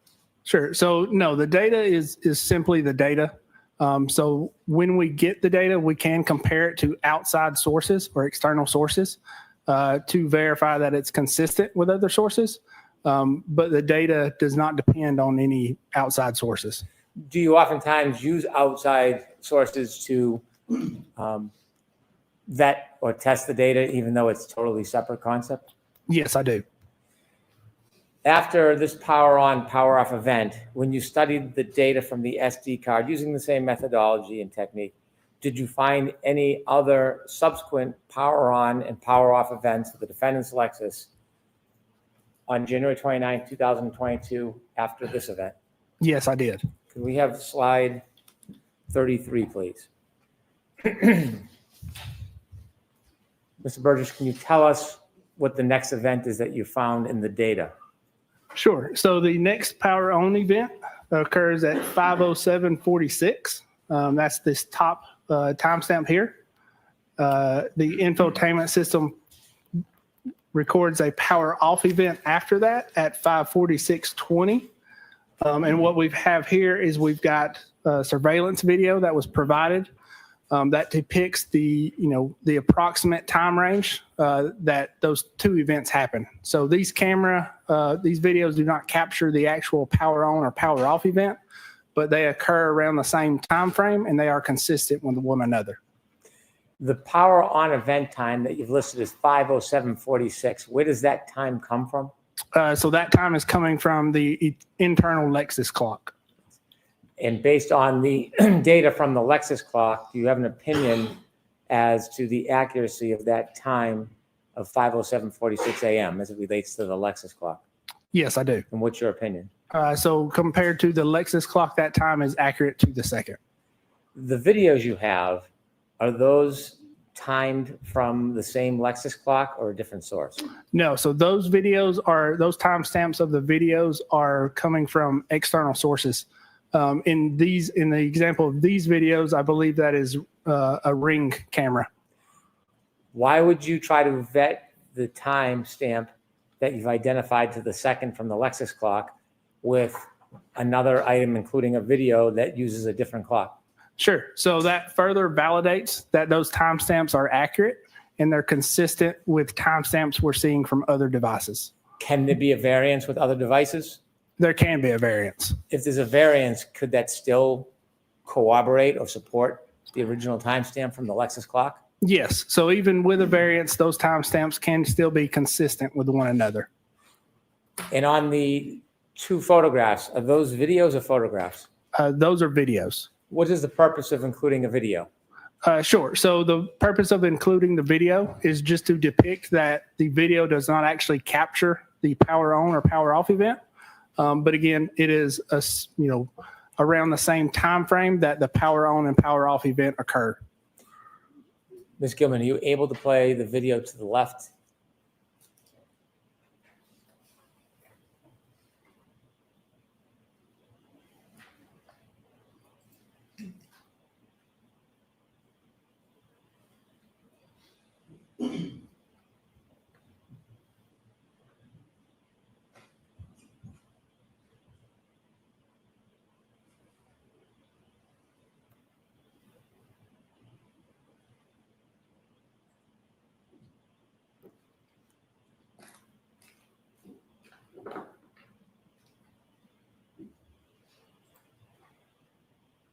Okay, thank you.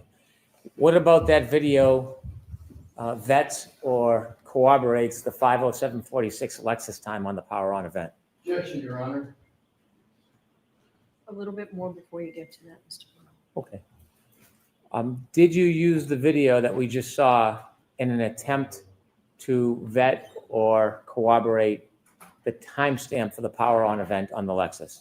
Yes, I did. How did you do that? Sure. So looking at the start timestamp on the video, we can see that the video starts at approximately 5:07:58. Keeping in mind this timestamp is coming from the camera or the Ring video, the Ring camera itself. And when we look at the power on event, we see that it occurs at 5:07:46. So although we don't see the actual time of the power on event, that is consistent with what we would expect. What does the video on the right help us do? So video on the right helps us do the same thing. So when we look at the power off event, that occurs at 5:46:20. Again, when we look at the Ring video on the right, that start timestamp of that video is 5:46:29.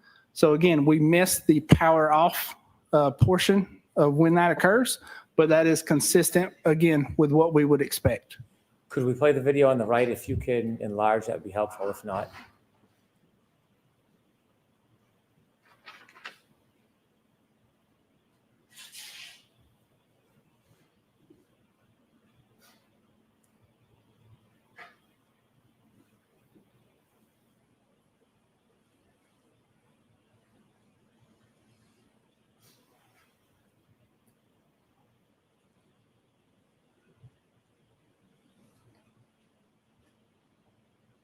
if you could stop the video, please. Mr. Burgess, you see the lights are on that vehicle? Yes, I do. Okay. Can you tell if the vehicle is on or off at that point? Sure. So I cannot tell if the vehicle is on or off at that point. Typically, when you power off a Lexus or a modern vehicle, the lights will stay on for some portion of time afterwards. But again, that is consistent with the timestamp from the power off event. And do you have an opinion to a reasonable degree of scientific certainty as to the accuracy of the power on and power off events as they pertain to the Lexus clock? Yes, I do.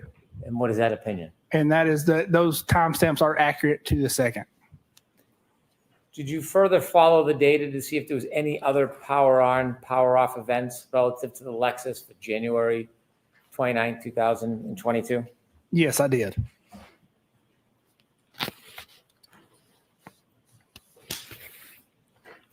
Could you take us to Exhibit 34, please?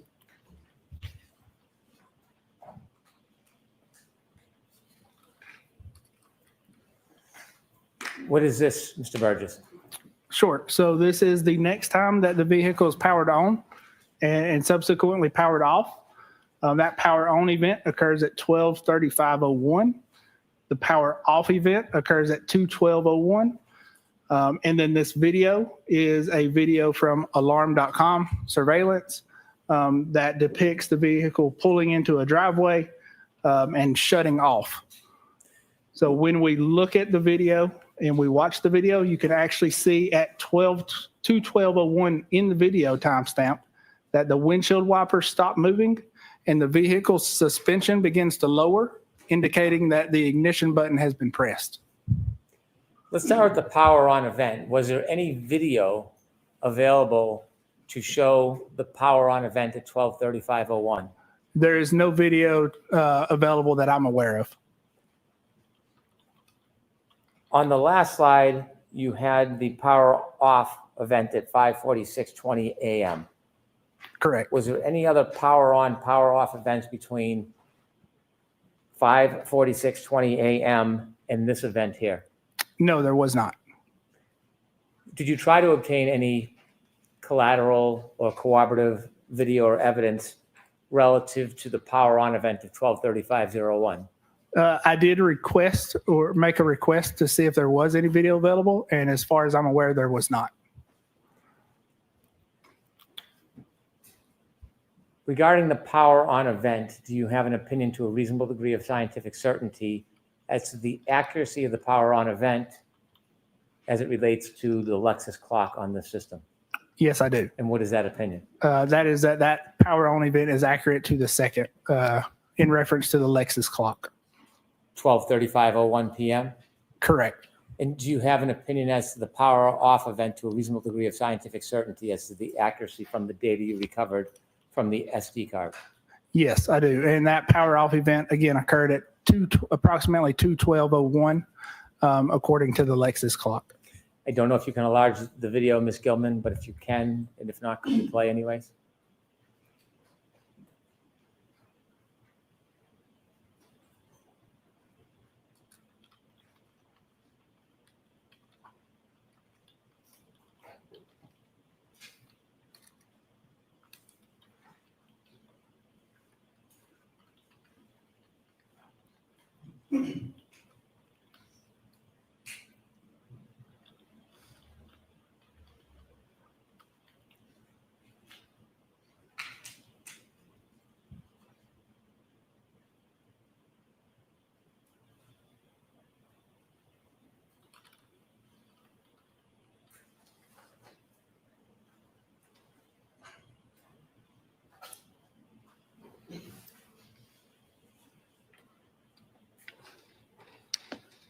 Thank you.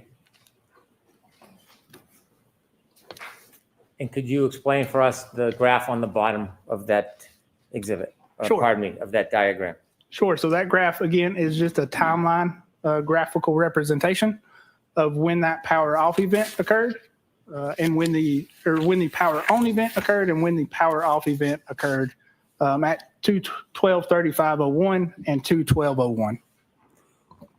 Based on the data you analyzed from the SD card, was there any further power on and power off events on January 29, 2022 after this 12:35:01 to 2:12:01 event? Yes, there was. Could you display for us page 35, Ms. Gilman? And what is this, Mr. Burgess? Sure. So this is the next power on event that is recorded within the system. And that power on event occurs approximately 4:11:46, and the power off event occurs at 4:12:56. The video we see is that same alarm.com surveillance video. The start timestamp of that video is 4:12:03. So again, we don't see the actual power on and off event within the video, but it is consistent with what we would expect as the power on event occurring at 4:11:46, and then the video starting, and we see the car backing up at 4:12:03. Would the alarm.com be using a different clock than that of the Lexus? It would be, yes. And based on your methodology in vetting and testing in view of the data on the SD card, do you have an opinion to a reasonable degree of scientific certainty as to the time of this power on event? Yes, so that power on event would be 4:11:46. And do you have an opinion as to the time of the power off event related to this diagram? Yes, that would be 4/12/56. Is that opinion as well to a reasonable degree of scientific certainty? Yes, it is. Is that a photograph or a video? That is also a video. Ms. Gilman, could you help us?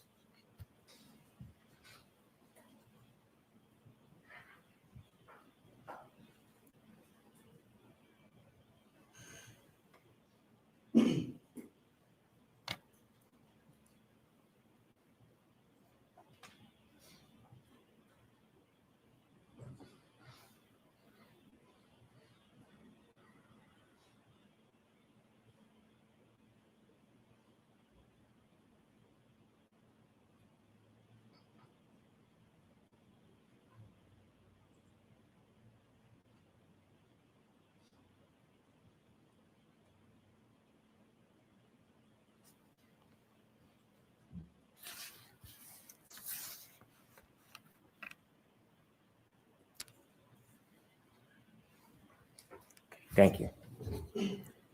And similarly, does the graph give a general idea of the time? Yes. So similarly, the graph is a timeline representation of the power on and power off event. Mr. Burgess, was there an additional power on, power off event after the power off event at 4/12/56 p.m. at the Dighton residence? Yes, there was. Ms. Gilman, could you show us number 36, please?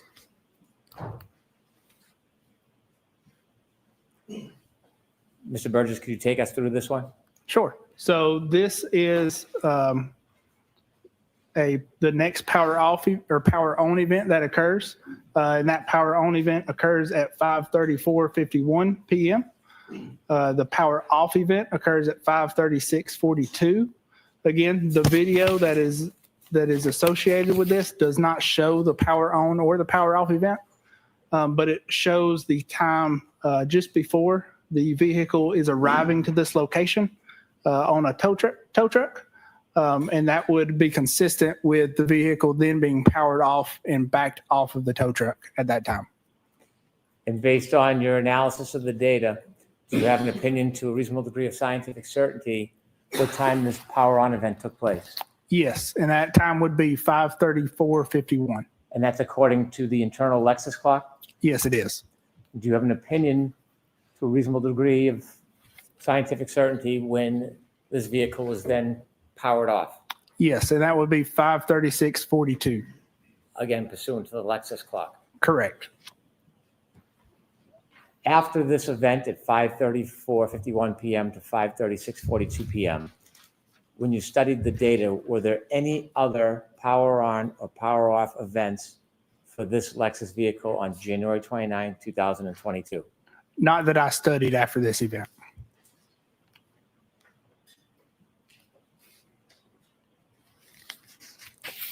Could you take that down, please?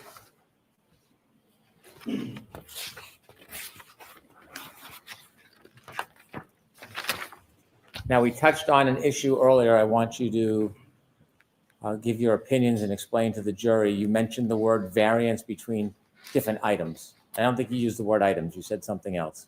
Sure. So that's going to be the clock variance between different devices. So in this instance, what we're referring to is the difference in the clocks of the Lexus module and an iPhone. So we would not expect those clocks to be perfectly synced.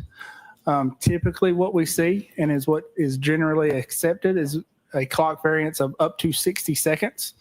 And that is because when you think about when you're looking at your radio and you're looking at the clock, it's representing to you the hours and the minutes. It's not representing the seconds. So again, it's accurate. Its function is to be accurate to the minute, but its function is not to be accurate to the second.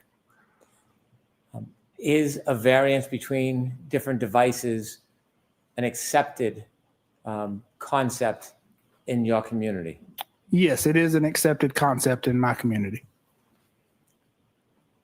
When you were looking for power on, power off information from the data on the SD card, what clock would that information, that time be dependent on?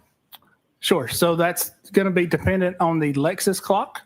That Lexus clock is continuously running.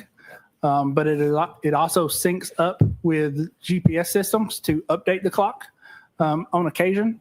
We do not know how frequent that activity occurs because that is proprietary to the manufacturer themselves. To bring us back, when you started this case, there were two important tech stream events. Correct. There were two tech stream events. Remind us what those were. Sure. So one is going to be associated with a 3-point turn, and the other is going to be associated with a backing maneuver. In those two tech stream events, are they related in any way to the running clock that is on the tech stream data? Sure. So when we think back, the tech stream events have that running clock from ignition on. And because we know the power on events from the infotainment module, we can reconcile when those time counts occurred.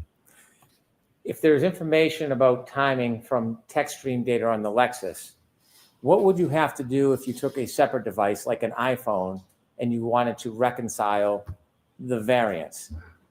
Sure. So if we want to reconcile the variance, what we would need is we would need an event that occurs that both clocks record. So for instance, if you've got two cameras that are recording you jumping up and down, you would take your motion of jumping up and down or your event of jumping up and down, and you would use that event to sync the clocks of those two cameras. So essentially, we're doing the same thing with the Lexus clock and the iPhone clock. When you did your analysis during this case, initially, did you have any interest in trying to reconcile those clocks? No, I did not. Why not? Because that is generally accepted that the clock variance is up to 60 seconds. And while reviewing the power on and off events and comparing that to the surveillance videos that were provided, that was consistent with what we would have expected. Did something compel you to further your study and compare the Lexus clock information on those two tech stream events, the 3-point turn and the backing maneuver, to a different device? Yes, there was a claim of attempting to synchronize those two clocks that I believed was potentially misleading. So based on reviewing that information and coming to that conclusion, did you on your own do any further study about the difference in clocks and attempt to synchronize them? Yes, I did. You said that you can synchronize if you have more than one device identifying a particular time. What do you mean by that? Sure. So if we've got two devices that are recording a similar event, so let's say, for instance, a 3-point turn, if that is recorded with an iPhone, with the iPhone's clock, we can compare that event to the time that that event occurs and is recorded by the Lexus. Were you aware of any device other than the Lexus recording that 3-point turn? Yes, I was. What were you aware of? That would be an iPhone from Mr. O'Keefe. Did you have data and information from Mr. O'Keefe's phone some time ago? I did have partial location data from Mr. O'Keefe's iPhone. Did you do something with his iPhone data as it relates to the Lexus clock on those two events, the 3-point turn and the backing maneuver? I did on the 3-point turn, yes, and the backing maneuver. Tell us what you did. Sure. So I looked at when the 3-point turn occurred within the iPhone data and the location data in reference to that clock, and then looked at the same 3-point turn event as it was recorded from the tech stream and the Lexus clock. At some point, did you have enough data to make that full analysis? Yes, I did. Now, as a general concept, before we get to the 3-point turn in detail, I want to turn to page 39 of your PowerPoint.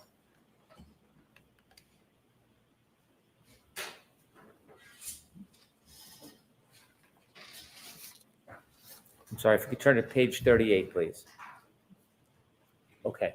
Can you explain to us the concept of synchronizing clocks? Sure. So this is kind of a graphical representation of how to synchronize a clock. So essentially, like I said, we're taking a event that occurs. In this instance, it's a 3-point turn. We have data where that 3-point turn is recorded within an iPhone, and we have data where that 3-point turn is recorded within the Lexus. Those events have clocks associated with them. So in order to reconcile the difference in those clocks, we are comparing the clock times for the event from each device and moving or adjusting the clock for one compared to the other. In addition to specializing in data and computers and cars, you also mentioned that you specialize in mobile phones. Yes, I do. Did you use your experience in your training and your education to analyze the iPhone data from Mr. O'Keefe's phone as it related to the information from the Lexus vehicle? Objection, Your Honor. Can you answer that, yes or no? Yes. Just answer yes. Yes, You did? I did. Okay. Did you see what type of information was being stored on Mr. O'Keefe's cell phone as far as location data? Objection, Your Honor. I'll allow that. Yes, I did. In reference to location data, Mr. O'Keefe's iPhone is recording timestamps, GPS position, speed, and heading. So heading is going to be the direction that the iPhone is facing. Was there any particular application that you were aware of that he was using? Yes, as far as I'm aware, he was using the Waze app for navigation. Could we have number 39, please? Could you tell us what this shows, Mr. Burgess?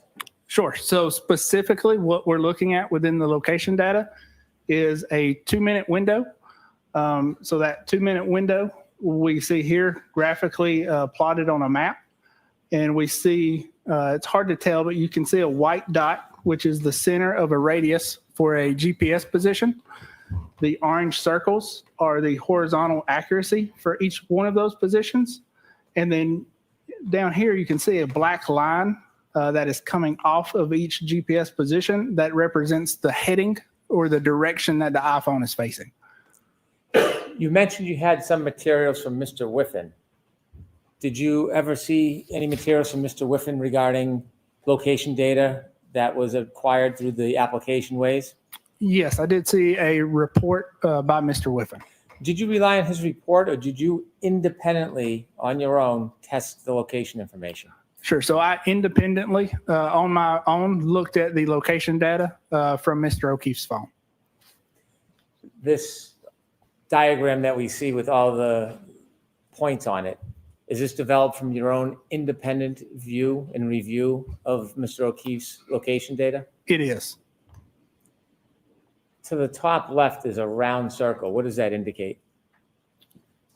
Sure. So top left. So yeah, so that's going to be, again, the GPS coordinate beginning for this 2-minute interval that we're looking at.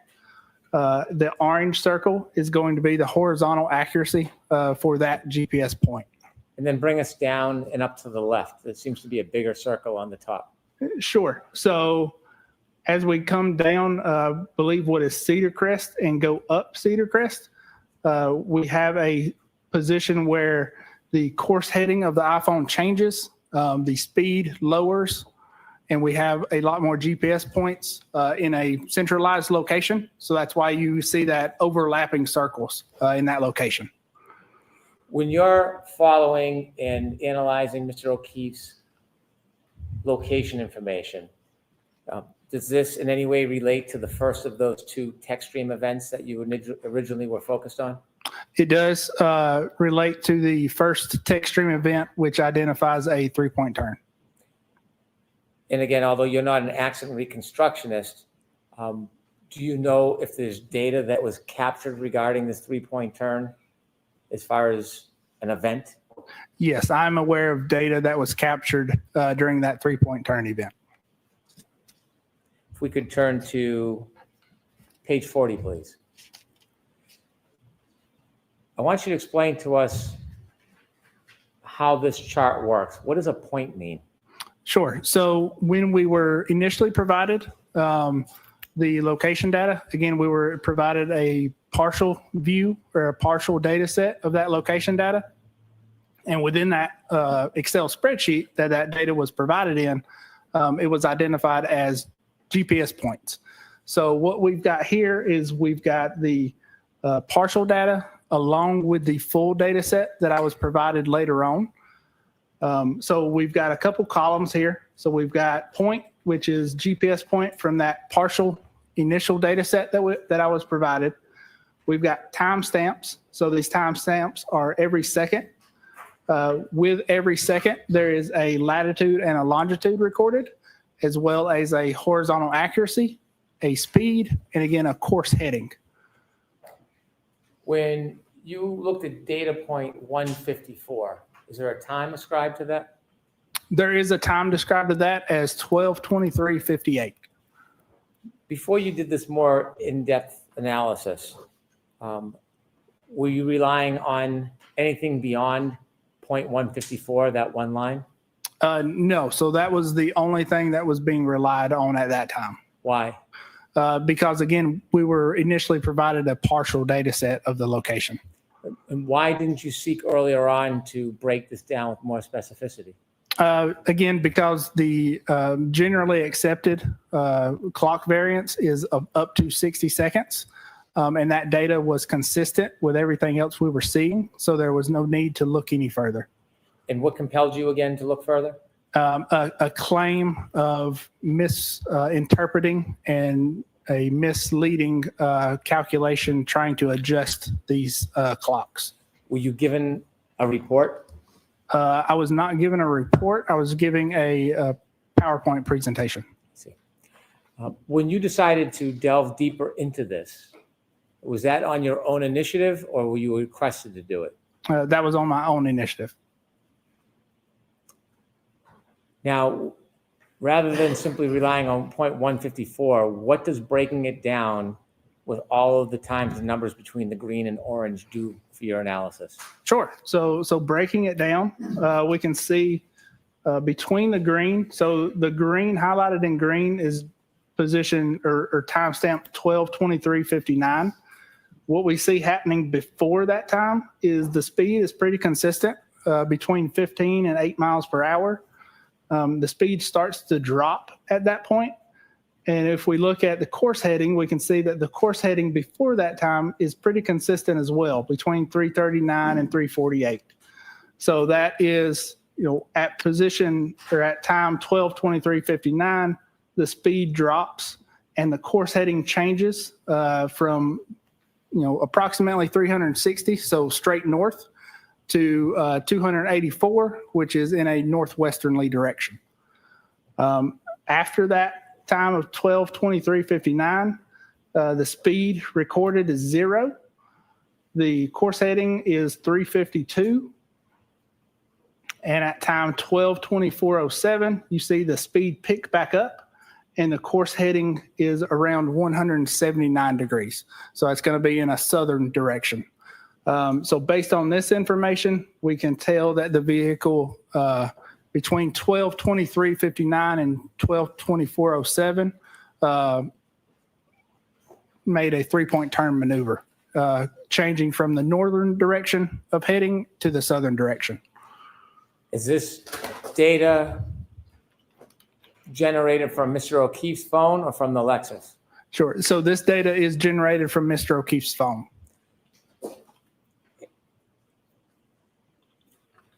Where you initially relied on 154 as a timestamp to identify the time and location of the car at a later point, does this give you more of a benefit breaking it down? This does give you more of a benefit breaking it down. The zeros and the speed, what does that indicate to you as far as the data relative to the portion of the 3-point turn? Sure. So it doesn't necessarily mean the vehicle is at 0 miles per hour. Again, if you look at the horizontal accuracies, we've got anywhere between 16 and 29 feet.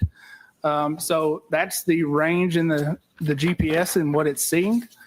So if the car is, slightly moving or moving like you would expect during a 3-point turn, you would expect to see that speed at, 0 miles per hour. Did you develop a photograph with some detail to explain this in more of a picture format? Yes, I did make a graphical representation of this. If we could have 41, please. Could you break this down for us, Mr. Burgess? Sure. So this is, again, a zoomed in version of the map that we showed earlier. And what we've done is we've cleaned out or just removed, for the sake of simplicity, the other points leading north to this point and the points leading south. Those are going to be those 0 mile per hour indications. So what we're looking at is the heading change and that speed change, which occurs at 12:23:59. And you can see the heading change from the black arrow leading off of the center radius of the GPS position. Then at 12:24:07, you see the heading change to a southern direction. And then the other GPS points are consistent with the vehicle moving southbound on Cedar Crest. So the claim that you analyzed, did that actually compel you to analyze and identify a more accurate variance than you originally had? It did. And do you have an opinion to a reasonable degree of scientific certainty what the variance is between the clock on the defendant's Lexus on January 29, 2022 and Mr. O'Keefe's cell phone on January 29, 2022? Yes, I do. And to a reasonable degree of scientific certainty, what is that variance? Objection, Your Honor. Sustained. Need a little more, Mr. Brown. Okay.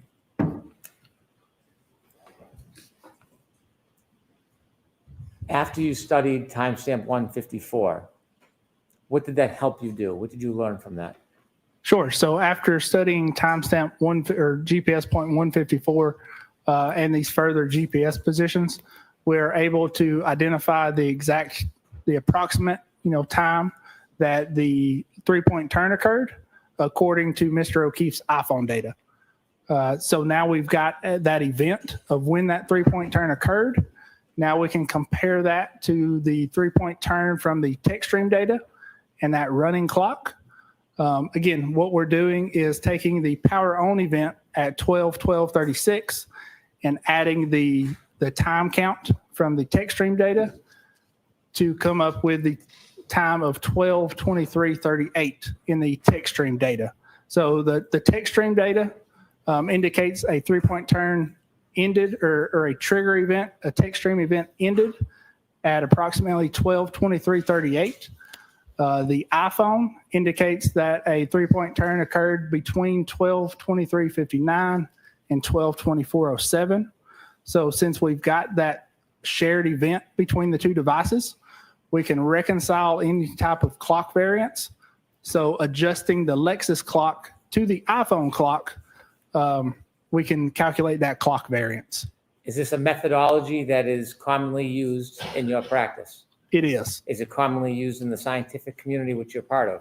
It is. Are there scholarly papers about this type of methodology in comparison of synchronizing clocks? There are. One of the papers you wrote, did that have anything to do with synchronization of clocks? It did not have anything to do with synchronization of clocks, but it was relative to how accurate the timestamps are of events from iPhones. And that was one of your peer-reviewed papers? Yes, it was. And are there scholarly journals and studies on the synchronization of clocks?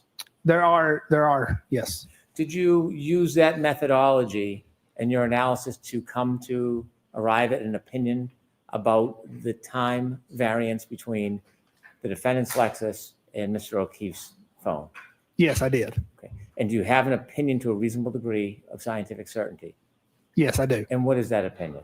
The clock variance is between 21 and 29 seconds. If we could have number 42, please. What is this, Mr. Burgess? Sure. So this is, if we think back to the last slide, we've identified the 3-point turn event in both the data sets. So now if we want to adjust one clock to the other, we can do that. And doing that, we've identified that the variance is between 21 and 29 seconds. So we would need to adjust the Lexus clock forward by 21 to 29 seconds to synchronize it with the iPhone data. So in doing that, the end of text stream event 1162.1 goes from 12:23:38 to 12:23, between 12:23:59 and 12:24:07. These two clocks, one on the left being the Lexus clock that reads 12:23:38 a.m., and the other clock on Mr. O'Keefe's iPhone has a different time, 12:23:59 to 12:24:07. Do you have an opinion to a reasonable degree of scientific certainty if these two clocks pertain to an event that's happening at the same time or a different time? Yes. So these two clocks are, we are synchronizing these clocks to an event that is happening at the same time. This is relative to the first text stream event, the 3-point turn. You said there was a second text stream event that you were analyzing. Correct. There is a second text stream event. And what is that second text stream event? That second text stream event is a backing up maneuver. Are you familiar with the time frame on the Lexus clock relative to that second text stream event? Yes, I am. And what is that time frame? So it is approximately 19 minutes from the ignition on. Do you know what time that is on the Lexus clock? Yes, I do. With the court's permission? Yes.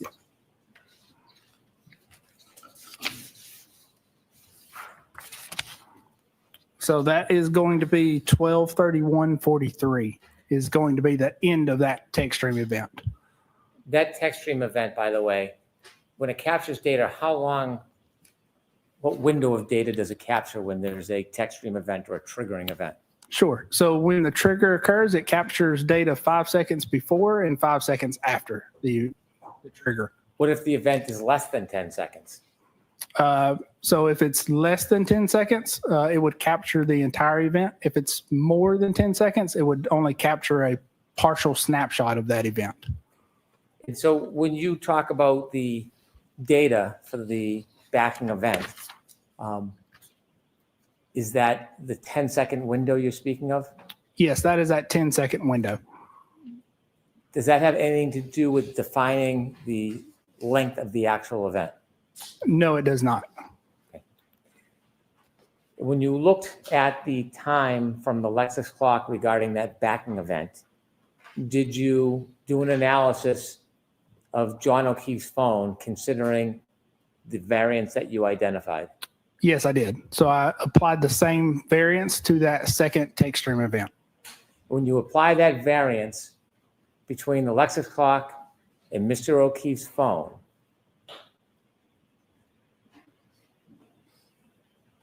what is could I turn to 43, please? What is the time of that event if we're referring to Mr. O'Keefe's phone? Sure. So the time of that event with the clock variance adjusted is 12:32:04 to between 12:32:04 and 12:32:12. And do you have an opinion to a reasonable degree of scientific certainty as to the accuracy of that time from Mr. O'Keefe's phone considering the variance? Yes, I do. And what is your opinion? And the opinion is that the second text stream event ends between 12:32:04 and 12:32:12. When you say text stream event, that's the 10-second window?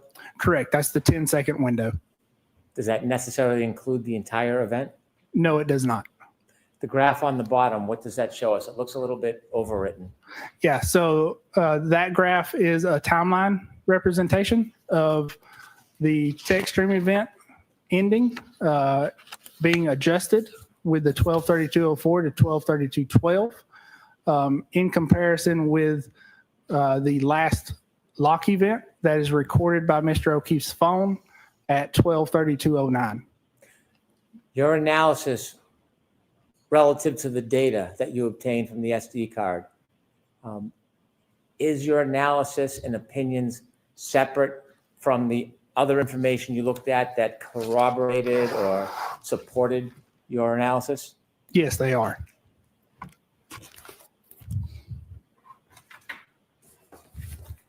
I have no further questions.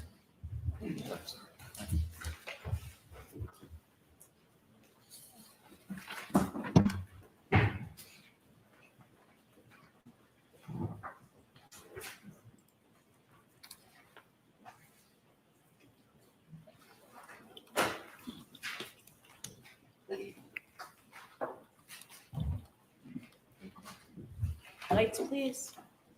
That's as good as they can be, huh? One's burnt out. I'll see Councilor Tucker.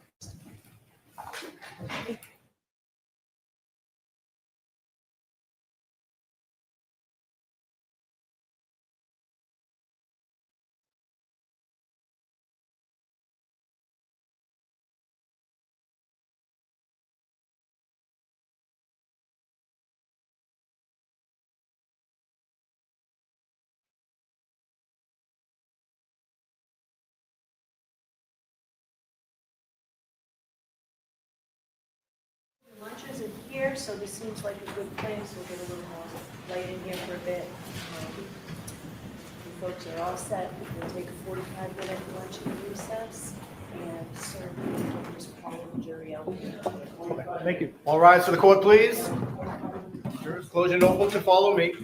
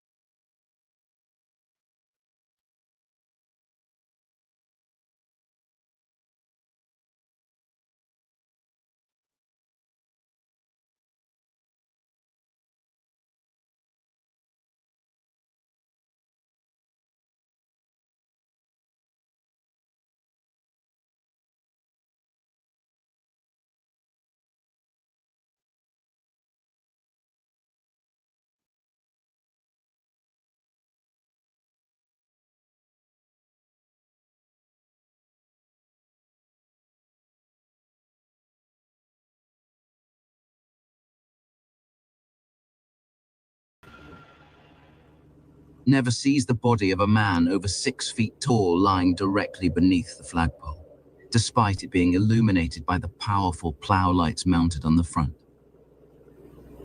No sneaker, no shards of reflective plastic on the road in front of him. Brian Higgins then drives away from 34 Fairview Road.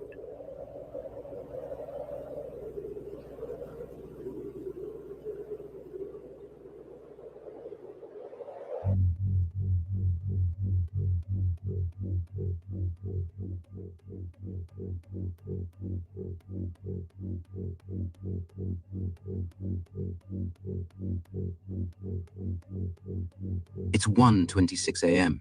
We will first see Brian Higgins arrive to the police station as viewed from the rear parking lot camera. It is mounted on the back corner of the Sallyport garage. The red circle represents where he parks.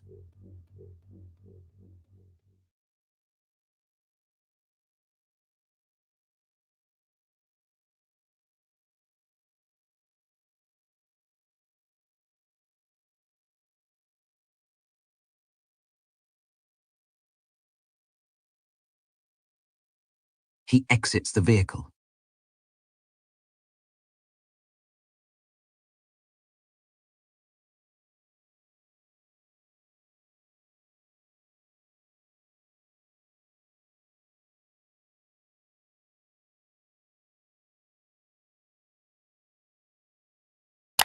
The surveillance video picks up his iPhone's true depth facial ID camera, scanning his face. This means he's looking directly into his device.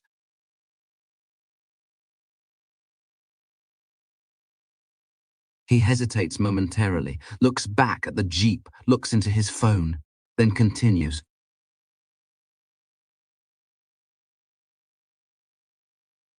While he's outside, Brian will be using his phone quite a bit. Next, we see him pass in front of the small island containing a tree and a light pole. The camera is mounted here.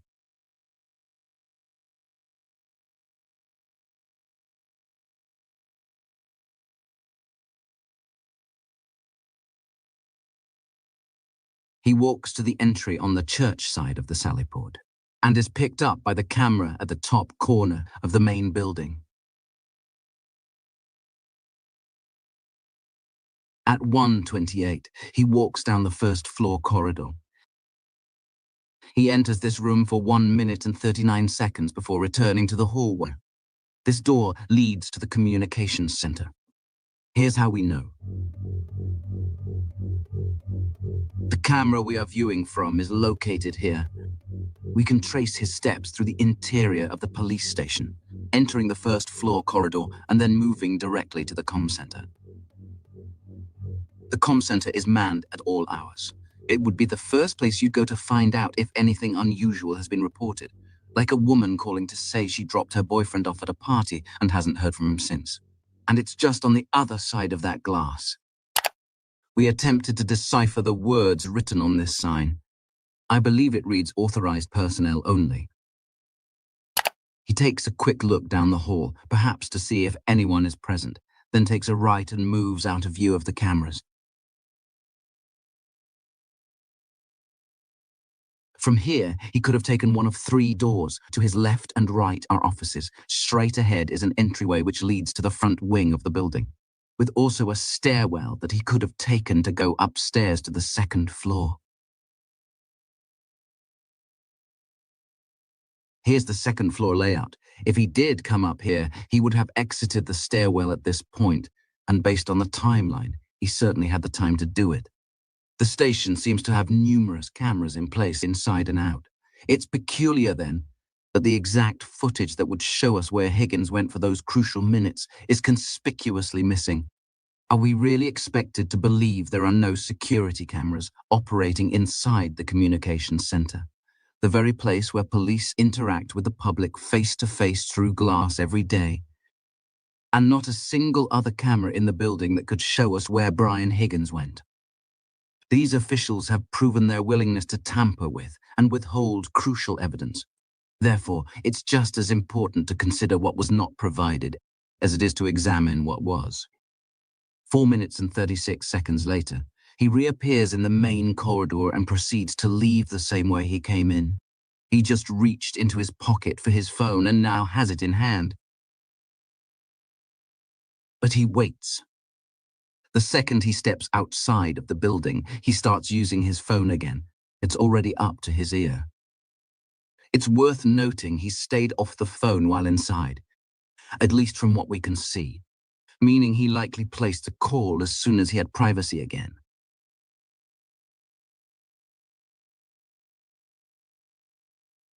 Higgins enters frame right and approaches the Jeep,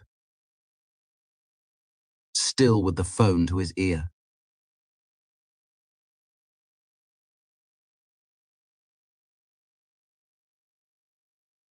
He walks between the Jeep and the large pickup and heads straight for the vehicle in the rear of the parking lot. We know this because we see his long shadow moving that way behind the Jeep. Higgins stands outside the vehicle briefly,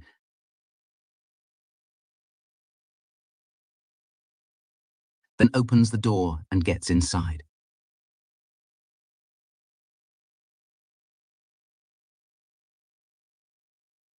The tail light illuminates, indicating he starts the vehicle. It is located approximately here. He first turns on the windshield wipers,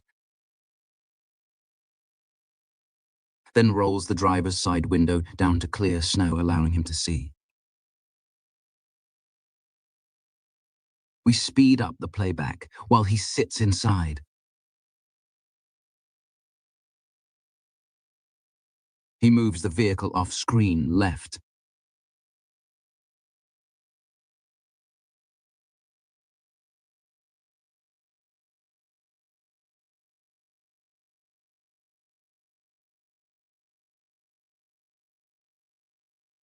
He reappears and clears both windshield wipers from a third vehicle.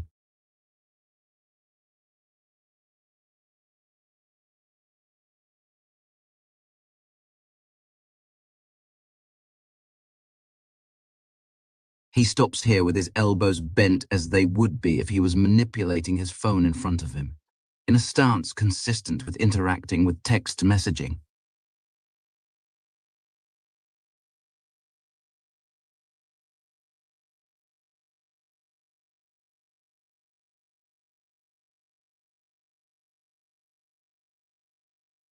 He focuses on his device for about 18 seconds. Then proceeds to the rear of the Jeep.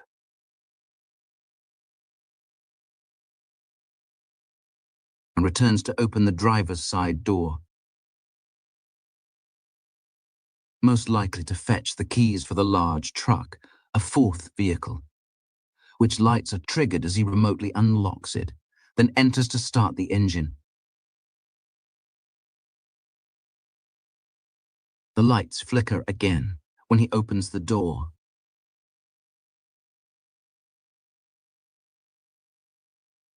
The truck is now on and idling, with the driver's side door still slightly open. He rolls the vehicle forward a few feet, deeper into the parking spot.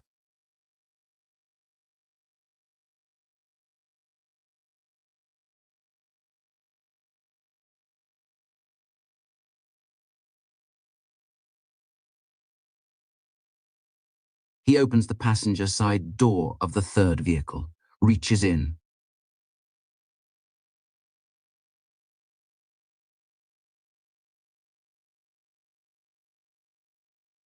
Then walks back to the Jeep.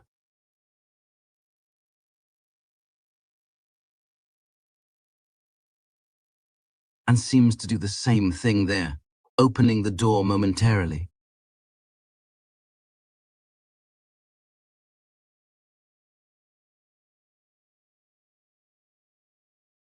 Then back to the third vehicle he goes, this time to access the bed.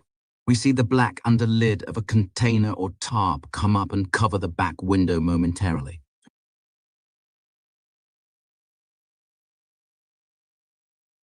He reaches in, throws a large duffel bag over his shoulder, and closes the lid.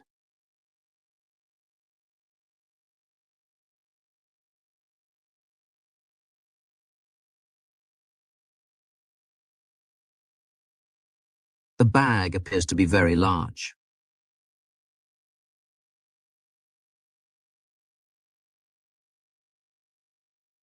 He opens the driver's side door of the Jeep.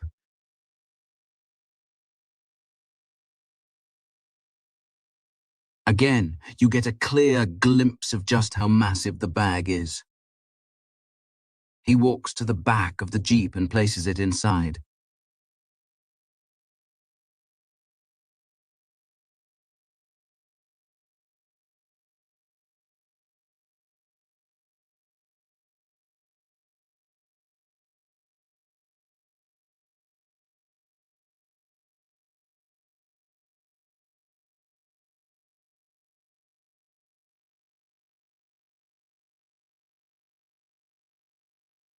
Then starts up the vehicle and closes the door.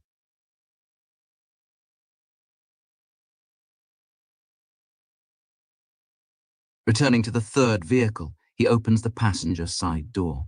He's looking for something towards the back seat.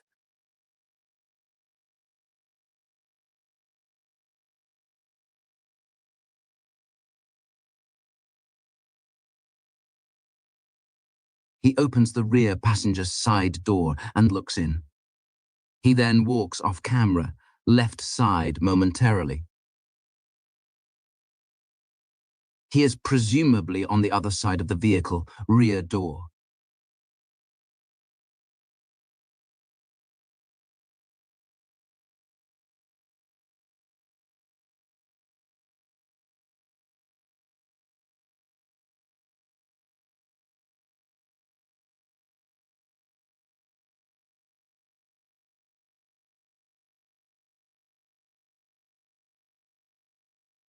He returns to the Jeep yet again to do something. Then heads back to the third vehicle.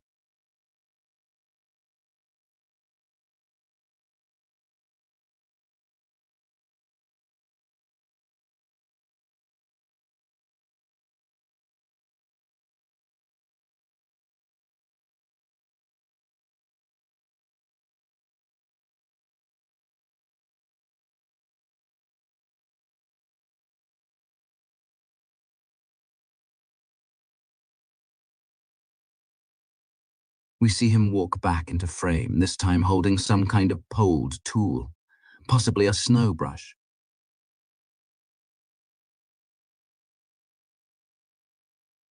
However, he doesn't use it on any of these vehicles. He puts it inside the Jeep, gets in, and readies to leave the premises.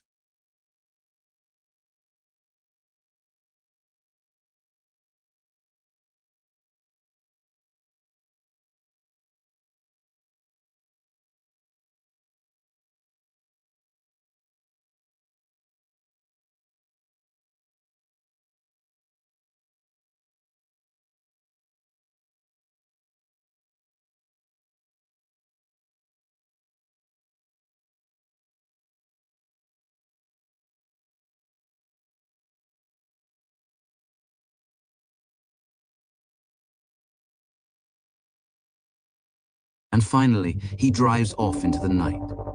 All we know about what he did next is what he's told us.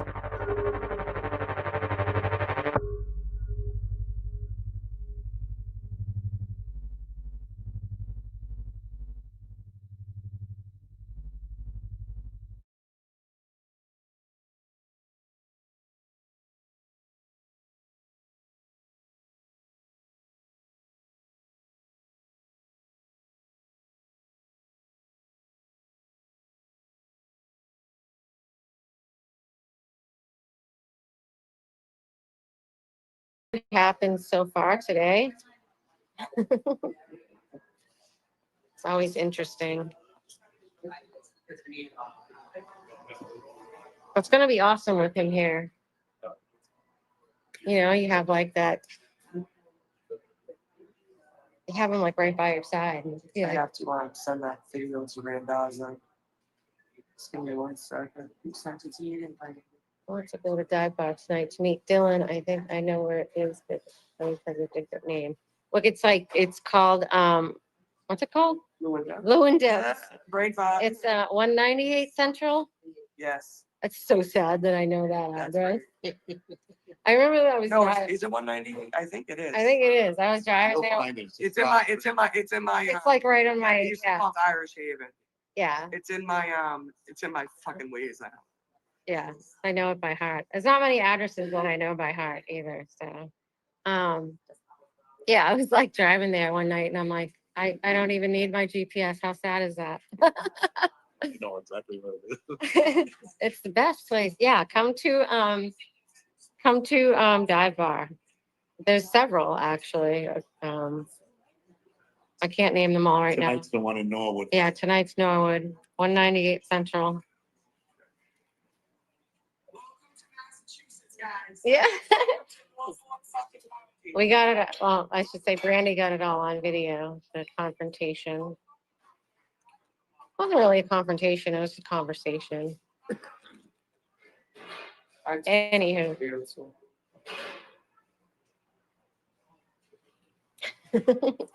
Thanks. Everyone's like, what are you guys? Why are you on the TV?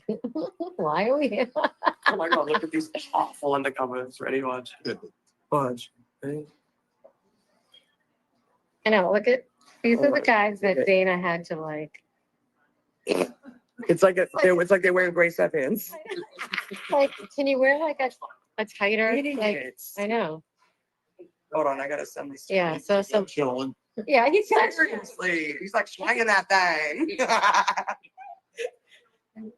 Yeah, they don't hide it. I don't know if it's on purpose. Yeah. They're so it's terrible. They think they're so good at their job. Oh, Poor You don't bastards. blend in at all, Val. Poor bastards.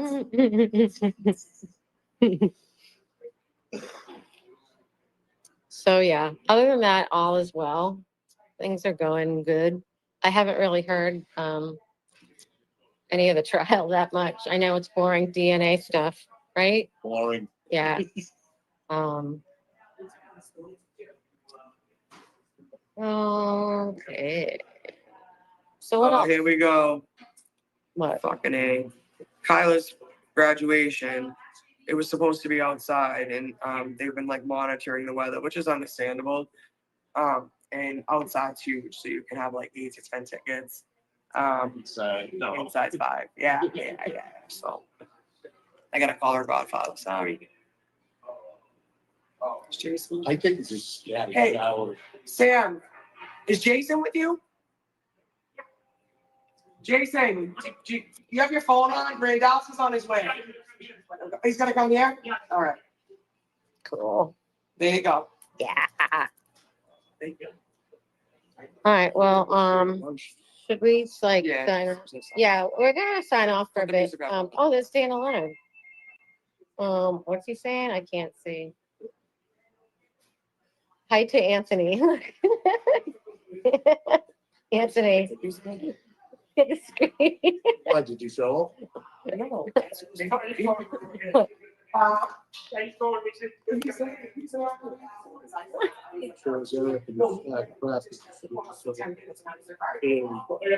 So fiery. But that's all. All right, we're gonna take off because it's getting kind of chaotic in here, but we'll see you in a bit.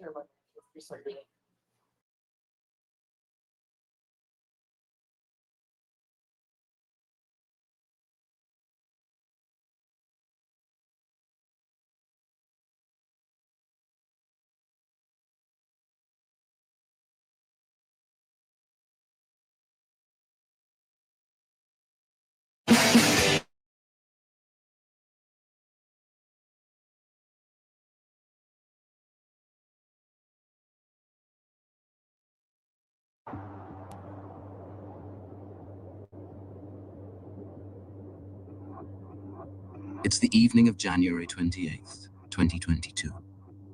There's a dangerous storm coming. It's still early, as friends and family begin gathering at the Albert home.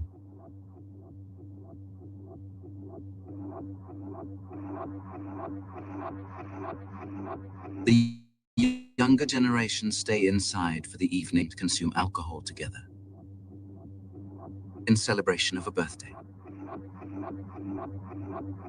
While the elders choose to venture out to a local bar named the Waterfall, where they meet acquaintances John O'Keefe and Karen Reed. All are drinking.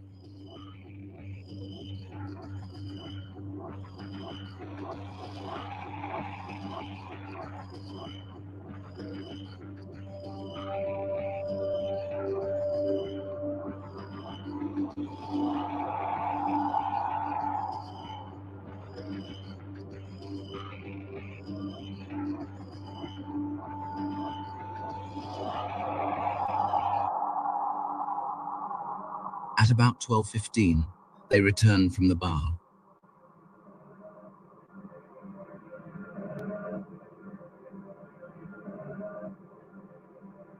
Jen calls John at 12:14.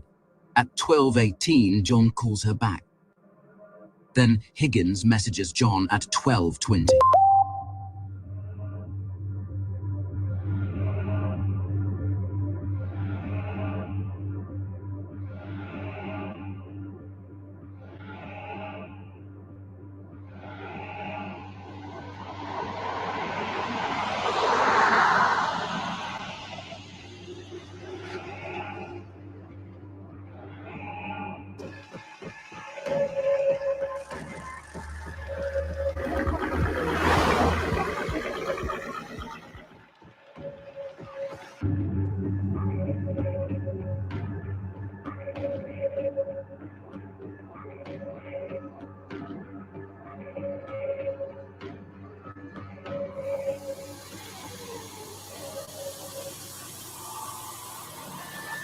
Between 12:23 and 24, Karen and John arrive.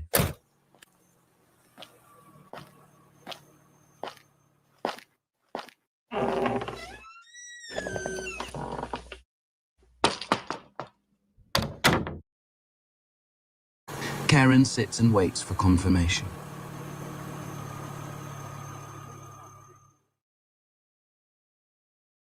She watches as John approaches, looks inside, and walks through the door. It's the last time she'll see him in good health.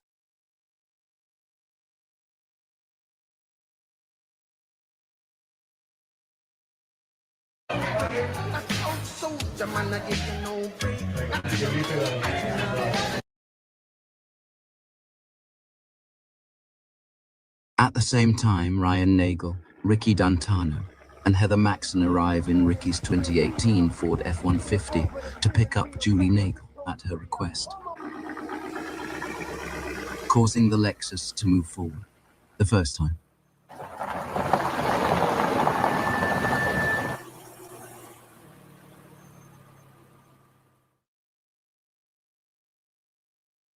Bringing it straight in line with the front door. Just right outside the front door, though. Within Straight outside, yes.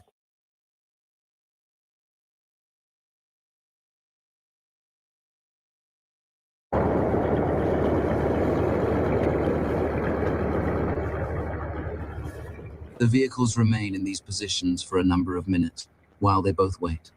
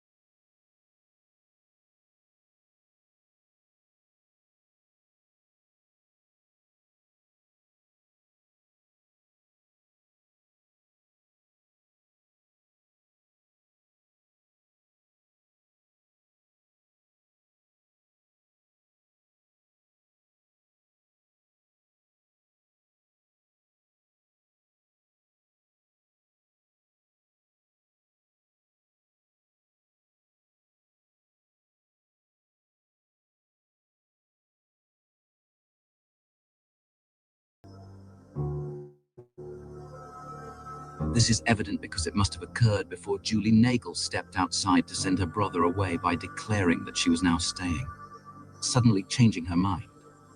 The door leading to the basement is located in close proximity to the kitchen area.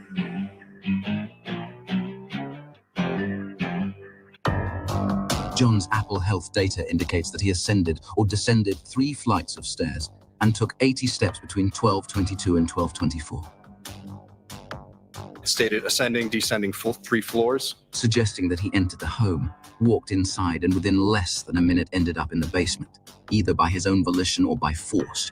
The most logical interpretation of the 3 flights is he went down, turned around to leave, and for an unknown reason was returned.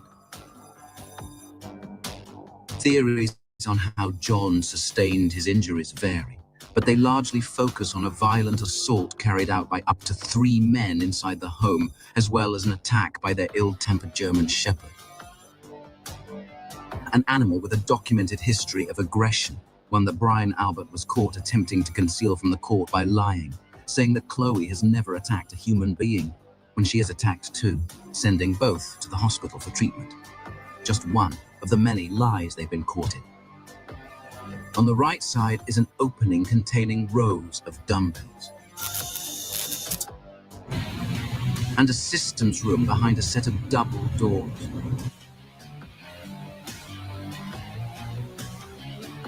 A bathroom straight ahead. and stairs exiting directly to the backyard.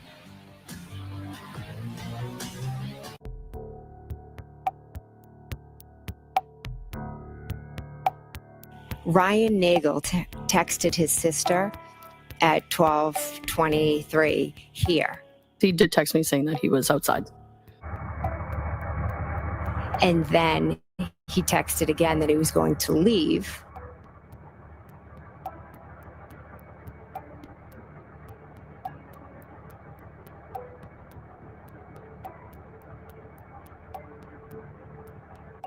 Then Julie Nagel went outside.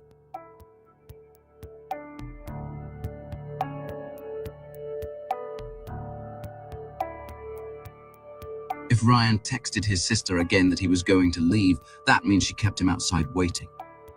So what caused the delay?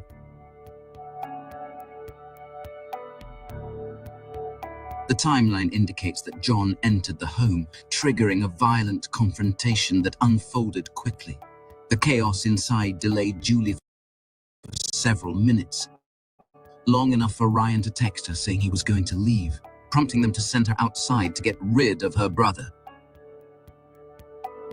Within the four walls of 34 Fairview Road, they had a full-blown crisis on their hands, one that needed to be contained fast. It's nearly 12:30 a.m. They have a fatally injured cop laying on the floor, a house full of people, and two separate parties waiting outside, each expecting someone to step out or at least inform them that they can leave. They immediately took command, and no one was coming or going until this was worked out. And since they didn't have the idea to blame Karen until morning, when Jen noticed her taillight was cracked, the only claim they have is to say that despite being dropped off right out front, John never came into the house. Say it with me.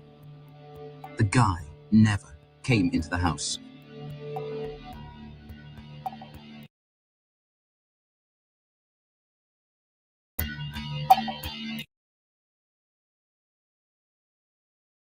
I'm adding. Lucas, are you like, what's happening over there? I'm adding. Lucas, are you like, what's happening over there? I'm adding.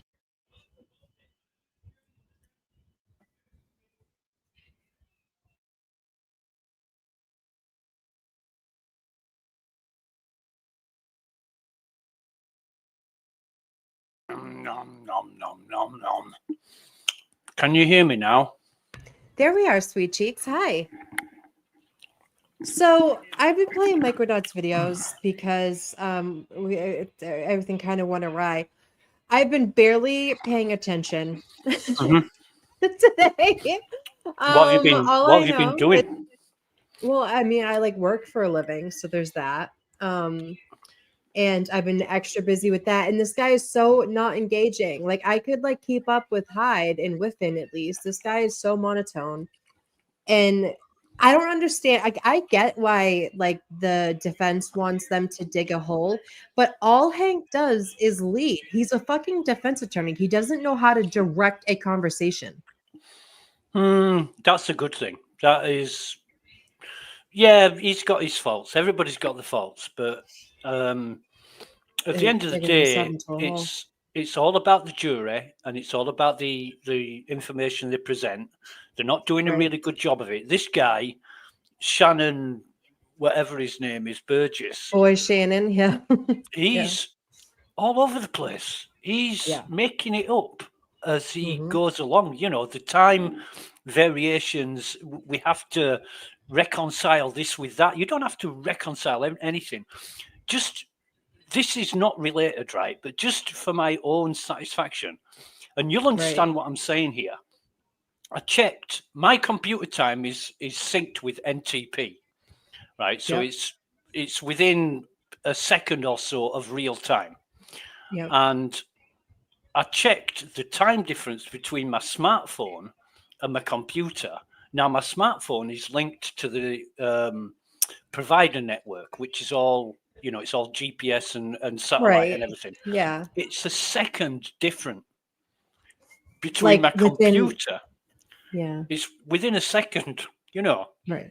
Yeah. Like it's like that at the end of the day at work. Like I could be looking at my phone, it says 3:30. I look up at my PC and I got like a half a second before I can clock out type of thing. But it is not what they're making it out to be. No, No. nothing like, nothing like, No. because the infotainment system, it's in the Lexus 570, it's GPS. So it's going to get the satellite clock, Right. which is the next most accurate clock on the planet to the atomic clock. Right. So I he's have a just question. go on. Sorry. No, I was gonna say I have a question if there's anyone with law background in chat. I know that we got kindergarten cop here, but like say these people like Buchanan and everything, like we know that they're perjuring themselves and they're being difficult. I'm using him as an example. If he's not on a Brady list at some point, does that mean that they can't bring up prior bad acts in future proceedings that he is testifying in? I'm always curious about that. Like, can it just be brought up willy-nilly as Brady information, or does he actually have to make a specific list in order for his bad behavior? Like Garino, look at Garino's information with the cell extractions. Like, is that ever going to be able to come up? Oh, okay. Depends on the judge, he says. I don't think, not being an expert in Massachusetts law, I don't think the Brady list means a thing, because I don't think taking an oath means a thing. No, not here. Not in Yep. fucking Norfolk County. Not a district. Not a Dedham district. That's for sure. That's for sure. I don't think it matters. And if the Yeah. judge is in support of the prosecution, which Cononi certainly is, they're going to get away with everything. They are getting away with everything. What's wild is she was a public defender her entire career before she became a judge, and she represented some real winners herself. And so the fact that she is so biased toward the Commonwealth in this case, which I have heard, I don't know her outside of this case, and since this case, she's been on other ones like Walsh and Churrick. I think she was on at one point. She's not like this in other cases. She's a lot more fair in other cases, I've heard. And so what is it about this case? And like this is the thing too. Say, like, let's just say, even if they won at the end of the day, she is close. Like in Massachusetts, you have to retire off the bench by 70, and she's like 65. So she's coming on the tail end of her career, and this is what you're going to be known for, Beverly. Yeah. You know, Bukaki It's got a lot of incredible. years before he has to retire. Proctor, like, was it worth it?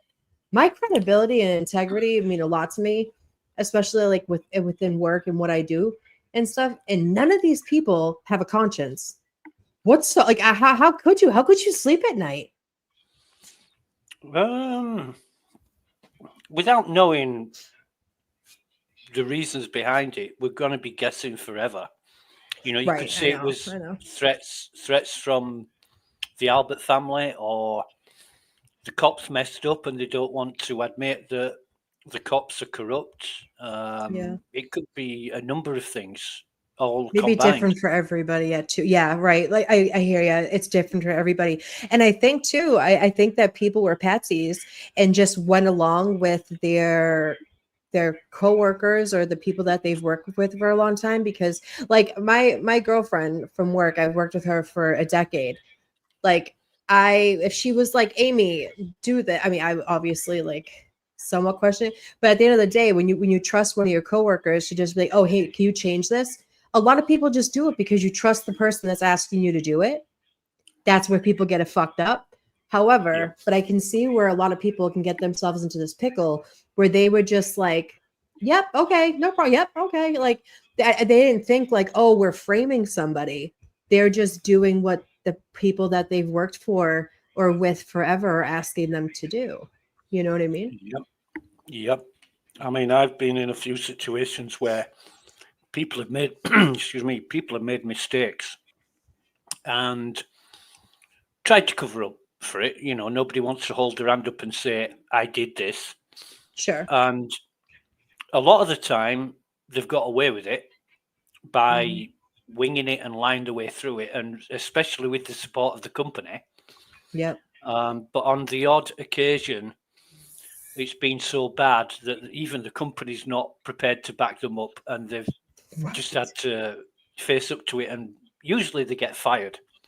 Yeah. You know, when Well, you look at some of these people that have, but a lot of times these experts get away with not representing their company as an expert. They have their own consultation business aside from what they do for an actual job, so they don't break any rules with the company they're working for, because they're working for themselves in these cases, and this is how we get the fucking paid thugs. It's obvious people like Whiffin and Jessica Hyde and this Burgess guy, they're just paid to say whatever the CW wants them to say. Yeah, definitely, without a doubt in my mind. And But if then the you're jury gonna buys that's a whole other thing, right? it, I mean, but then when you see Aka get up there, whether they say that they were hired by the feds and had no idea who Karen Reed or John O'Keefe was when they first did their testing, and now that they're hired on by the defense and getting paid, because that's what experts do, they get paid a lot of money to be an expert in court. And they're not getting paid. Their company's being paid. They are representing the company that they work for as they're up during testimony, and they're going to see the difference of professionalism and knowledge when you look at Wolf Daddy, and who's the other one there? Who's the other Crash Daddy? Brilliant man. Rentschler. Brunchler, thank you. Brunchler, wonderful man. He you're gonna see them up there, and they're unshakable because they know that their science fucking matters. And I'm sure that they can show their work. I bet you this time they got chalks and they got stuff to put up. It's like, you want to fuck around and find out, you want to put my credibility. I bet they worked overtime just to shove it up Brennan's ass. Yeah. Wouldn't that I'd be love to see that. beautiful? Me too. Especially- Me too, Lucas. Especially after the voir dire, you know, Dr. Wolf was bullied. He was intimidated by Brennan. And That was awful. And Judge can only let that slide. You know, it's you don't treat witnesses like that, especially in a voir dire. I mean, Right. Brennan was on it. You know, he was definitely losing his cool on that occasion. Yeah, because he wasn't able to do to Dr. Wolf, double PhD, what he thought he was going to be able to do by raising his voice and putting on a show. No, that And was you know an what's act funny? of the judge. Bev is the one who hates theatrics in the courtroom. And the fact that she allowed that had told me everything I needed to know about fucking Beverly Cannoni. Oh yeah, yeah. You can't hide the fact that she's on the side of the CW. Oh yeah. It just doesn't make CW. sense. CW, yeah. The CW. It, I love you, Lucas. Well, what's funny about that CW? It's just, you know. No, it's just cute. Like CW. People down south say it like that too. Oh right, okay. Yeah, it's cute. I say CW if I was to say it. Yeah. CW. Yeah.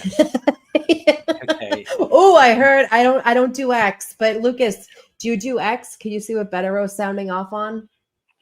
Yeah, just bear with me.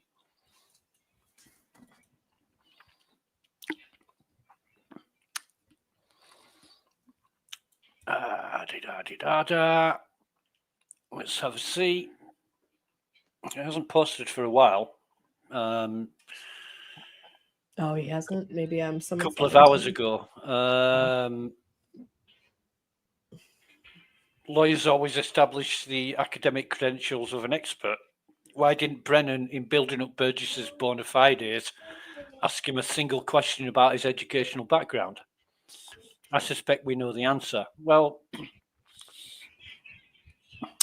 yeah, his educational background, his qualifications. He's been, what does it say? On the Aperture website, Shannon Burgess is a digital forensic expert for Aperture, For over 8 years, he's forensically investigated litigated cases involving blah, blah, blah, blah, blah, blah, blah, blah, blah, involving digital devices. Right, okay.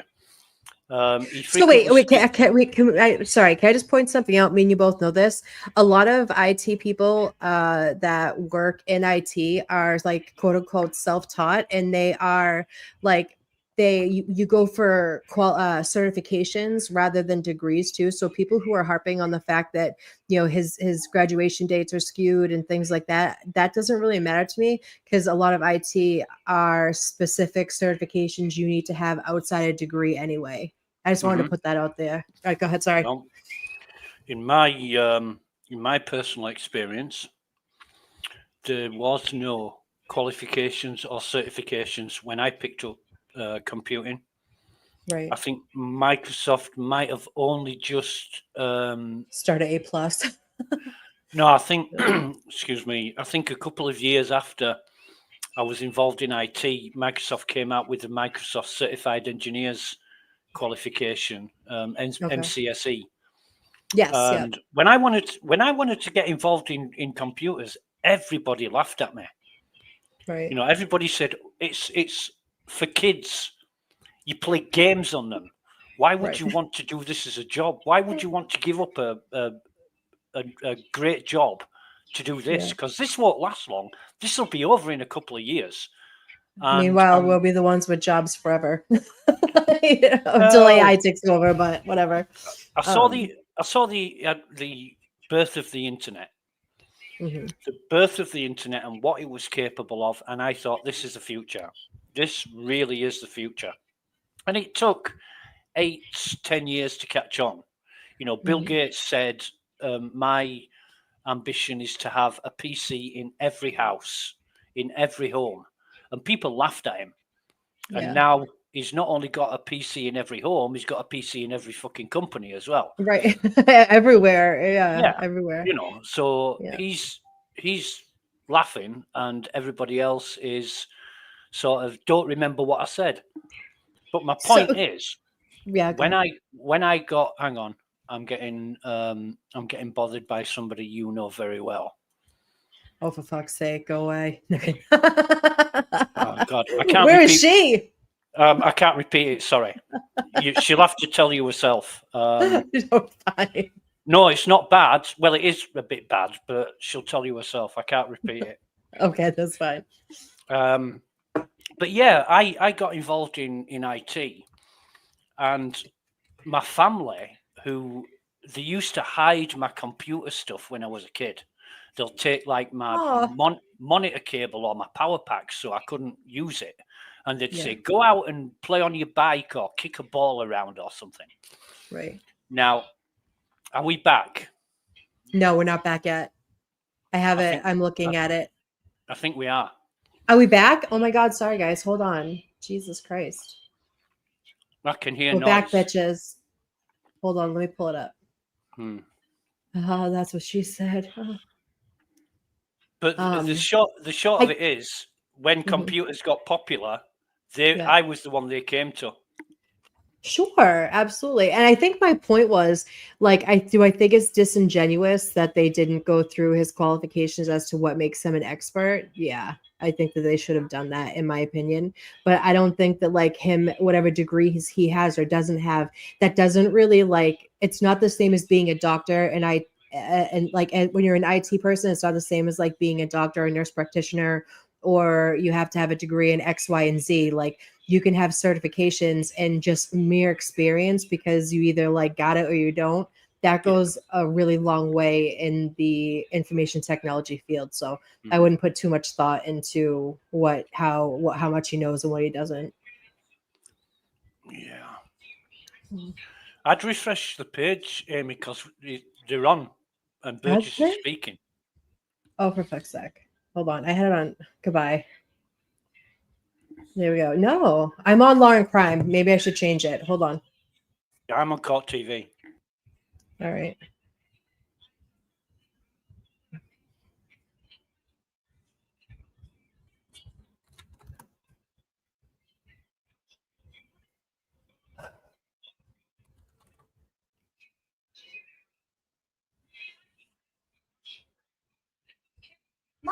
What, babe? I'm not.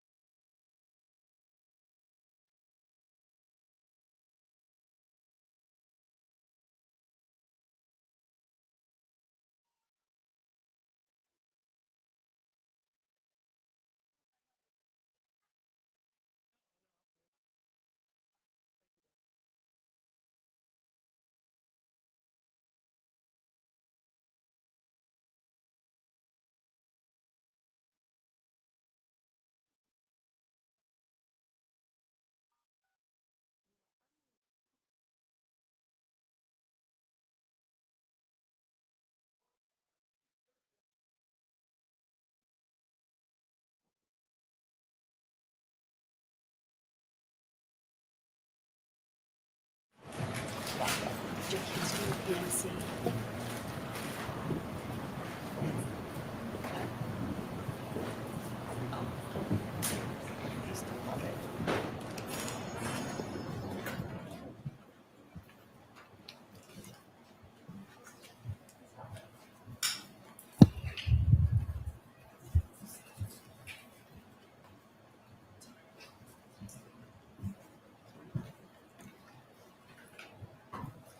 Court is back in session. You may be seated.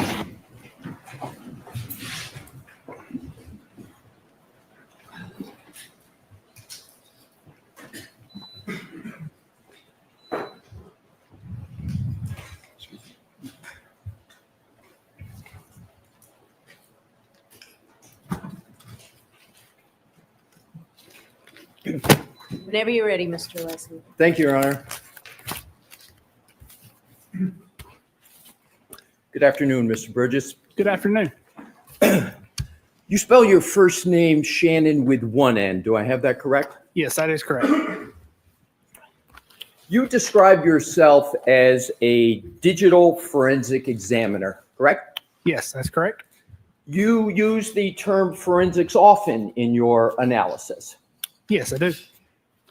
And would you agree that generally the accepted definition of forensics is something that relates to, that's used in, and is suitable for a court of law? Yes, I would.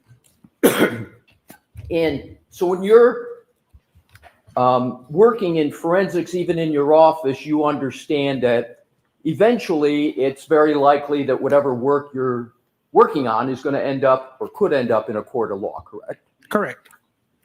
And you mentioned in your direct examination the scientific method, right? Correct. And I was pleased to hear mention of the scientific method. And I just want to cover some principles with regard to the scientific method. But before I do, I just want to see how forensics envelopes in certain items. So forensics applies scientific methods and principles to legal matters, particularly in criminal investigations, right? Correct. It's a fair statement. Yes. Thank you. And forensics are used to help lawyers in their preparation, correct? Yes, that'd be correct. And it's used to help judges in courts of law? Yes, that is correct. And it's also used to help juries and jurors to understand the results of scientific tests, correct? Correct. So you know, and you have to presume that as you are performing your analysis, as I stated earlier, that this information is going to end up in a court of law. Correct. And then does that heighten sort of the analysis that you need to do and the sharpness and the accuracy, given that it's going to end up in that form? It can, depending on context. And is the primary goal of forensic science to uncover the truth and to provide objective evidence that can be presented in a court? Yes, it is. Would you generally agree that the work of forensic science, including the work that you do, is intended to be used in court because scientific evidence can be very powerful and therefore the forensic science must be accurate? Correct. It must be methodical. Correct. There must be a method, right? Right. It must be detailed. Yes. And above all, it must be unbiased and truthful, correct? That is correct. And all of this, is it fair to say, distills down to reliability? Correct. And reliability is a desired characteristic of the forensic scientist. Yes. You want people to be able to rely upon your work. Yes. And credibility and honesty is part of reliability, and it's a fundamental component of that, correct? Yes, that is correct. You've stated that you hold your opinions to a reasonable degree of scientific certainty. You said that several times on direct, correct? Correct. And because the discipline of forensics involves the application of the scientific method, as you stated on direct, you therefore, of course, applied the scientific method throughout your analysis, right? Yes, that's correct. Would you agree with the following statement of the scientific method? And tell me whether, well, let me start with, you understand, you know, the National Institute of Standards and Technology, NIST? Yes, I am familiar. Yeah. And would you agree with a definition of the scientific method as the systematic pursuit of knowledge involving the recognition and definition of a problem, the collection of data through observation and experimentation, analysis of the data, the formulation, evaluation, and testing of hypotheses, and where possible, the selection of a final hypothesis? I know there's a lot there, and if you'd like me to break any of it down, you let me know. No, I find that generally acceptable. Yep. And I wanted to emphasize the end, the evaluation and testing of hypotheses, and where possible, the selection of a final hypothesis. You understand what I'm meaning by hypotheses? Yes, I do. The scientific method is used, among other reasons, is it not, to avoid certain biases in the science process, correct? Yes, Right. correct. So the method is trying to prevent a scientist, not cultural bias, but scientific bias, correct? Correct. Do you know what the American Academy of Forensic Scientists refer to as cognitive biases in science, generally? No, I do not. Have you heard of the term confirmation bias? Yes, I have heard of that term. Have you heard of the term anchor bias in the scientific method? I have not heard that term. Let's start with confirmation bias. Is a fair definition, and you said you're generally familiar with that, right? Yes, correct. So let's start with that.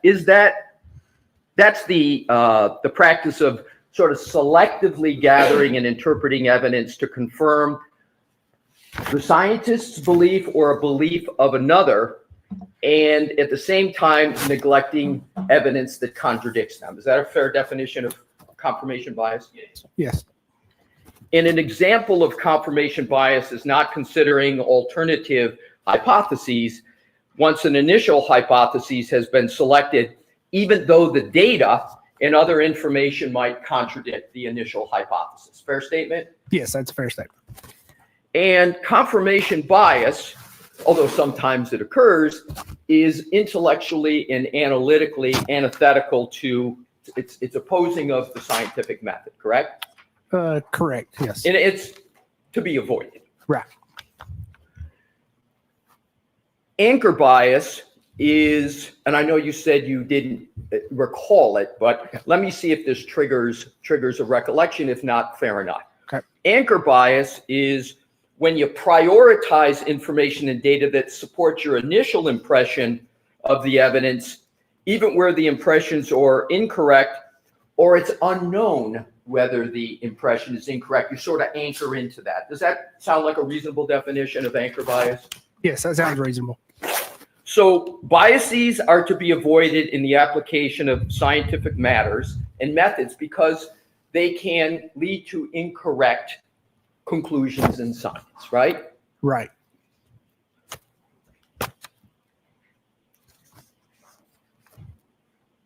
And even though they're to be avoided, you called this case a homicide even before you began your alleged scientific testing. Isn't that correct? I don't recall. Where would I have called it a homicide? Do you recall your January 30th, 2025 report that you prepared in this case? Yes, I do. Do you have it with you? I do. Can you turn to page 4, footnote 3, please? Yes. Footnote, I'm sorry. I'm sorry. It is page 4, footnote 3.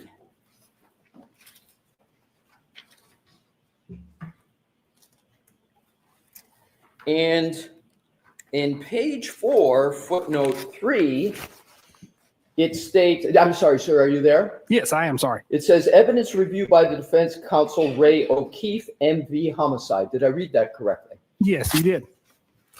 Now, you assumed in the very beginning that Miss Reed had hit Mr. O'Keefe with her car before you began the scientific testing that you had discussed in your direct. No, that would be incorrect. But you did list homicide down in footnote 3, correct? Yes, I did. And so this report's drafted January 30th, 2025, correct? Correct. And the testing, I'll just give you a snapshot. Some of the testing you discussed with Mr. Brennan, that testing didn't occur until after this trial started, correct? Some of the testing you described in direct? Yes, I'm sorry. Yes. Okay, so that testing didn't even occur in the trial. Just assume the trial started at April 22nd. So the testing you described when you were talking about aligning clocks and GPS, that occurred after April 22nd, correct? Correct. I did. Now let's go on to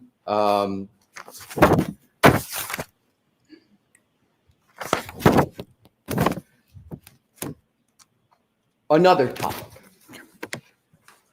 Let's talk about professional credentials. You know what I mean by the term credentials? Yes, I do. Professional credentials are important in any profession, correct? Correct. And they're important in your forensic examiner profession as well. Correct. Your forensic scientists and examiners are no different than any other professional that credentials are important. And your profession requires you to provide curriculum vitae, laying out your education, training, and background, correct? Correct. And it's imperative, is it not, that the information that is disseminated about your professional credentials are absolutely truthful, right? Yes, they should be. You say they should be. Let's continue on with that topic. You understand what's meant by the term ethics, right? Generally? Yes. Yes. And simple ethics mandate that one is truthful about their professional credentials, correct? Correct. And a fundamental credential is what type of college degree you hold, correct? Correct. People rely on those credentials, and the credentials are the foundation of your expert opinions and analyses, correct?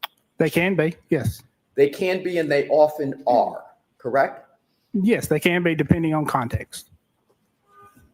But more often than not, they're important. Yes, again, depending on context. You know that not only your colleagues, but your clients, your firm clients, courts, and juries will rely on your CV and your credentials in order to make determinations about whether you're qualified to testify and your depth of your qualifications, correct? Correct. You provided the Commonwealth, the defense, and the court with your CV in this case, correct? Correct.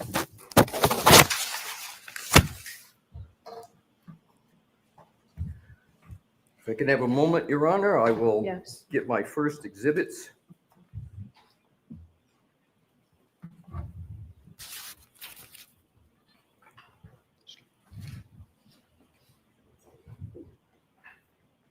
May I approach, Your Honor? Yes.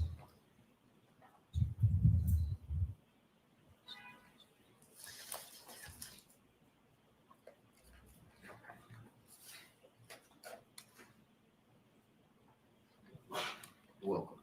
May I, Your Honor? Yes.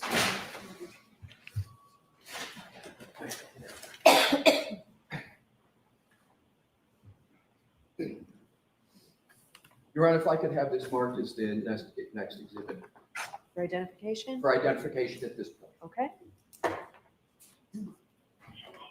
Well, actually, I'm going to have it off, going to be eventually offering it into evidence, so. Okay. May I present it to the witness? So let's mark it for identification first. Yep, okay. Exhibit TT for identification.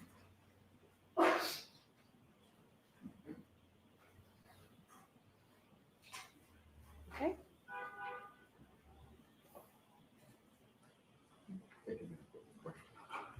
May I present it to the witness? Yes. Thank you. Mr. Burgess, Yes. I am presenting you with exhibit. TT for identification. Thank you, Your Honor. I'm learning not to talk while I'm walking backwards so Madam Court Reporter can hear me. So I'm presenting you with what is exhibit TT for identification. Do you recognize that document? Yes, I do. And what is that document? So this document appears to be my CV. May I approach further? Yes. Thank you. And is that CV a document that you have prepared? Yes, so that is a document that either I have prepared or the company Apter has prepared. And is that a fair and accurate document? It appears to be. Your Honor, I offer that into evidence. Any objection, Mr. Brennan? No, thank you. Yes. And if you could just, if you want to have the witness hold it, I have some Hold on, questions. let's let it mark Yes, first. Sure. Yep. Exhibit 183.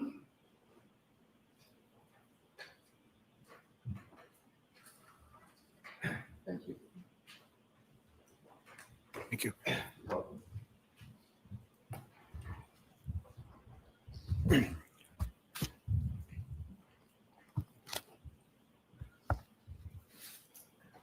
Mr. Burgess, you have in front of you your CV that we just spoke about, and I'd ask you please to draw your attention to the education section where underneath in red it says BGS, and then, do I read it correctly?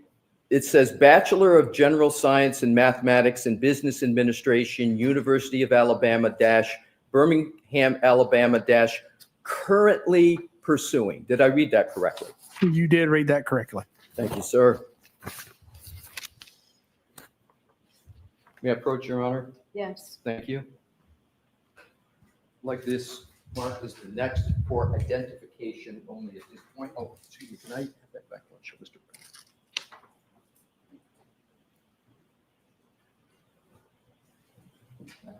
President? Sure.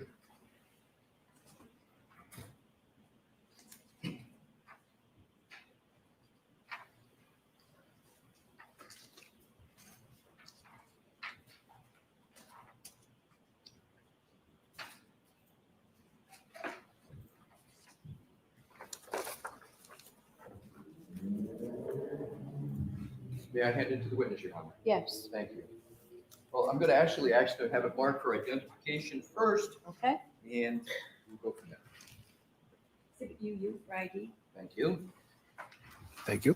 Mr. Burgess, it's been marked, the document is Exhibit UU for identification. Could you please tell me if you recognize that?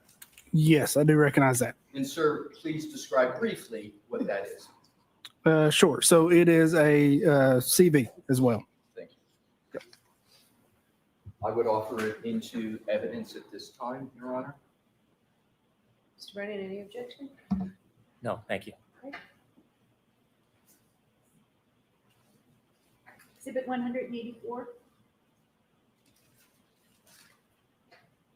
Thank you. I present it back to the witness, Your Honor. Okay. Thank you. Thank you.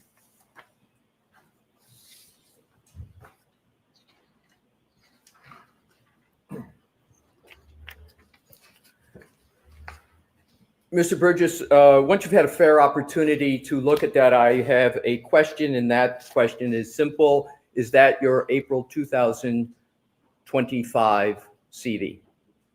Let me see. Yes, it appears to be. Thank you.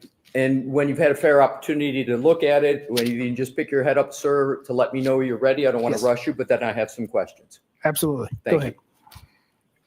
So In those two exhibits, your two CVs in front of you, am I correct that the first one is November 2024 and the second one is April 2025? Let me see.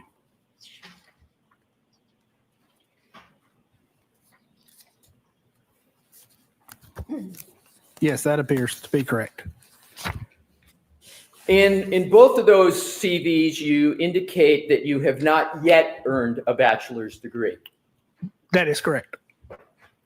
And you certainly have not earned a Bachelor of Science degree in any educational field, according to those two CVs, right? Correct. And in fact, as you sit here today, you do not possess any bachelor's degree. Correct. And the reason, as you state, is because that bachelor's degree is currently pending. That's the term you use. So I use currently pursuing. Currently pursuing, yes. So you have a public profile that's published on Aperture's website, correct? Yes, I do. And it's in the form of a biography page? Yes, I believe so. And that biography page has your education listed? Very possible, yes.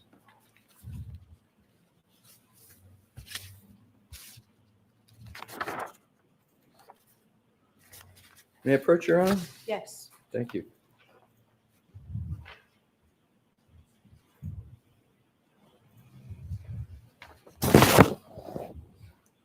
If I could have this marked, please, and once Mr. Brennan reviews it.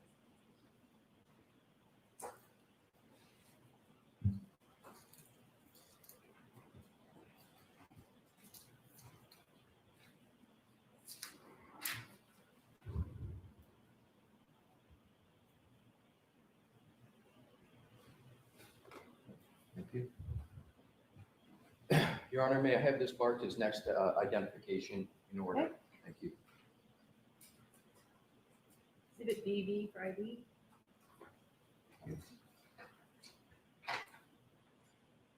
May I hand it to the witness? Yes. Now, Mr. Burge has given you Exhibit DV for identification. Okay. You recognize that document? Yes, I do. And indeed, that is the bio page that's published on Aperture's website, correct? That is what it appears to be, yes. Now,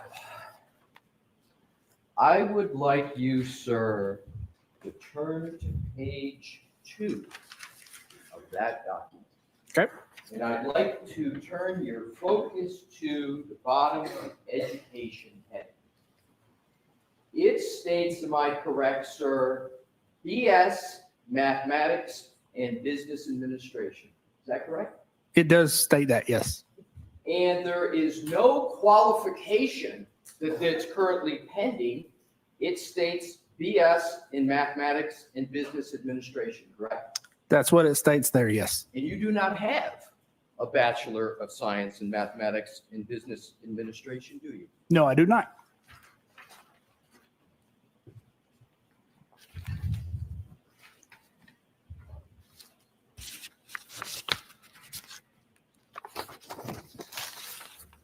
And if you click on the hyperlink for your CV on that same website, do you know where that hyperlink takes you? No, I do not. To any member of the public reading this, including prosecutor, a defense attorney, a judge, or a jury, that represents that you received your Bachelor of Science in Mathematics and Business Administration, does it not? Objection. That's sustained.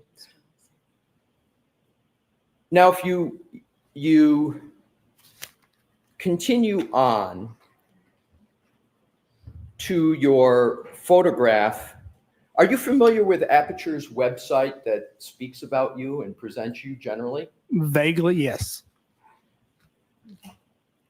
Are you aware that Aperture has two hyperlinks, one that says CV and one says LinkedIn? Are you aware of that? Yes, I am now. And LinkedIn is a professional networking platform designed for career and business professionals to connect, share content, find jobs, etc. Is that a fair description of LinkedIn? Yes, it is. And could we also conclude that it's a professional networking platform, especially for private sector firms like Aperture, that's used to attract clients or potential clients? Yes, correct. And potential clients include, for example, the Commonwealth of the state of Massachusetts, correct? Correct. And indeed, the Commonwealth is no longer, if you will, an attracted client, but it's an actual client of Aperture and you, correct? Correct. And that's the status of the relationship here. Aperture is a client of the Commonwealth of Massachusetts in this case, right? Correct.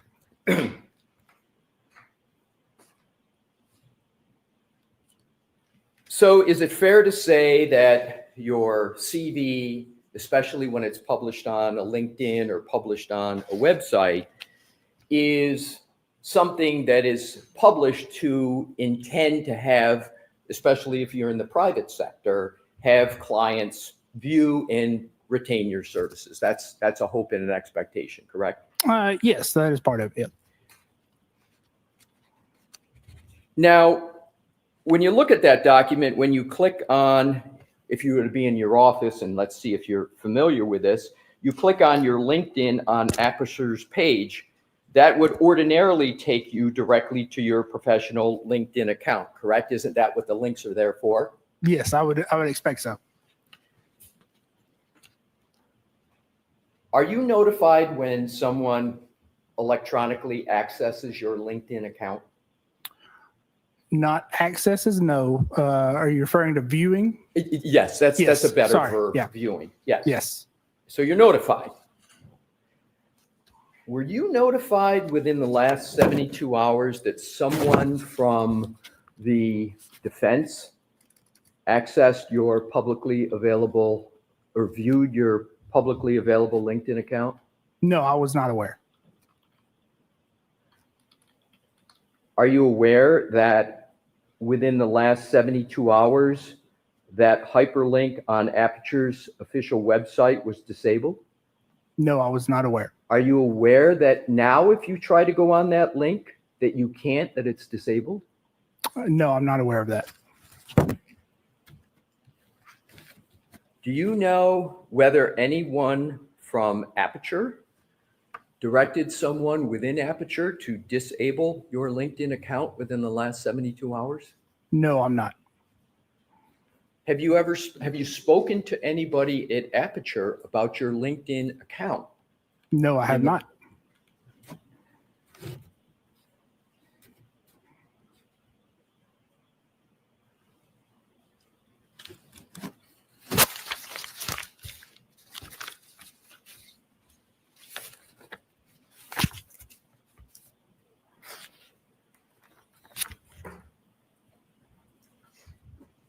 Yep.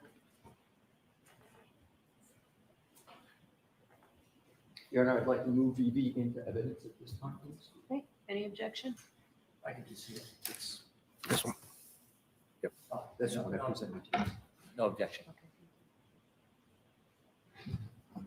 Exhibit 185.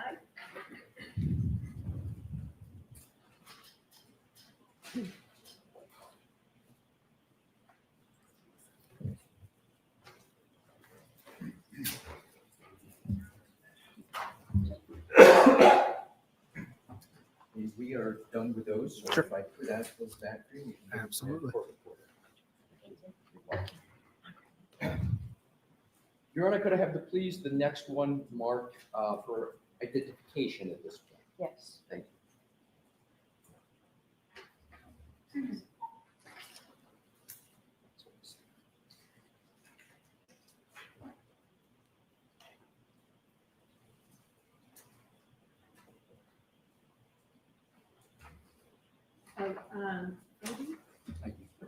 WW. Thank you.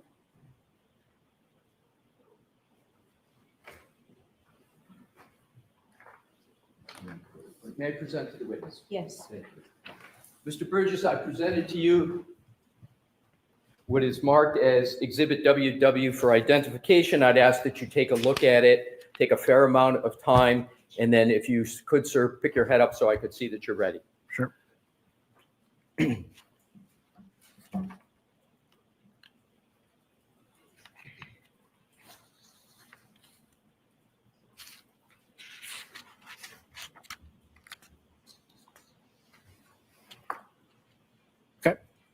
Do you recognize that document, sir? Yes, it appears to be a screenshot of my LinkedIn account. Your Honor, I offer that into evidence.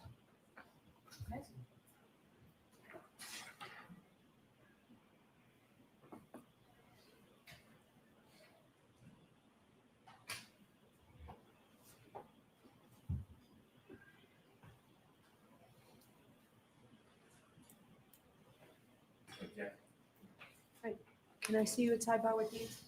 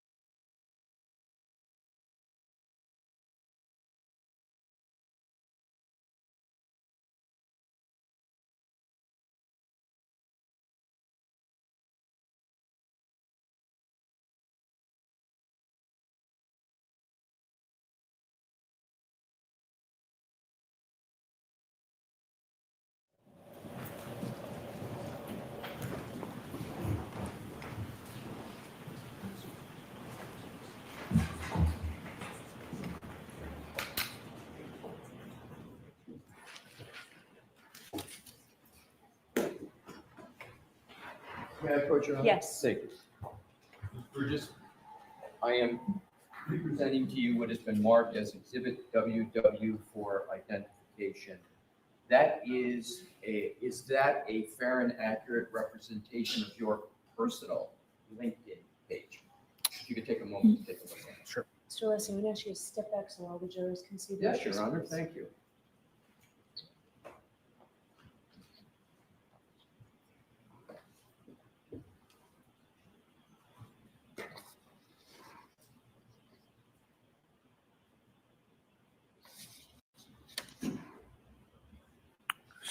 Yes, it does with a error on page 2 regarding education. Right, and we're going to get to that. Sure. But this is you recognize this as a fair and accurate depiction of your personal LinkedIn page with the exception of what you just mentioned, correct? Correct. Did you draft that document that's represented as Exhibit WW? I have drafted that over time, yes. And when was the last time you viewed that document on your LinkedIn page? I don't typically view the profile page, so it would have been, I could not tell you how long it's been. Do you have any reason to believe that that Exhibit WW is not on your LinkedIn page online as we sit here today? No, I don't. Your Honor, I move Exhibit WW into evidence. No objection.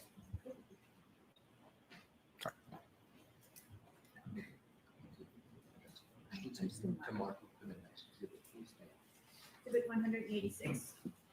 Thank you.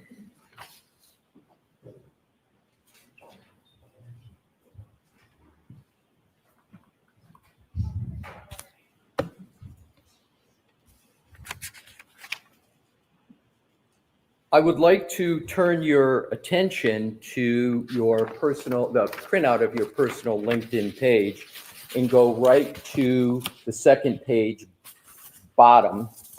And under education, it says University of Alabama at Birmingham. It's got a little UAB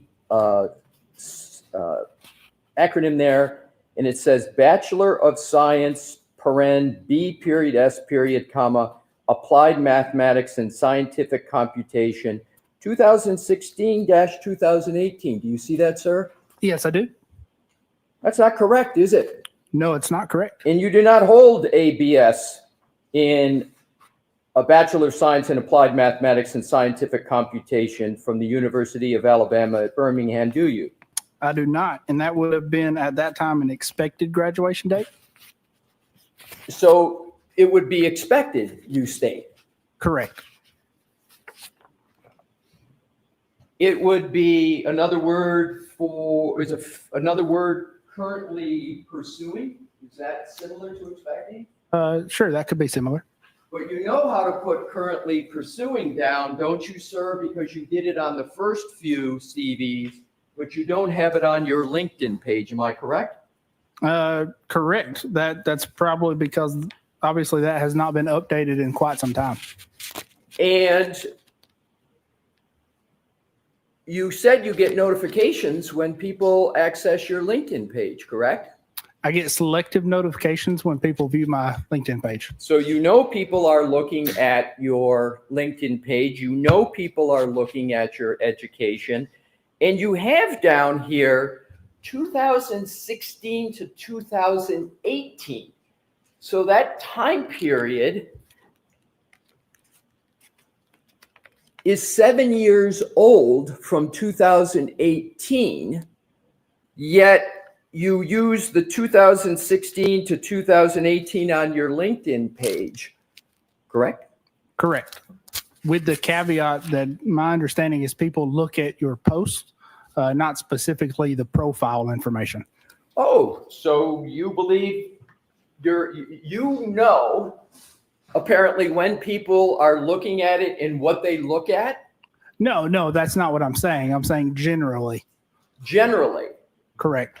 But you don't know who's looking at the education section on your LinkedIn page and relying upon what is represented here, that you have a Bachelor of Science in Applied Mathematics and Scientific Computation from the University of Alabama at Birmingham. Not from the LinkedIn page.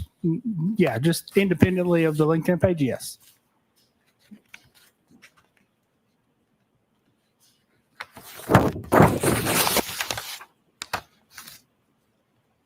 And as you sit here today, that page is still live on your LinkedIn, correct? Correct.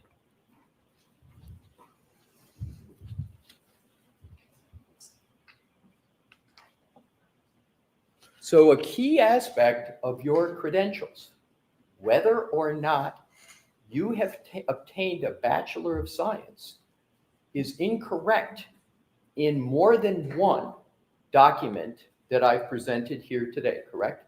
No, I would not agree with that. Well, it's incorrect in this one, correct?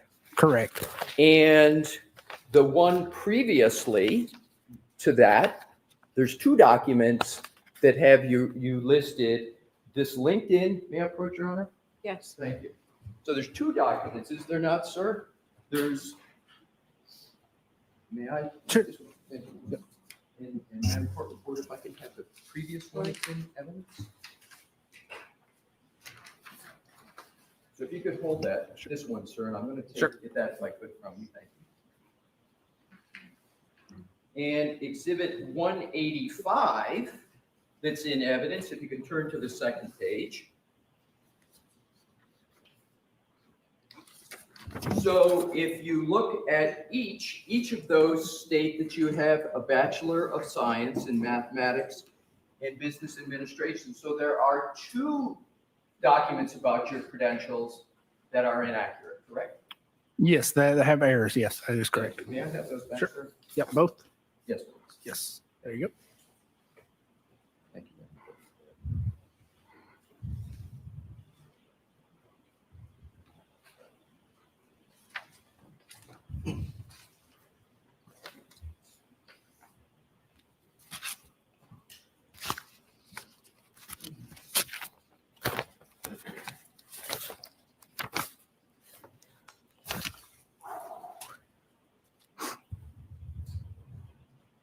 May I approach, Your Honor? Yes.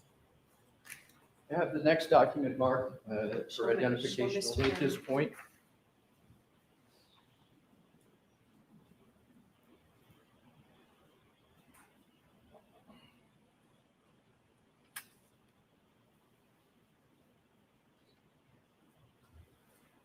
You have this marked as the next for identification. Okay. Thank you. Exhibit XX for ID. You hand it to the witness, Your Honor. Okay. Thank you. Handing the witness Exhibit XX for identification.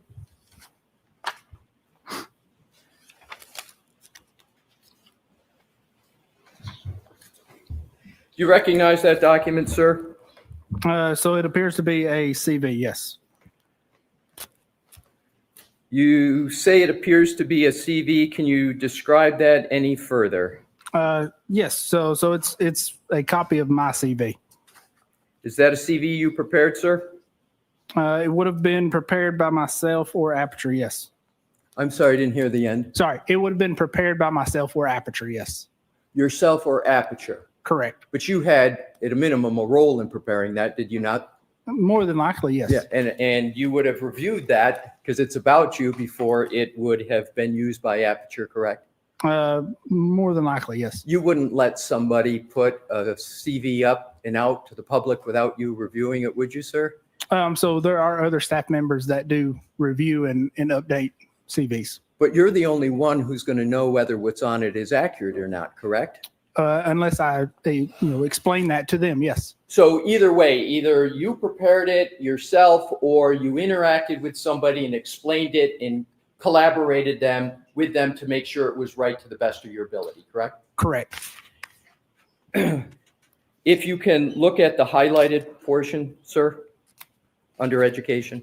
There's no highlight. Well, I understand sorry. what you're talking about. There's no highlighted portion. I'm sorry, let's strike that. If you look under education, the first line, it says in the right underneath BGS. Do you see that, sir? I do, yes. And then to the right, it says Bachelor of General Science in Mathematics and Business Administration, University of Alabama - Birmingham, Alabama, 2022. Did I read that correct? Yes, you did. And up in the upper left-hand corner, there's a photograph. Yes, there is. Is that you, sir, in the photograph? Yes, it is. And in the spelling of your name, Shannon, that's with one N, correct? Correct, yes. And so that is not only you in the photograph, that's the spelling of your name with one N, correct? Correct. And that's the correct spelling of your first name with one N, correct? Yes, it So is. that's definitely you represented in this document, correct? Yes, that is correct. Now let's look at the first line that relates to education. It states Bachelor's of General Science in Mathematics and Business Administration, correct? That is what it states, yes. And the date is 2022, correct? Correct. So this document represents that you received your Bachelor's of General Science in Mathematics and Business Administration in 2022, correct? That is what it states, but there are a number of errors in that, yes. Correct. So let's go on. So this is the third example. Am I correct, sir? Well, let me, may I approach, Your Honor? Yes. Your Honor, at this time, I offer Exhibit XX into evidence. No objection. Okay. Exhibit 187.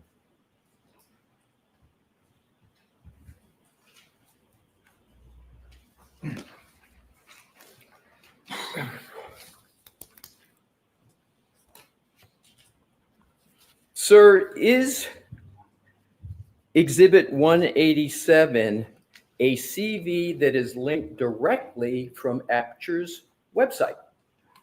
I do not know. I would have to look and check that. So as you sit here today, you are not able to state whether that CV is linked directly from Aperture's website? Correct.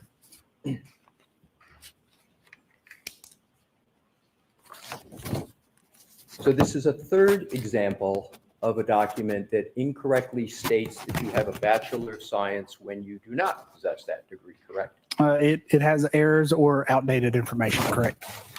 Well, when you say outdated, how is it that you can call a date outdated next to something that you don't possess? I don't understand your question. Well, you just used the phrase either incorrect or outdated. I'm trying to understand your statement that it's So outdated. Isn't it either you have a Bachelor of Science degree or you don't? Isn't? I have represented I do not have a bachelor's degree. But in here, it's represented that you do, correct? Yes, it is All an right. error, yes. So let's look at what the name is that are on these documents. It says Bachelor of General Science in Mathematics and Business Administration. Do you see that, sir? I do. Are you aware that there's no degree at the University of Alabama, Birmingham, called a Bachelor of General Science in Mathematics and Business Administration? Yes, I am. And that is one of the errors I identified. So you would agree that there's not even a degree called Bachelor of General Science in Mathematics and Business Administration offered at the University of Alabama, correct? Correct. That should be Bachelor of General Studies with minor in Mathematics and Business Administration. And what you just articulated, you do not possess as you sit here today, correct? That is correct. What you possess is an associate's degree, correct? Correct. And when did you obtain that associate's degree? So that would have been 2015.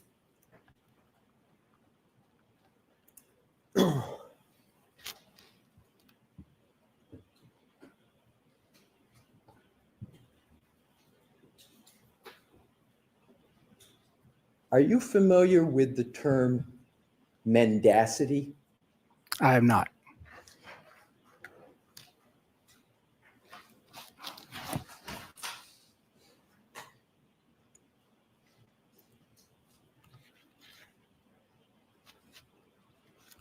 Are you familiar with a CV of 2015? No, I'm not.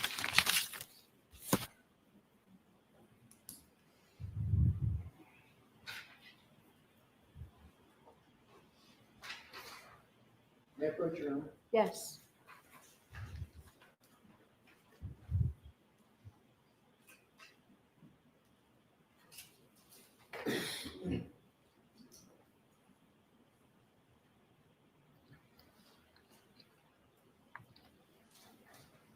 Your Honor, may I have this marked as the next exhibit for identification, please? Yes. Thank you.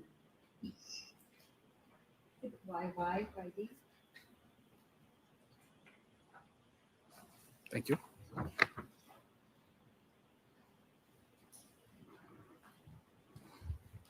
you recognize that document, sir? No, I do not recognize this document.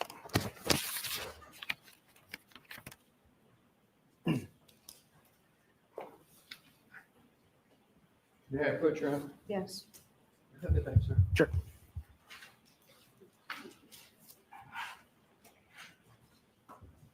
Do you recall ever pursuing, may I stand here and ask some questions, Your Honor? Okay. Thank Can he see the document as well, or do you have a copy for him?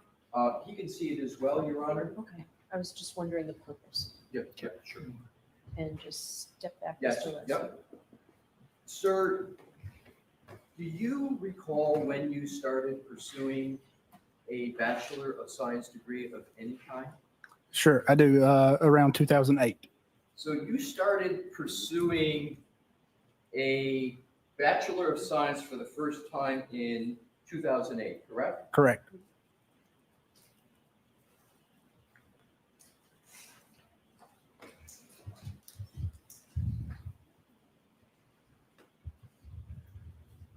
If I did the math correctly, sir, you've been pursuing a Bachelor of Science degree for 17 years, correct? That is correct. And you have not obtained it as you sit here today. That is correct.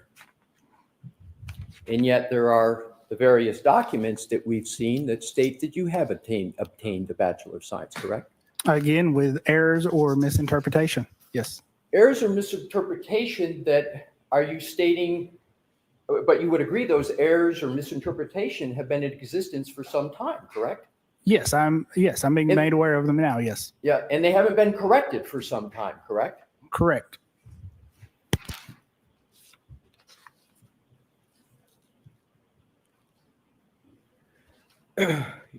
You work for insurance companies, correct? I do work for insurance companies in addition to law firms. Yes. But you work for insurance companies, correct? Yes, sometimes. Yes. Well, you state that right in your report in this case, don't you, sir? That you work for insurance companies? I do work for insurance companies. Yes.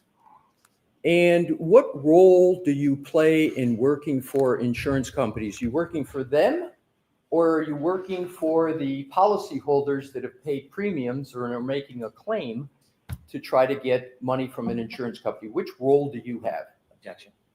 I'll allow that. So I work for the insurance company themselves. And in your work for the insurance company, has any of that work related to denying claims to insureds? Objection.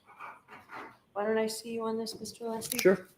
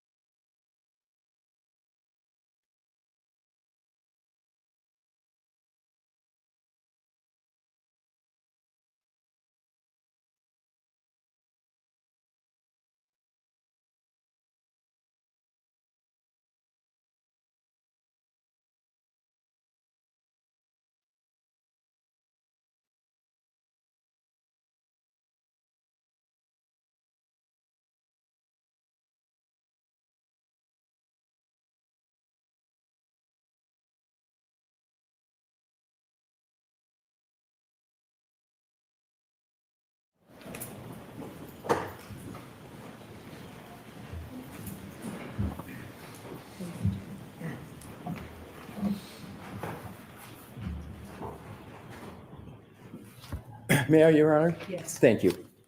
Are you familiar with the phrase academic dishonesty? Yes, I am.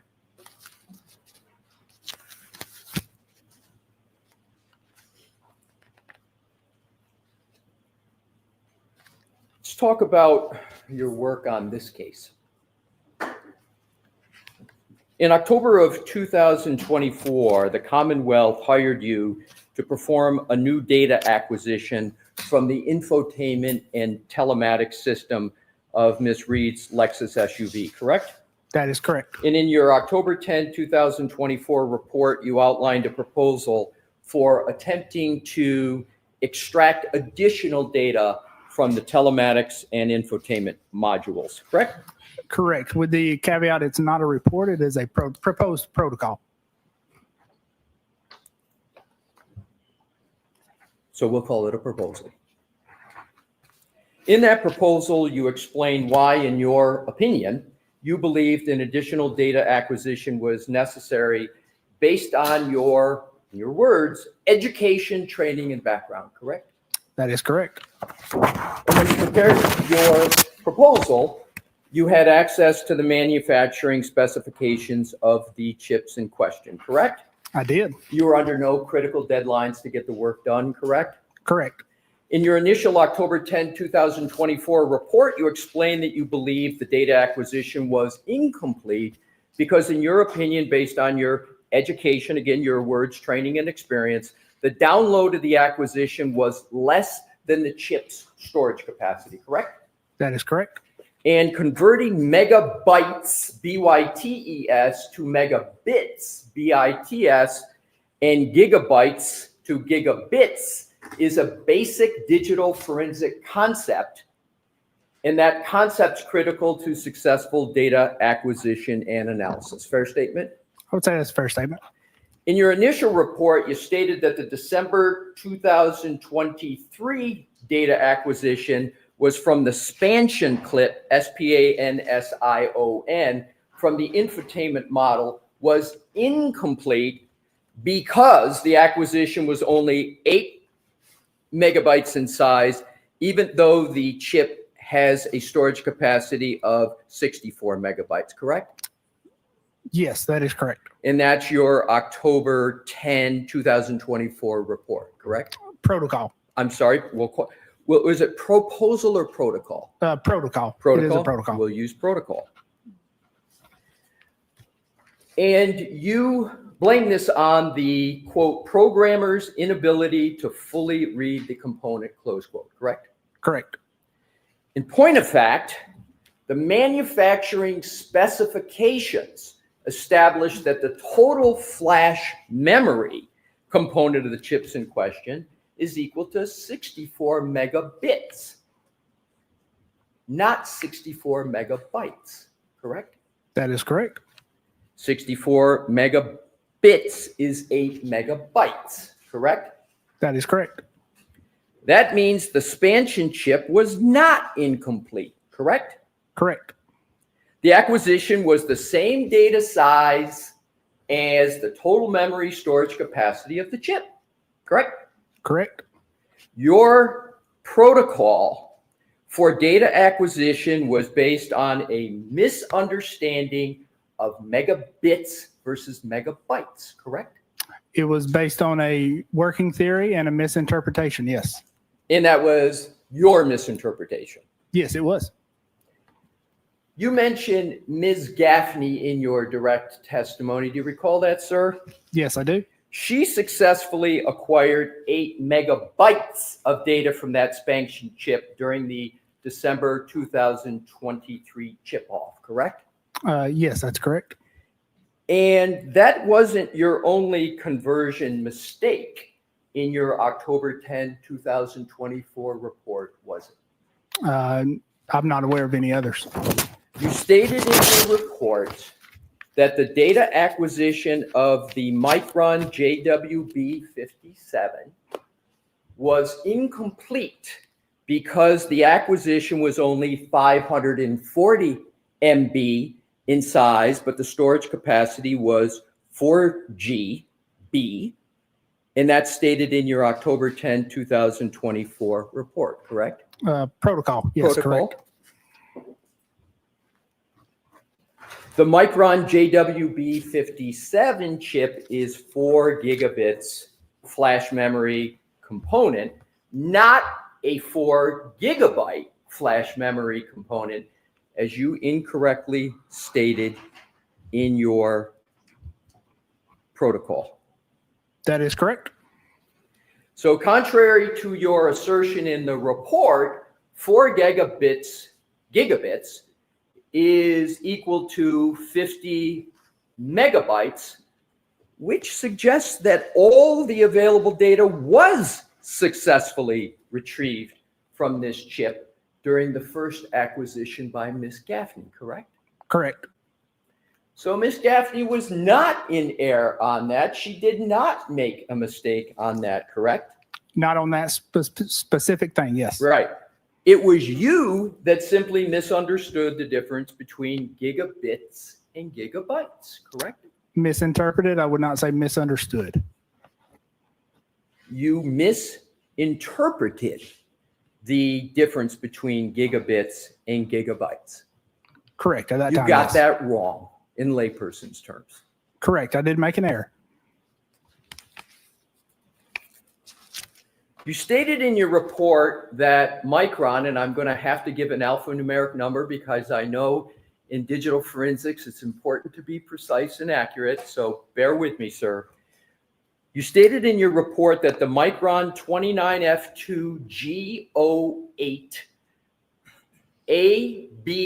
ABAEA is a 2 gigabyte chip, and that the acquisition should have been 2 gigabytes, but was incomplete because it was only 264 MB in size, correct? That is correct. And the Micron, and I'm just going to refer back to the number to not repeat it, the long alphanumeric number is a 2 gigabit flash memory component, not a 2 gigabyte flash memory component, as you incorrectly stated in your protocol, correct? Yes, that is correct. So 2 gigabytes is equal to 250 megabytes, correct? Correct. And that suggests that all available data was successfully retrieved during the first acquisition by Ms. Gaffney, correct? From those chips, yes. From those chips. Correct. I'm correct, right? Yes. Your opinion was again incorrect and was based on a misunderstanding of gigabits and gigabytes, correct? A misinterpretation, correct. A misinterpretation in layperson's terms. You got that wrong also. It was an error, yes. Did you have that protocol peer reviewed, sir? No, I did not. Was it peer reviewed by anybody at Aperture? No, it was not. Did you have a supervisor review that protocol before you filed it with the court? No, sir. You submitted your proposal based on your education, background, and experience, correct? Correct. Turns out that the entire foundation of your proposal was based on a fundamental misinterpretation of the difference between a computer bit and a computer byte, correct? No, not the entire thing, no. Well, certainly a part of it was, correct, sir? Correct, partial. You got conversions wrong with respect to analyzing 3 different chips, correct? Correct. And since you wrote that, have you learned the difference between a bit and a byte? I've always known the difference between a bit and a byte, yes. You learned that in this case from reading the affidavit of an expert for the defense who pointed out those errors before you submitted your supplemental report. Isn't that correct? I would have to go back and look at the timing on that. I believe I submitted the supplemental before the protocol from the other expert. Are you certain of that? I'm not certain of that. Isn't it the case that the expert for the defense submitted his affidavit before you submitted your supplemental report? Objection. Do you know that? I do not know that. You don't know one way or another. Correct.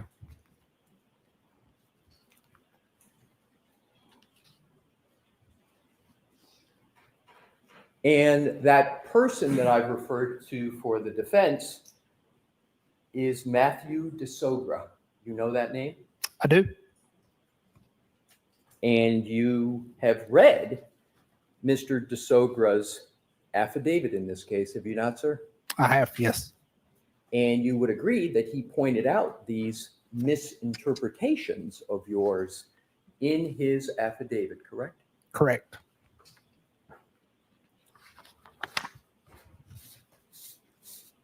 I would like to go back to your January 30th, 2025 report.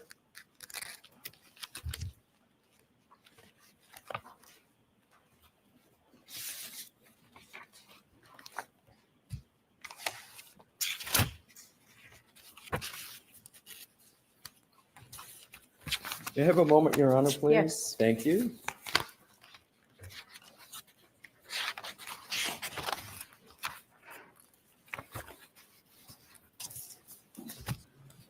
May I proceed, Your Honor? Yes. Thank you.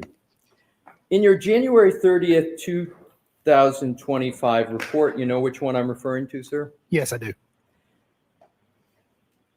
Am I correct that you indicated that at the time of this, quote, incident, Burla did not offer support for the infotainment and telematics modules removed from the Lexus, but have since released updated software according to similar modules that are supported by in-vehicle acquisition? That is correct. And the infotainment module that was removed from Ms. Reed's Lexus is consistent with the MMU, you know what I'm referring to in the MMU? Right. It's consistent with the MMU documented by Burla and has been identified as containing an internal micro SD card not acquired during the initial chip-off acquisition by Mrs. Gaffney. You remember that statement in the report, sir? I do, yes. You obtained no additional information from the chips that were already analyzed by Ms. Gaffney, did you? Correct. Correct that you obtained no additional information, right? No data of value from those chips, yes. No data of value. So all the data of value Ms. Gaffney had already obtained from those chips, correct? That's kind of a confusing question. So there was no data of value from those chips to begin with. Fair enough. Right. So Ms. Gaffney didn't miss anything of value. Correct. Fair? Correct. Do you know how much the Commonwealth has paid Aperture to date for doing the work in this case? I do not. Do you have any involvement at all in knowing what the contract is between Aperture and the Commonwealth?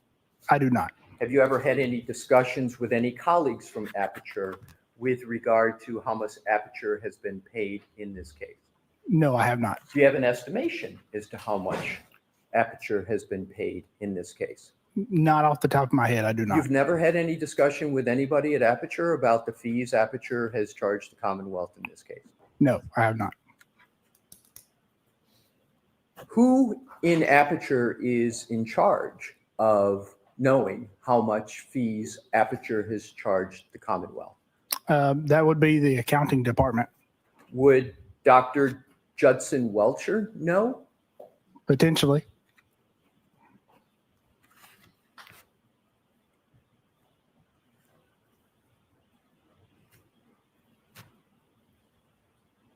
Your analysis, I want to move on to another category, sir. Your analysis in this case was not strictly limited to data in science, was it? No, it was strictly limited to data and science. The Commonwealth requested that you review numerous materials in connection with your analysis in this case, correct? I did review materials, yes.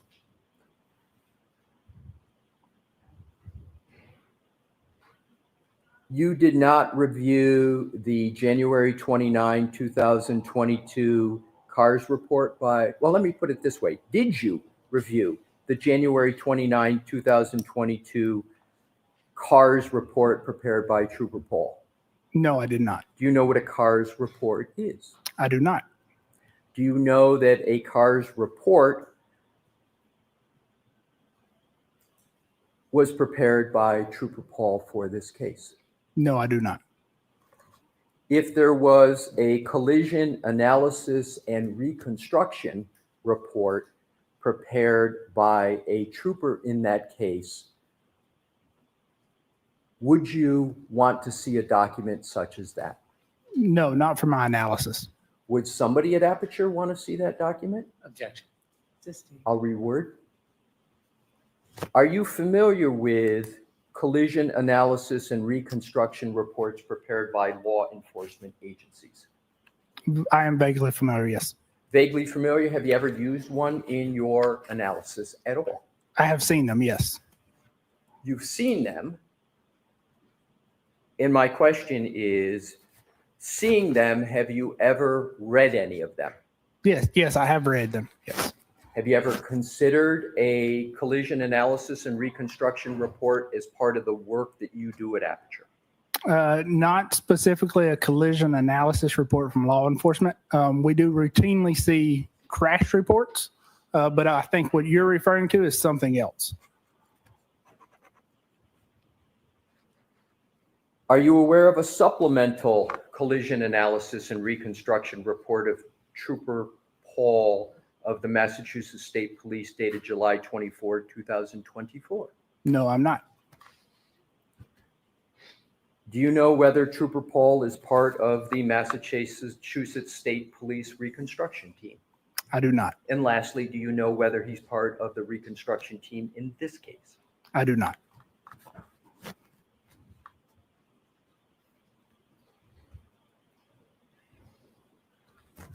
Did anybody tell you to avoid reviewing a collision analysis and reconstruction report in this case? No, they did not.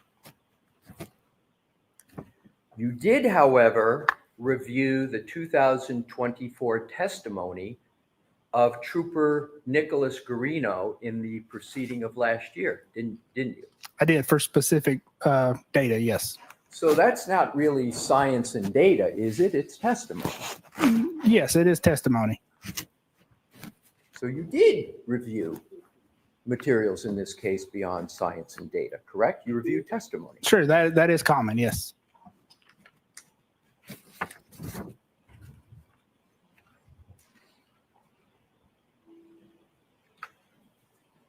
Having reviewed Trooper Garino's testimony, you therefore are aware of the theory that he proposed in the first proceeding, correct? It was in his testimony?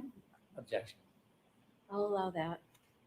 I'm not. So specifically, I reviewed Trooper Garino's testimony for information related to the infotainment and telematics modules. So did you read all of the testimony? No, I would have skimmed it. You would have skimmed the testimony? Correct. And how would you, and what would be the purpose to just skim it? Sure. So I'm only interested in the information related to the infotainment and telematics modules. So you just, I want to make sure I have this right. So you would skim it, you would look for what you want to focus on, and you, as you sit here today, you don't have any recollection of what the theory of the Commonwealth was in the first proceeding? Not from that testimony, no. Do you recall Trooper Garino as part of what you reviewed? So you reviewed certain things of Trooper Garino in his testimony, correct? Correct. And in your direct testimony, you testified extensively about the iPhone of John O'Keefe, correct? Correct. And you looked at and testified about a lot of information from the phone of John O'Keefe. Is that a fair statement? Location data. Location data.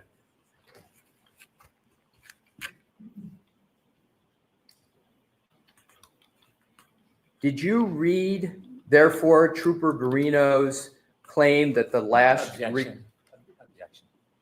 So why don't I see it sidebar and find out where you're going with the rest? Sure.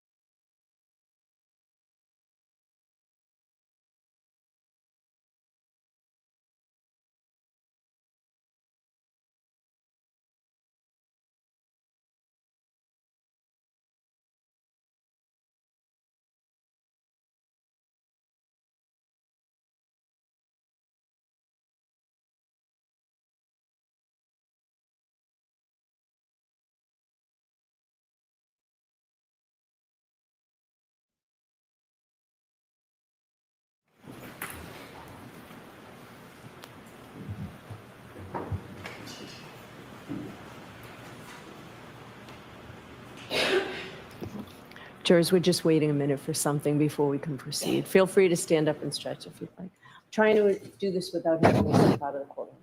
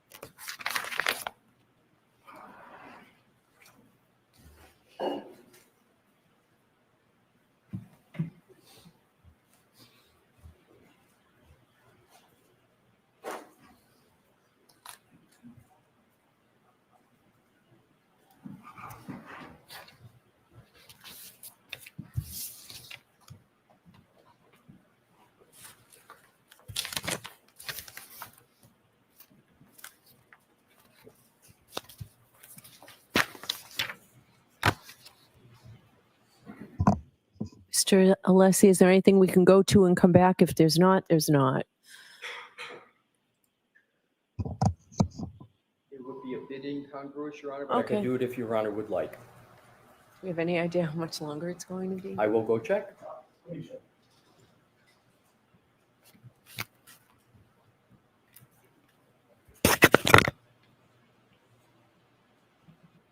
Oh, 2 seconds.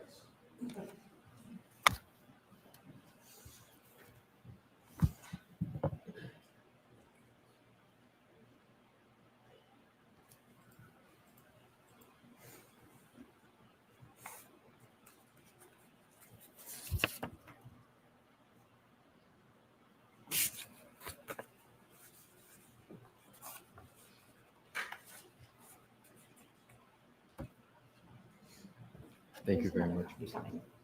Pardon me? There's a second copy coming. May I approach, Your Honor? Yes. I will show this to Mr. Brennan first, and then if the court would like to see it, we've got another. But that's, thank you. Mr. Brennan.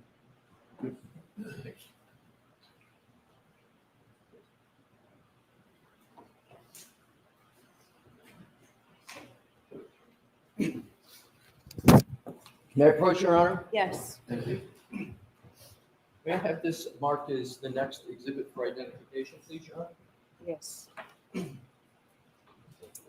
No worries. ZZ Friday.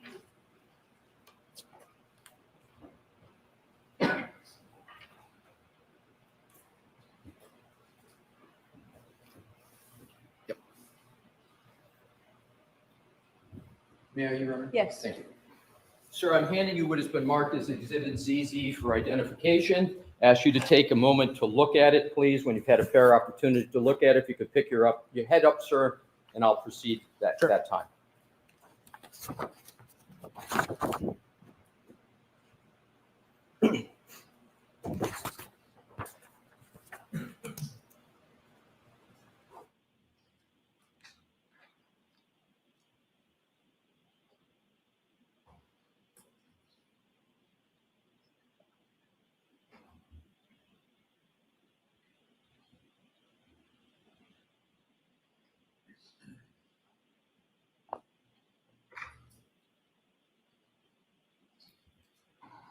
Okay.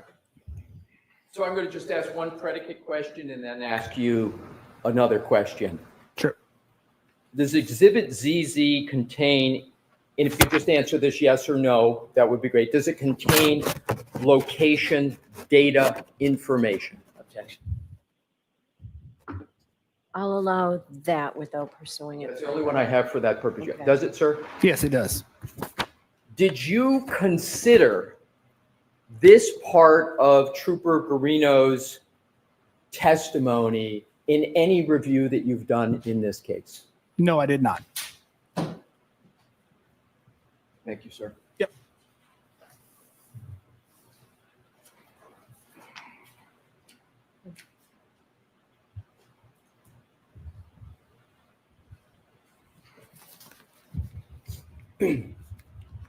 On December, we're going to move on now to another topic, sir. On December 5th, 2024, Detective Lieutenant Brian Tully, you know that name, sir? Yes, I do. How do you know that name?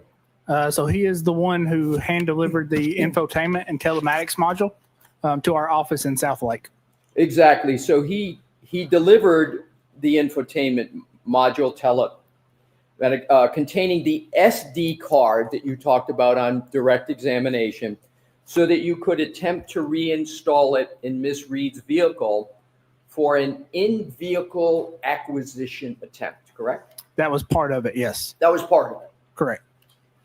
That day, you initially attempted an in-vehicle acquisition, meaning you reconnected the infotainment module to the faceplate in Miss Reed's vehicle and reinstalled both the infotainment and the telematics module for an in-vehicle unlock and acquisition, correct? That was an attempt, yes, on December 7th for clarification.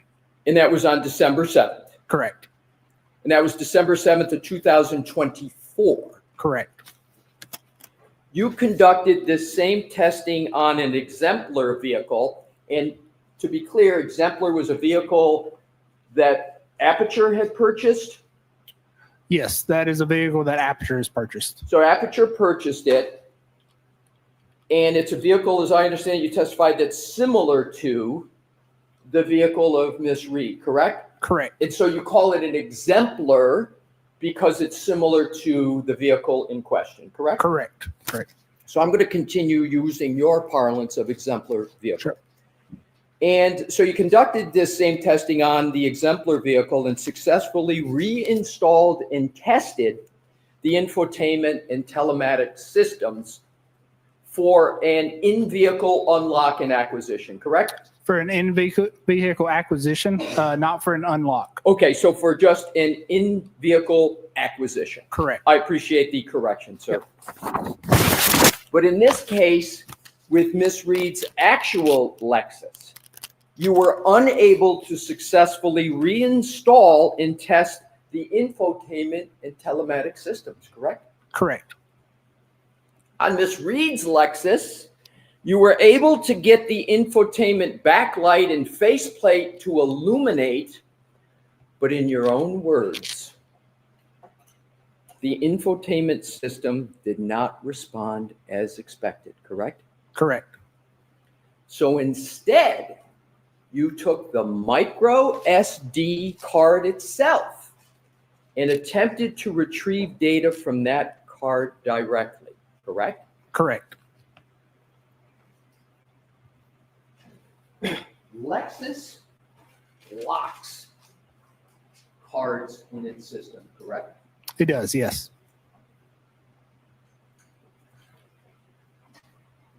If Lexus thought it was appropriate to access those cards,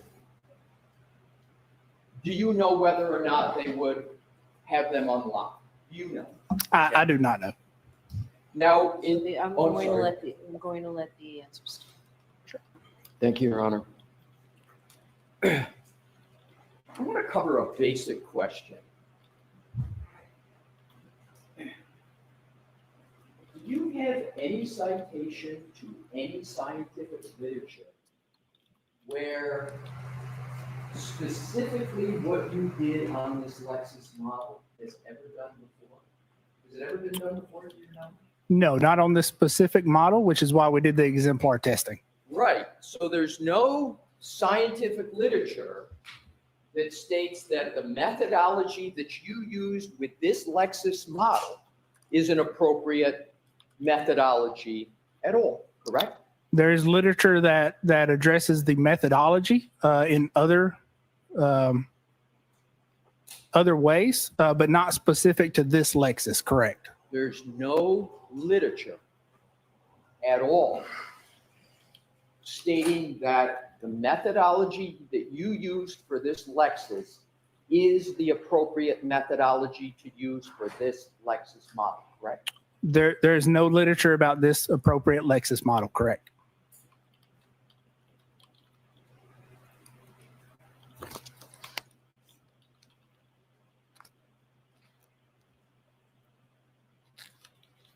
Let's talk about your initial report of January 30th of 2025. You issued your initial analysis and report on January 30th, 2025, correct? Correct.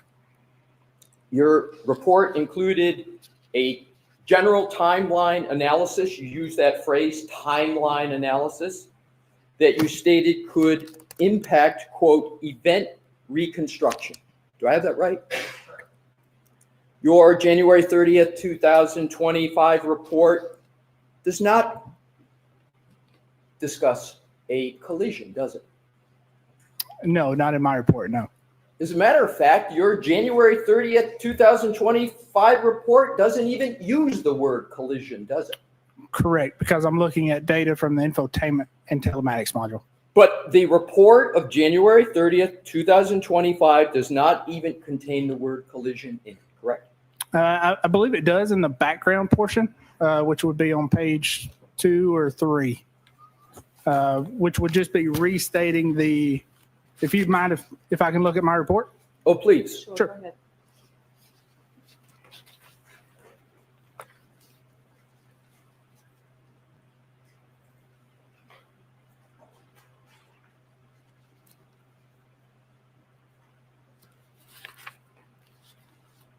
No, so I apologize. The word that was used was incident. Right. Correct. But you don't use the word collision at all in your January 30th, 2025 report. That is correct. I appreciate you checking that, sir.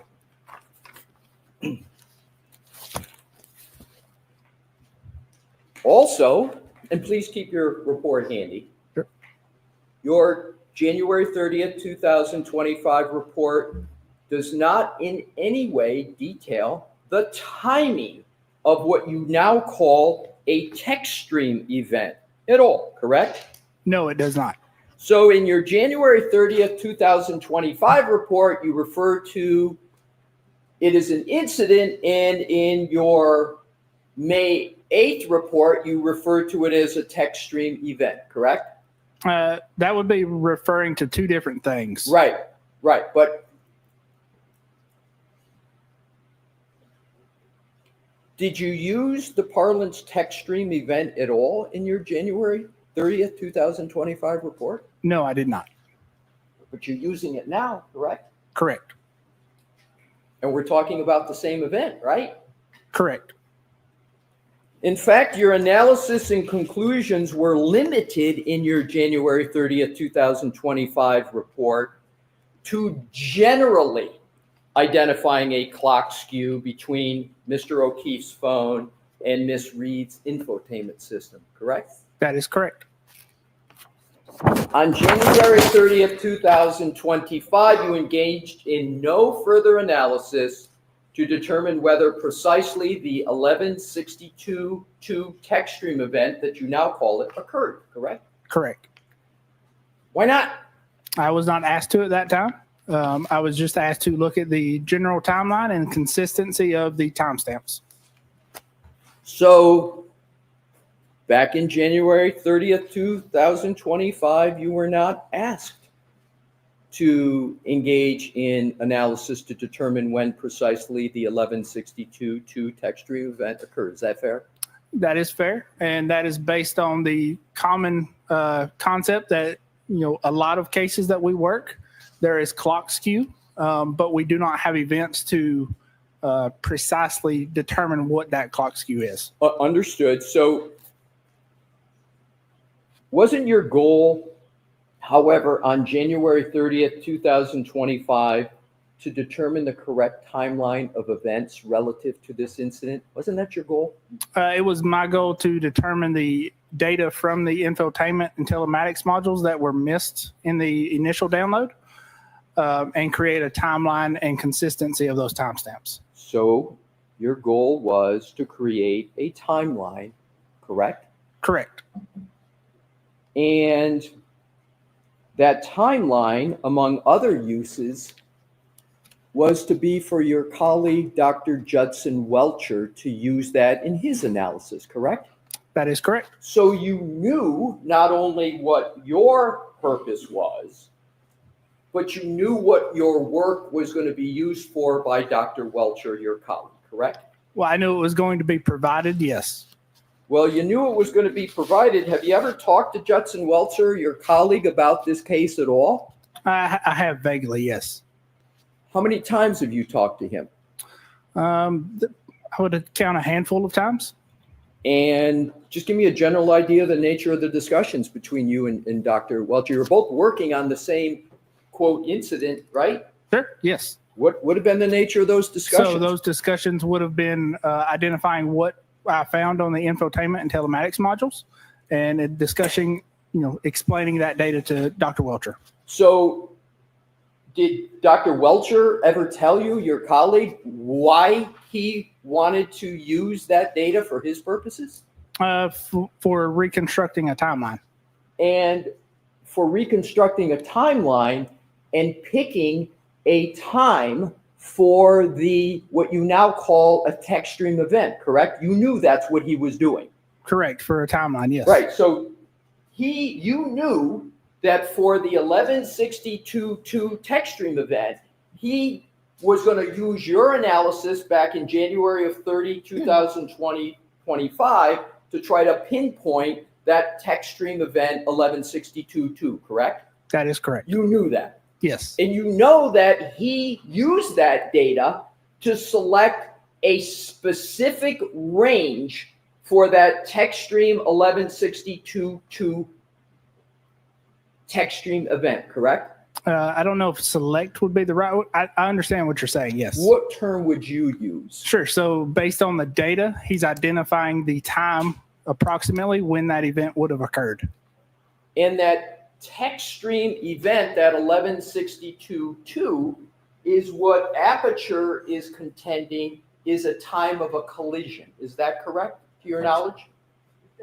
That's sustained on that. Ask it differently, Mr. Ness. Do you know the purpose of the 1162.2 tech stream event in the analysis performed by your firm? No, Dr. Welcher, I do not. So you performed your analysis in all these timelines that you talked about on direct without knowing what Dr. Welcher was going to do with that data? No, so sorry, I misspoke. So it would be to timeline the time and date, or to put a time and date with when that tech stream trigger would have occurred. Exactly. Right. So you knew what the purpose was of your work. Correct. With regard to Dr. Welcher's work. Correct. And isn't Dr. Welcher's work on the 1162.1 and the 1162.2 tech stream event an important aspect of the work of Aperture in this case? Yes, it is.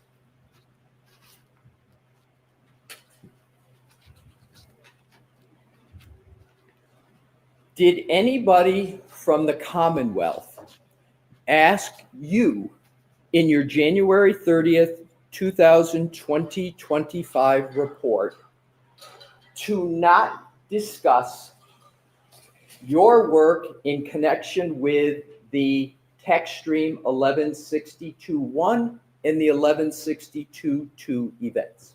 No. But you didn't discuss that, meaning the 1162.1 and 1162.2 events, in your first report in January 30th, did you? That was not part of my report, correct. But you did delve into that, and pretty heavily, in your May 8th report, correct? Correct. and you delved into that pretty heavily in the middle of this trial, correct? Correct. So after the trial, do you know the trial started around April 22nd in this case? Generally? Yes, generally. So let's do the timeline on this. January 30th, 2025, you prepare your initial report, correct? Correct. In that initial report, you mentioned nothing about text stream event 1162.1, correct? Correct. In that report, you mentioned nothing about text stream event 1162.2, correct? Correct. The trial starts April 22nd, correct? Correct. Roughly. Generally. No, the trial in this case, this trial, about April 22nd. After the trial starts and after witnesses, of course, are appearing, you prepare another report, correct? Correct. And that's your May 8th report, Correct. right in the middle of this trial. Correct.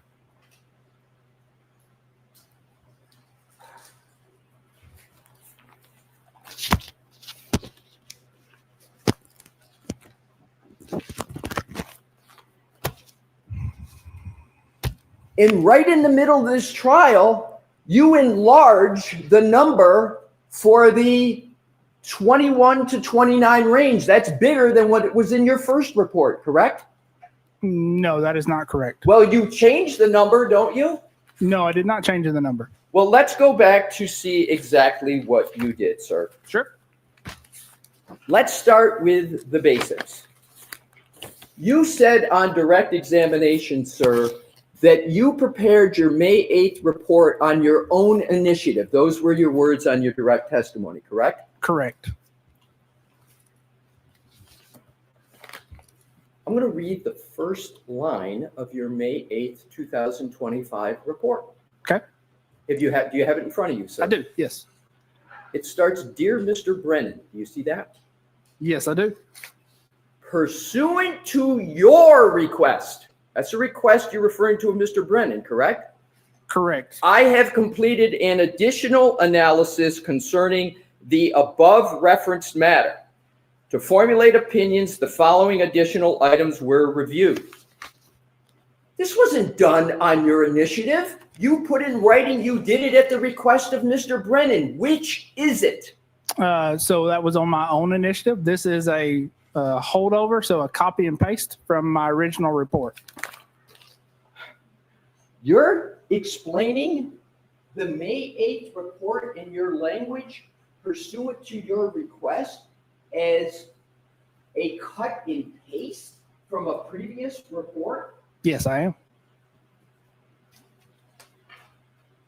Do you cut and paste important information from one report to the other without checking it for accuracy? I copy and paste certain portions. Do you ever review what you cut and paste to see if it's accurate? Yes. You didn't review it this time, though, did you, sir? No, I did not think it was significant. Oh, you don't think it's significant, sir, that the matter is in the middle of a trial and there's a request for a new report after testimony has occurred in that trial? You don't think that's important? Objection. Sustained.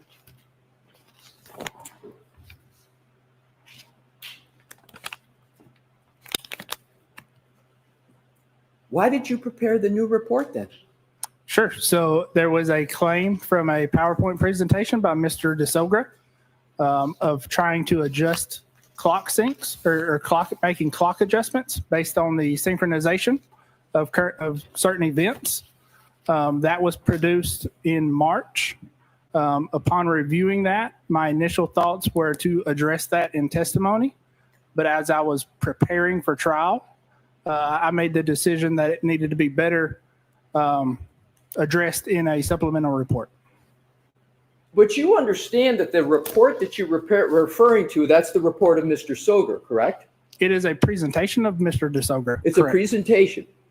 You understand his presentation merely was responding to the work that you did, correct?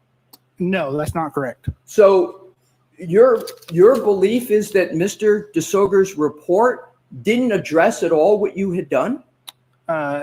Partially, yes, but no. Okay, but let's cover the basics. You Sure. agree that Mr. DeSogra addressed, at least in part, the work that you had done. He tried to address, yes. Right. So do you know the date of Mr. DeSogra's report as March 5th? Does that sound right to you? Yes, that's what I So said. you had Mr. DeSogra's report that you claim was the basis for you on your own in the middle of this trial, creating and submitting a new report. You claim that the basis for that was Mr. DeSogra's report of March 5th of 2025. That is correct. You waited 2 months to do that? Again, my initial thoughts were to address it on My testimony. question, sir, is not your thoughts. Just did you wait 2 months? Just let him finish the answer. My question, sir, finish it how you'd like. Sure. So 2 months, was it 2 months between March 5th and when you submitted your report on May 8th? Is that 2 months? yes, it is. So did you know when this trial was going to start, sir? Generally? Yes. Do you think it's fair to submit a report without anybody asking you in the middle of a trial? Yes. Sustained.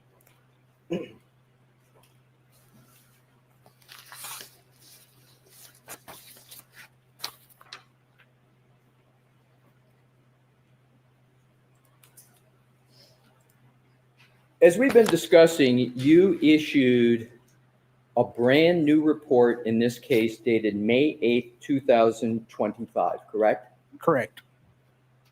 That changed your analysis, correct? No, it did not change my analysis. Were there changes to your analysis in it? There were clarifications.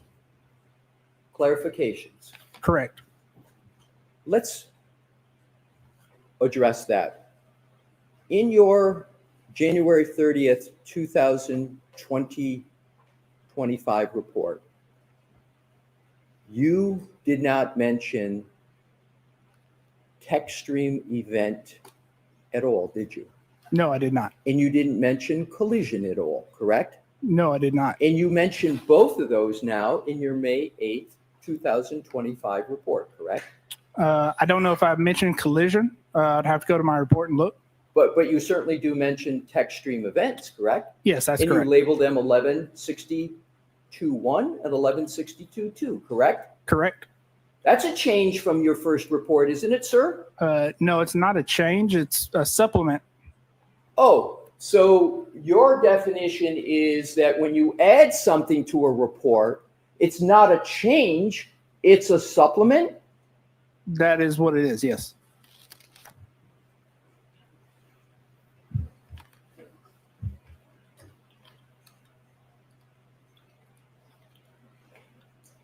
Who did you speak to regarding the May 8th? Your own. I did. Did you have any communications at all? I asked you who you spoke with, but did you have any communications at all with either Detective Lieutenant Tully or Buchanan? So I did reach out to Tully to get a full set of the location data, yes.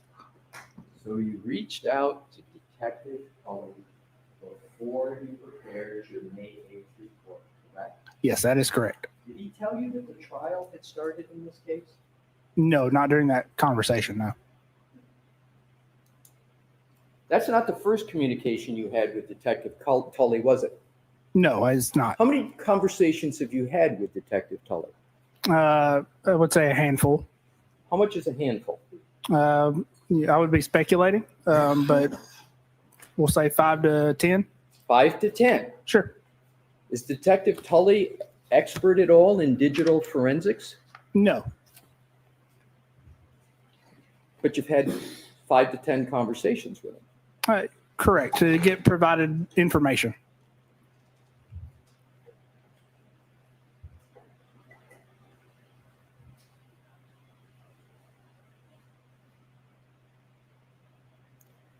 At any time, has anybody from the Commonwealth had a discussion with you relative to your January 30th, 2025 report or your May 8th, 2025 report about keeping flexible the timelines for any events in this case?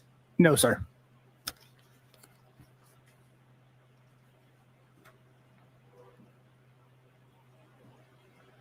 Did you have any discussions at all regarding the May 8th, 2025 report you prepared in the middle of this trial with anyone from the district attorney's office? Yes. When did you have those discussions? That would have been on, probably May 7th when I reached out to Mr. Brennan. So you reached out to Mr. Brennan on May 7th, 2025, correct? Correct. That's before May 8th of 2025, correct? Correct. So before you sent that report in, you had a discussion with Mr. Brennan about it, am I correct? Correct. What was that discussion about?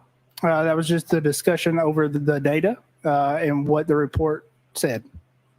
So you were discussing with Mr. Brennan what was going to be in your report, including data and analysis, correct? Correct. Did you tell Mr. Brennan that you were going to be submitting the report shortly to him on May 8th? Yes. Did you agree to a time when you would submit that report? No, I did not. Did you tell him when you were going to submit it? No, I did not. But after the conversation on May 7th, you discussed with him that you had either pretty close to finalize the report. It's a pretty extensive report, right? Correct. So on May 7th, you were pretty well along the way in that report, correct? Correct. Did you let Mr. Brennan know that? Yes. So he knew the nature of the report. He knew how far along we were with it. Correct.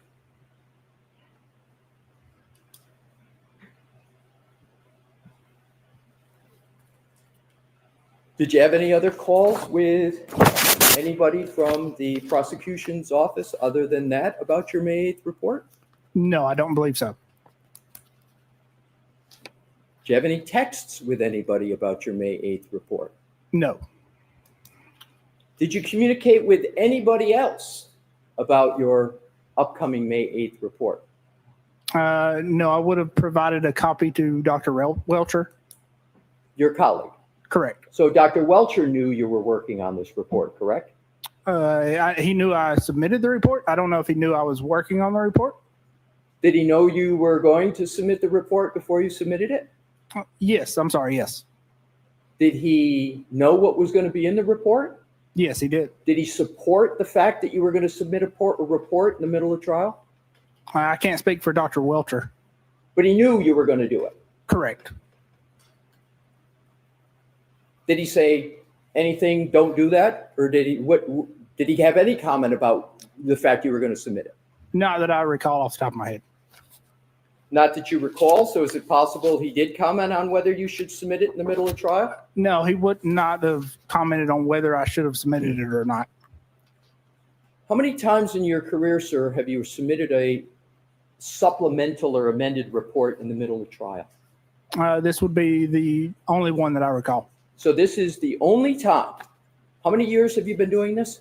Approximately 10 years. And so approximately 10 years, this is the first time you've submitted a amended supplemental report in the middle of a trial. A supplemental report, correct. As you call it, a supplemental report in the middle of trial. Correct.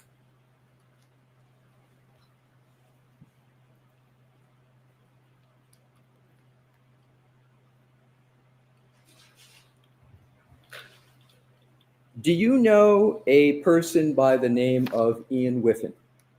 Yes, I'm familiar with the name. You say you're familiar with the name. Are you more than familiar with his name? Are you familiar with his work? I'm familiar with his report in this case, yes. So you're familiar with his work if you're familiar with his report, correct? Correct. Were you given info? Do you know that Mr. Whiffen has testified in this trial? No, I do not. And with regard to Mr. Whiffen's report, did you read it? Yes, I did read his report. And that would be of interest to you, correct? That's why you read it? Correct. Because Mr. Whiffen's report, and are we talking about Mr. Whiffen's January 2025 report or his March 2025 report? Are you aware there's two of them? No, I'm not. Do you know which one you're referring to? That would be the January report. So the January 2025 report, are you aware that there's just a couple minor differences between the two reports, or you're just not aware? I'm not aware either way. Assume there's very minor differences with the reports. Mr. Whiffen's reports contain information and some detailed, and they're long reports, right?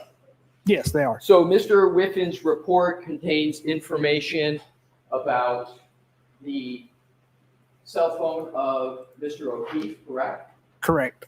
It contains information about the location data in Mr. O'Keefe's phone, right? Correct. It contains information about the phone calls in Mr. O'Keefe's report, correct? Correct. It contains information about the temperature of the battery in the iPhone of Mr. O'Keefe, right? Correct. It has some timelines in that report, correct? Correct. And those timelines have very specific events that are represented in the data from Mr. O'Keefe's cell phone, correct? Correct. As a matter of fact, it's got location data and times that you have used in your report and PowerPoint presentation here, correct? Correct. When did you receive the report of Mr. Whiffen with regard to the cell phone of Mr. O'Keefe? So I would have received his report sometime in January. So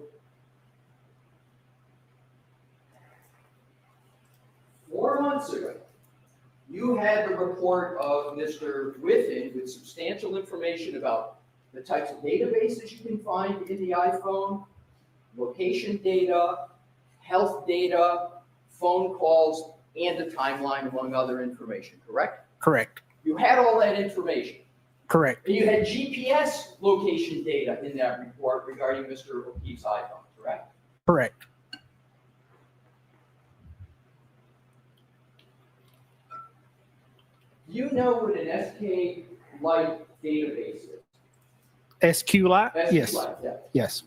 And an SQLite database is one of the many databases that are contained within an iPhone, including Mr. O'Keefe's iPhone, correct? Correct. And you testified on your direct that you have general knowledge about cell phones, correct? Correct. And you say you've got certifications with regard to cell phones, correct? Correct. And your certifications include being able to read Celebrite and apply the Celebrite tool, correct? Correct. And you have certifications that allow you to apply and utilize magnet forensics, like, for example, their Axiom program, correct? Correct.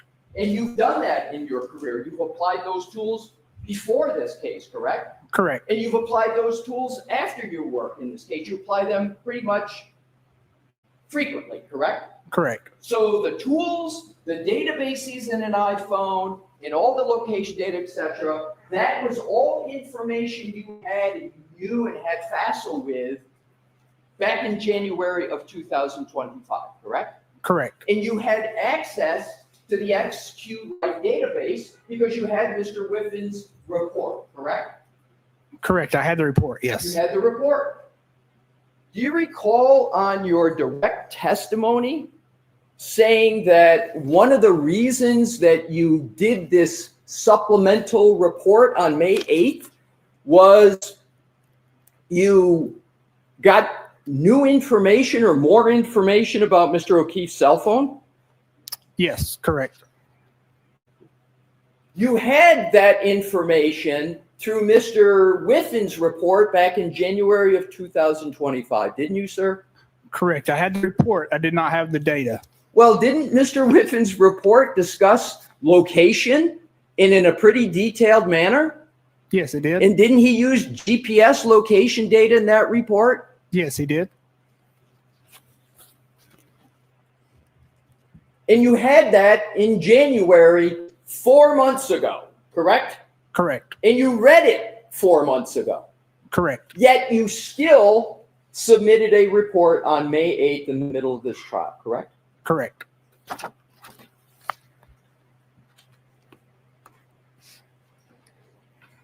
Are you familiar with a digital forensic analyst named Jessica Hyde? I am familiar with the name, yes. Do you know she's working on this case on behalf of the Commonwealth? Yes, I think I have heard that in conversations. Have you read any of her reports? No, I have not. So you're aware she's working on the case, but you're not aware of whether she's issued reports in this case.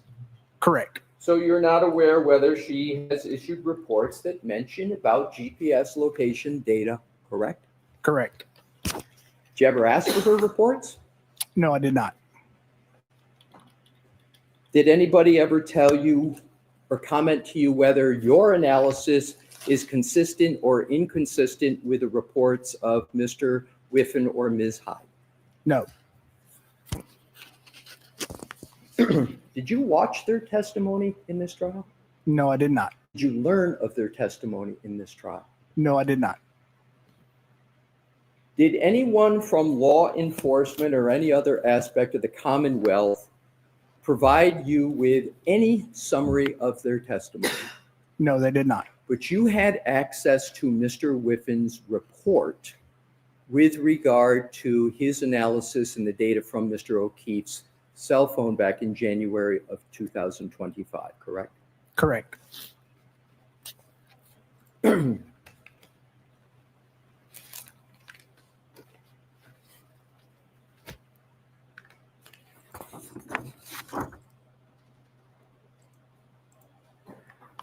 Having read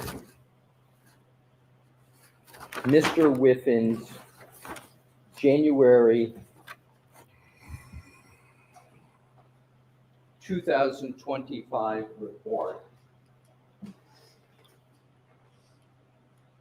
you know that his report contains statements about movement and other activity of Mr. O'Keefe's phone after your time period in your original report of January 30th, 2025, correct?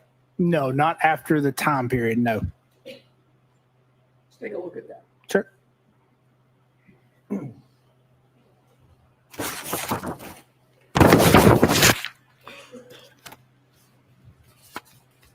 Let's take a look at your January 30th, 2025 report.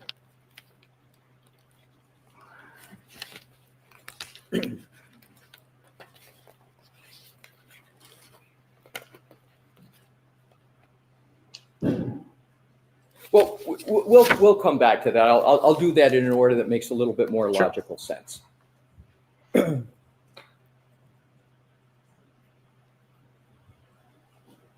You've mentioned, and just to cover the foundational parts, that you're not the only employee of Aperture that's been hired to testify as a witness on behalf of the Commonwealth in this trial, correct? Correct. Your colleague, Judson Welcher, Dr. Judson Welcher, has also been retained by the Commonwealth through Aperture, correct? That is correct. Justin Welcher, Dr. Welcher is a biomechanical engineer, correct? Correct. Do you know whether Dr. Welcher holds any professional certifications? I do not know. Does Dr. Welcher's expertise extend beyond your own? It is a different discipline than my own, yes. So it's a different discipline. So it could be horizontally extended and it also can be vertically extended depending upon the subject matter? Sure. That's a fair statement? Sure. Your colleague, Dr. Welcher, who is an engineer, did opine on the timing of the tech stream event 1162-2 in his report of January 30th, 2025, correct? Objection. Is this, the objection sustained? I'll reword it, Your Honor. Do you know whether Dr. Welcher opined on the timing of tech stream event 1162-2 in his January 30th, 225 report? Yes. So you do know. Yes. What is the timing of the tech stream event 1162-2 in the January 30th report of Dr. Welcher, your colleague? Objection. So why don't I see you at sidebars?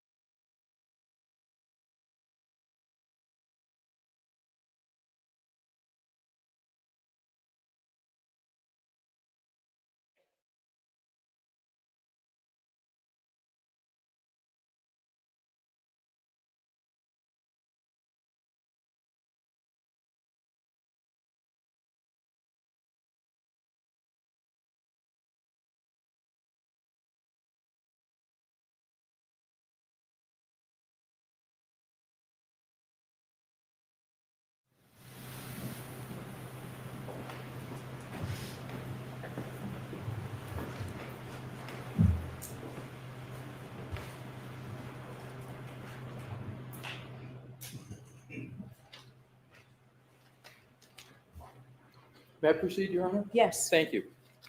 Thank you for your patience, Mr. Burgess. You're aware that Dr. Welcher created a PowerPoint presentation with regard to his work in January of 2025, correct? Correct. Did you ever discuss that work with Dr. Welcher that he was doing? No, I did not. Did you ever review any of his work at any point, including up to the point where you're sitting on the stand today? I have reviewed the slides that are included in Mr. DeSogra's presentation. Okay. In the slides that are included in Mr. DeSogra's report include, those slides you're referring to are the slides of Dr. Welcher, your colleague, correct? Correct. And the slides that are in Mr. DeSogra's report about Dr. Welcher that slide discusses the 1162-2 tech stream event, correct? Correct. So you have looked at, albeit through Mr. DeSogra, you have looked at the slide that Dr. Welcher had in his report regarding the tech stream event 1162-2, correct? Correct. May I approach, Your Honor? Yes.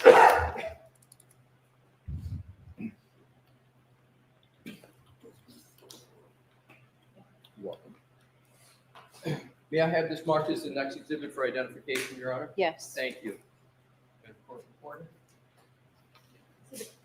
AAA for identification. Thank you. May I present it to the witness? Yes. Thank you. May I remain here for a few questions? Sure. Thank you, Your Honor. Mr. Burgess, if Yes. you could take a look at what has been marked for identification is AAA, and tell me, once you've had a fair opportunity to look at it, whether you recognize that slide. Yes, I do recognize that slide. And sir, what do you recognize that slide as? So it is a slide that states a number of times associated with text stream event 1162-2, which would be the second event. And did you consider this exhibit AAA in your preparation of a response to Mr. DeSogra's March 5th, 2025 presentation? Yes, I did. I offer this into evidence, Your Honor, AAA for identification. Okay. I'd like to put the whole report in. Your Honor, I have no need to put, the report's 143 pages. So I'm going to let this in, and I haven't decided yet about the whole 143 pages. Okay? Fair enough, Your Honor. And I re-offer it into evidence, Your Honor. Yes. Exhibit 188. Could someone provide me with that 143 page today, please? Sorry, what you're asking for? We can, For a copy for me of that 143 pages before we leave today. before we leave, we'll get it, Your Honor. Thank you. One way or another. Thank you. Yes. You can, please. Hold on, was it marked? It was, it's 188. What number? 188. Thank you. May I present it back to the witness, Your Honor? Yes. Thank you.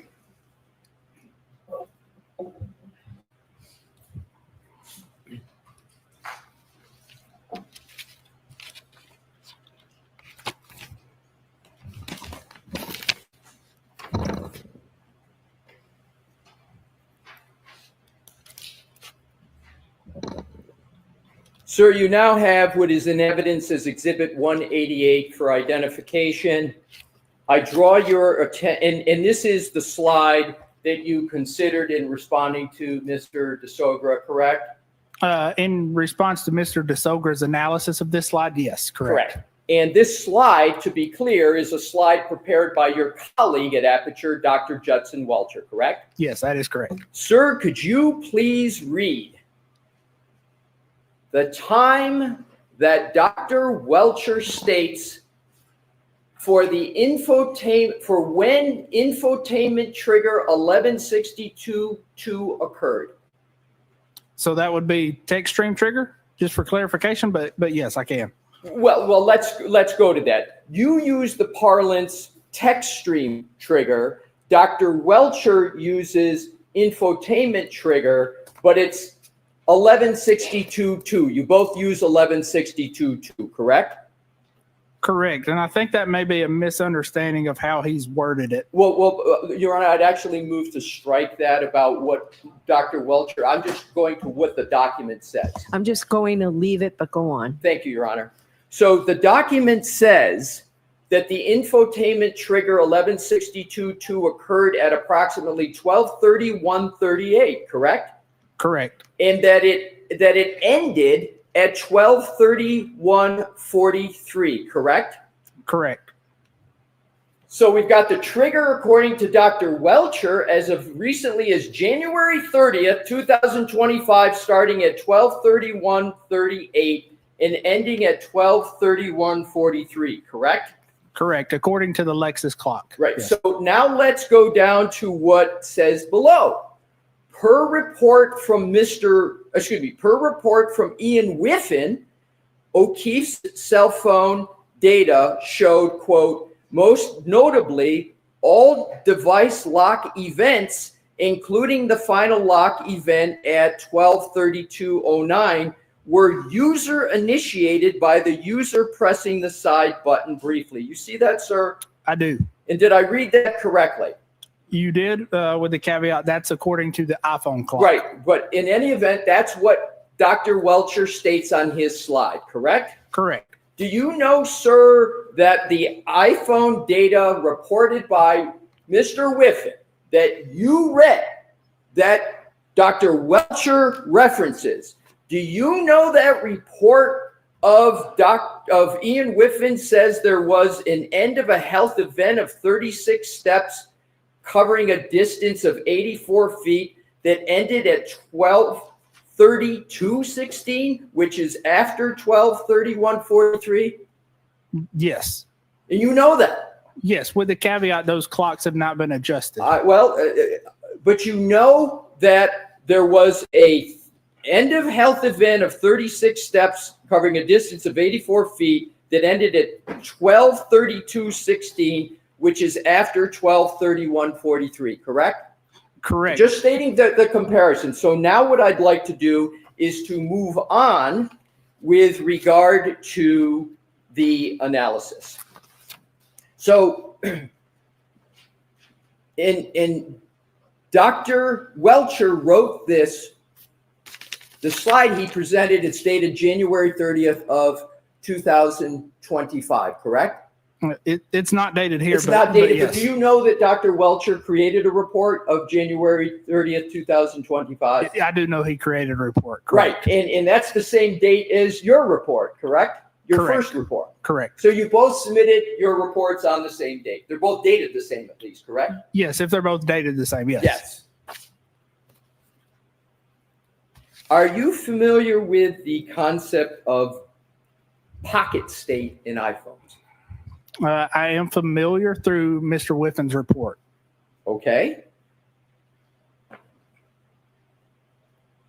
You said you've read Mr. Whiffen's report, correct? Correct. So you know that Mr. Whiffen states that there was a pocket state detected on the iPhone of Mr. O'Keefe at 12:33:14, correct? Objection. So the same, I'm going to strike it, do it the same way, Mr. Lessie, okay? I will, Your Honor. Thank you.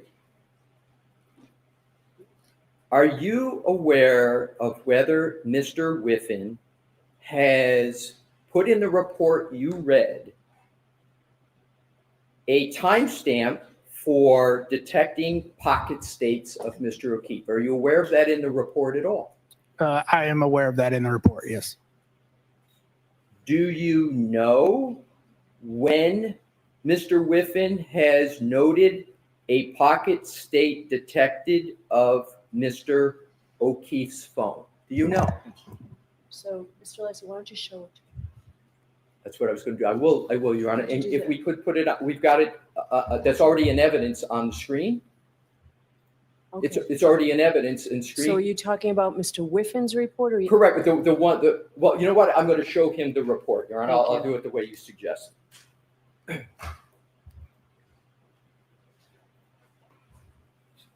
Sir, do you recall the specific time that Mr. Whiffen has stated pocket states detected for the phone of Mr. O'Keefe?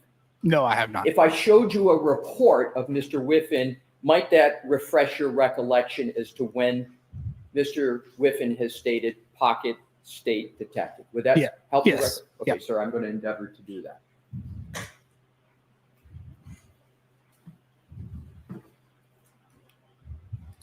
If I could have a moment, Your Honor, I have it. Yes. Thank you.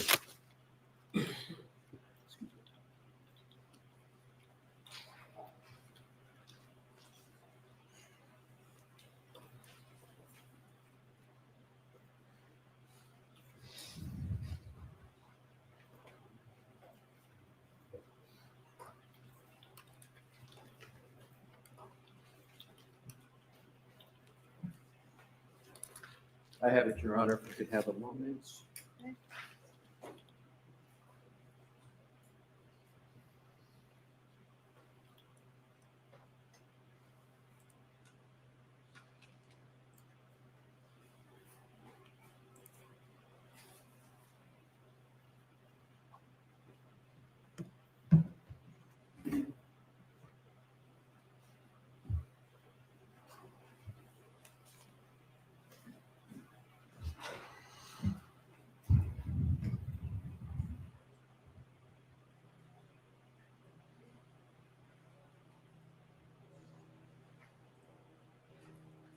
have it. I'm just going to go to the page so we can do this quickly.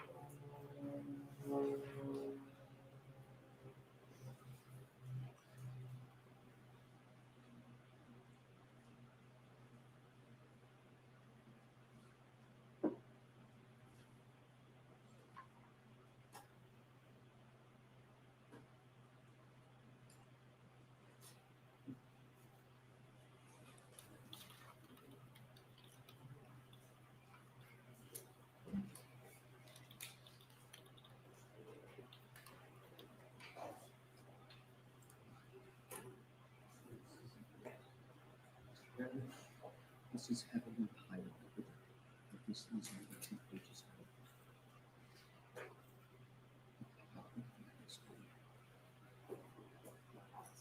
No, I'm saying this is.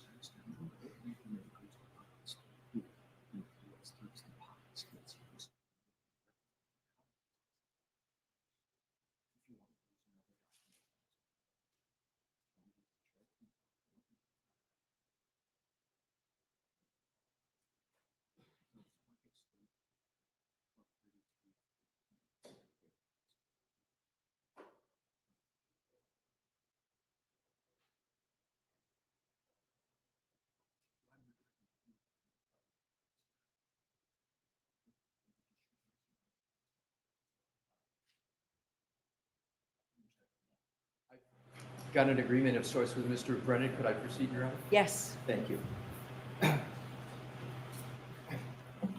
Mr. Burgess. Yes. I'm going to show you what are 2 pages out of the report of Mr. Whiffen that you referenced, and we've been discussing about pocket state. Sure. And this one here, if you just read this line, because it's the heading, and then the next page, and tell me, sir, with reference to this entry right here, if that refreshes your recollection with regard to a column of pocket state with regard to the phone of Mr. and whether it refreshes your recollection on any comments Mr. Whiffen made about pocket state. Objection. I'm going to see it side by for 2 minutes on this. Okay.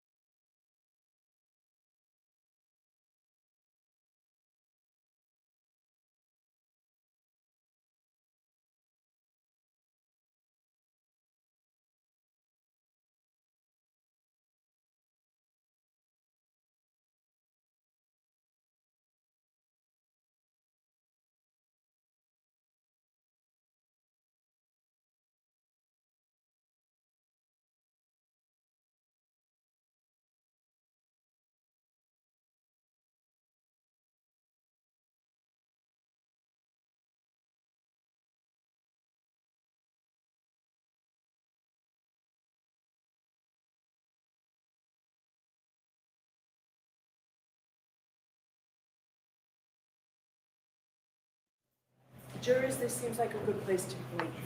We thought maybe we'd get a few more minutes, but I understand.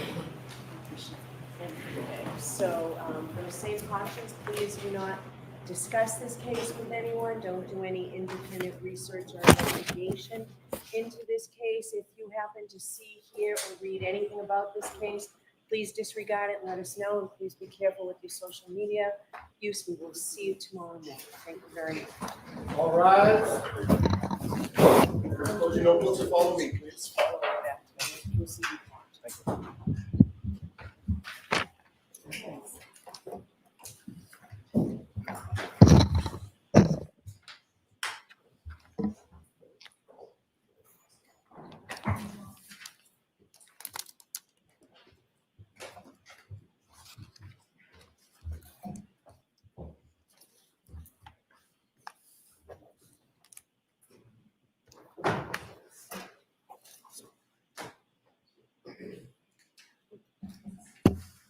Jury's left the room. You can see. All right. So are we all set, Mr. Alessi, on this issue and for each time that might occur? Understood, Your Honor. Okay. All right. So we'll see you tomorrow.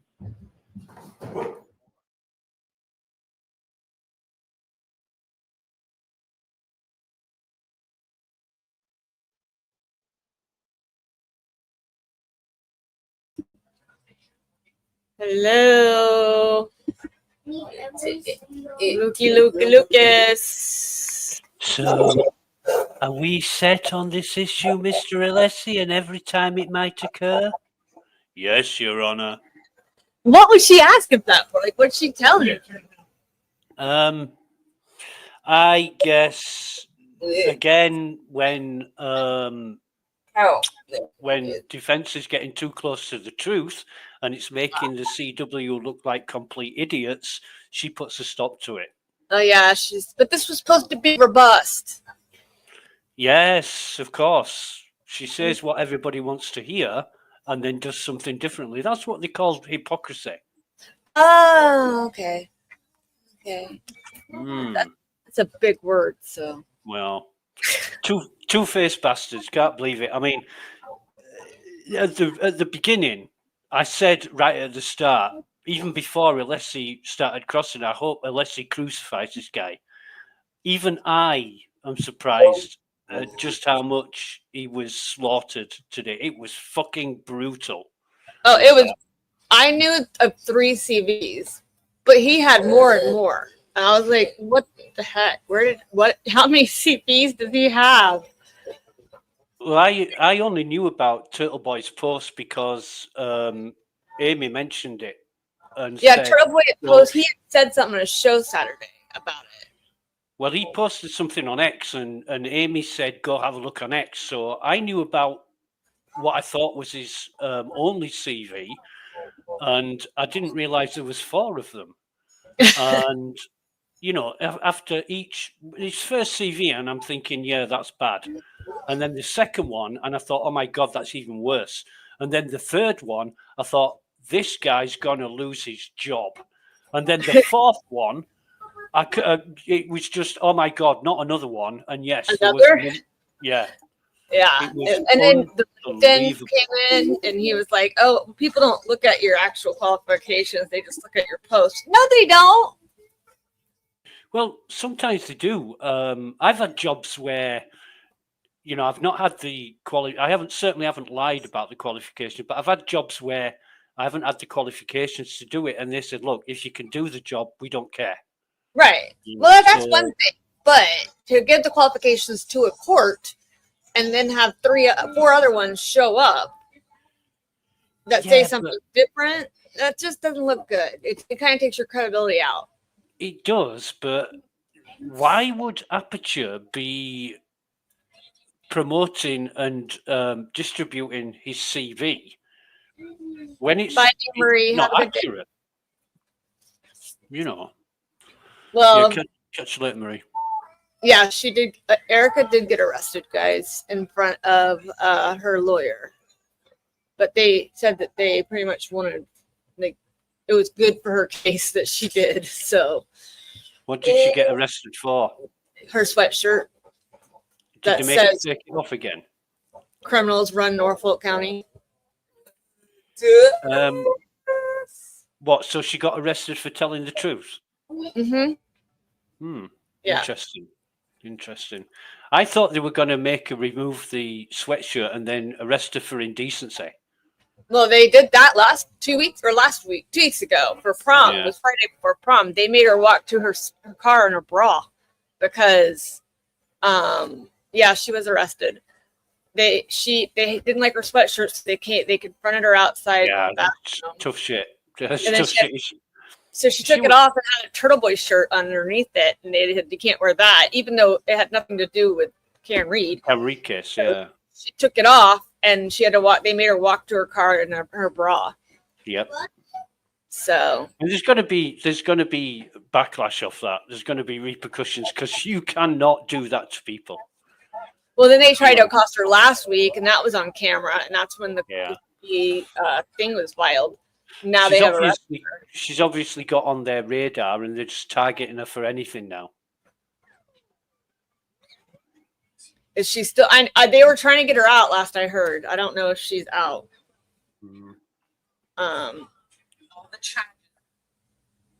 And I do know Turtle Boy also had charges dropped from his motion to dismiss.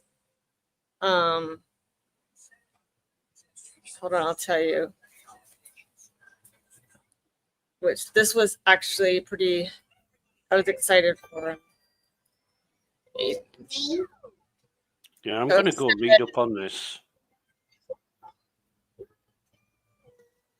I'll do that later. Breaking news. Oh, yeah, that's the other breaking news. Breaking news 3 conspiracy charges, 2 witness intimidation charges, and 1 picketing charge against me have been dismissed. I am looking at the ruling further, and I'll have more information later. So that's a start.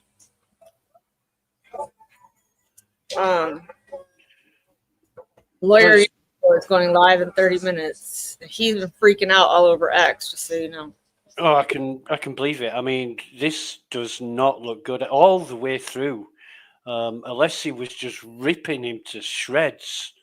You know, it was like 2 gladiators and one didn't have any armor or any weapons, and Alessi was just beating into him. It was just unbelievable. Everything that he questioned him about was discredited, and you know, even when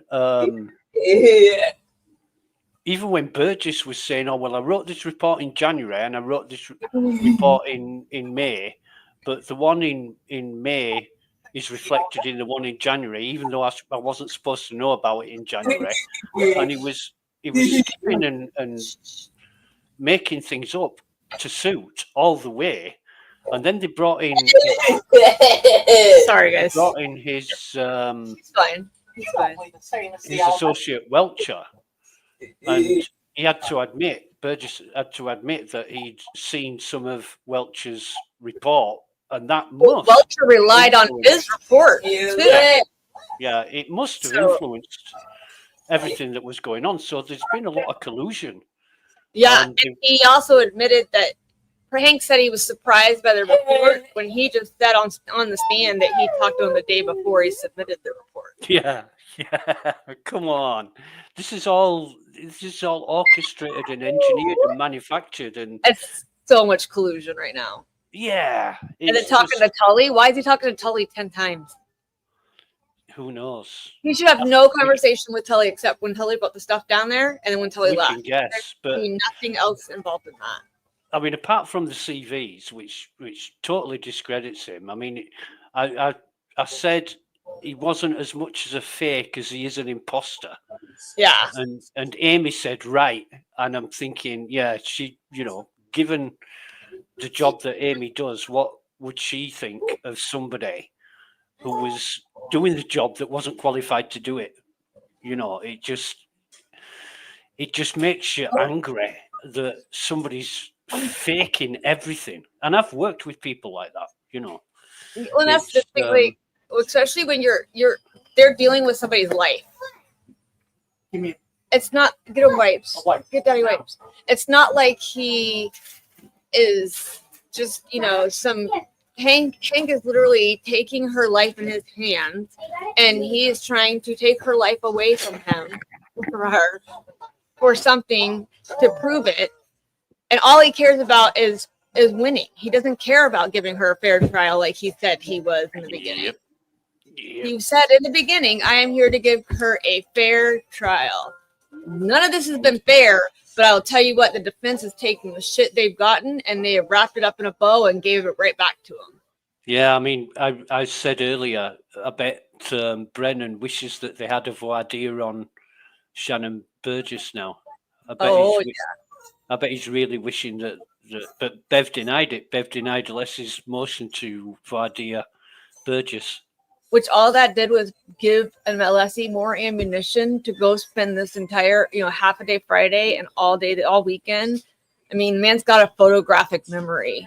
Yeah. Like, all he had to do, you're right, Blue, he did. He made lemonade out of lemons. And all he did was go and just start figuring it out. And whenever they got that, sorry, my dog's trying to get into the cat poop.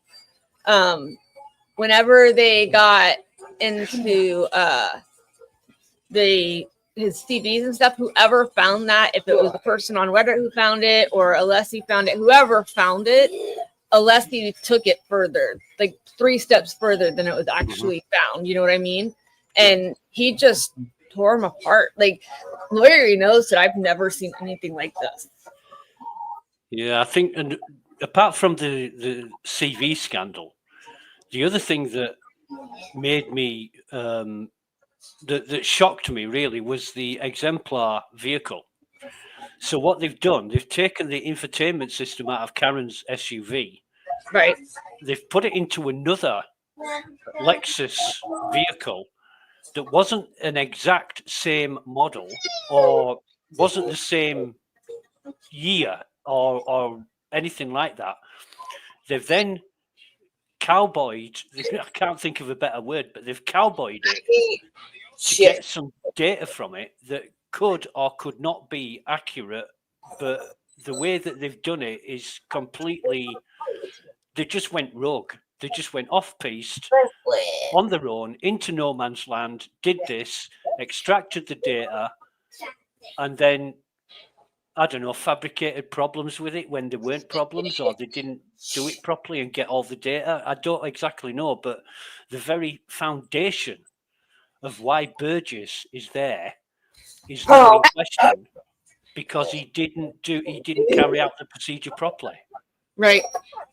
Right. So what good is that data that they've extracted? Which has now also affected the report for. Yep. It's affected everything. For Welcher. So who is going to believe Welcher's if he relied on Burgess's report that's wrong? Well, that's it. They can't rely on anything because they haven't followed procedure. They haven't done it properly. So what good is it? Yeah, it's I know. anybody's guess. It's anybody's guess how accurate or relevant that information is. And I mean, honestly, right down I mean, to the timestamp. if I personally were a juror and I saw this happen, not even knowing, but just seeing this happen, I would have been like, I don't even care. Like this would make up the mind of a jury without even hearing the rest of the any of the defense's case. Like just this could totally make up the mind of a jury. Cowboy. He's just a fucking cowboy doing, you know, I don't even know if he might have the experience, but he certainly hasn't got a good idea about removing chips, and he hasn't got a good idea about timelines. He hasn't got a good idea about anything. Bits and all other stuff, considering, I mean, Alessi pretty much, you guys are part of you know this, I don't, like, but like Alessi basically said there was no information missing that you said was missing. Yeah, the whole, I mean, that is a schoolboy error. If you're taking megabytes for megabits and vice versa, you're going to get things wrong. And bite your bits. Blue Eyes wants me to bite her bits. Blue Eyes, girl, you are on it today. I have been watching you, young lady. She's a bit hot and steamy today, isn't she? She is hot and steamy today. She needs satisfaction. I do love our chat. You guys are quite. It's quite entertaining, especially when you don't feel good to sit there and read everybody. Really? He said, "Not what I said. Not what I said." She said, "Not what I said." Did you have some private mummy time when we were discussing that, Kelly? I was laying here with my eyes closed. Yeah. Okay. And Let's leave it at that then. I got sick after I took. So I take Emgality for migraines. So it is like, if you've ever seen the Manjaro pens, it's like that, but it's like double this. Like it's, instead of Manjaro has 0.5 mLs in it. Okay. This one has 120 mLs. So it's a lot bigger. And so when you put it in and you shoot it, it goes into the skin. Well, it made me nauseous, and then I started throwing up. I threw up like twice. But then I was like, once you start puking, you don't feel, your body feels like crap. And so, yeah, I only take it once a month though. It like lasts for the whole month. It just sucks because I have to deal with the side effects of taking it to begin with.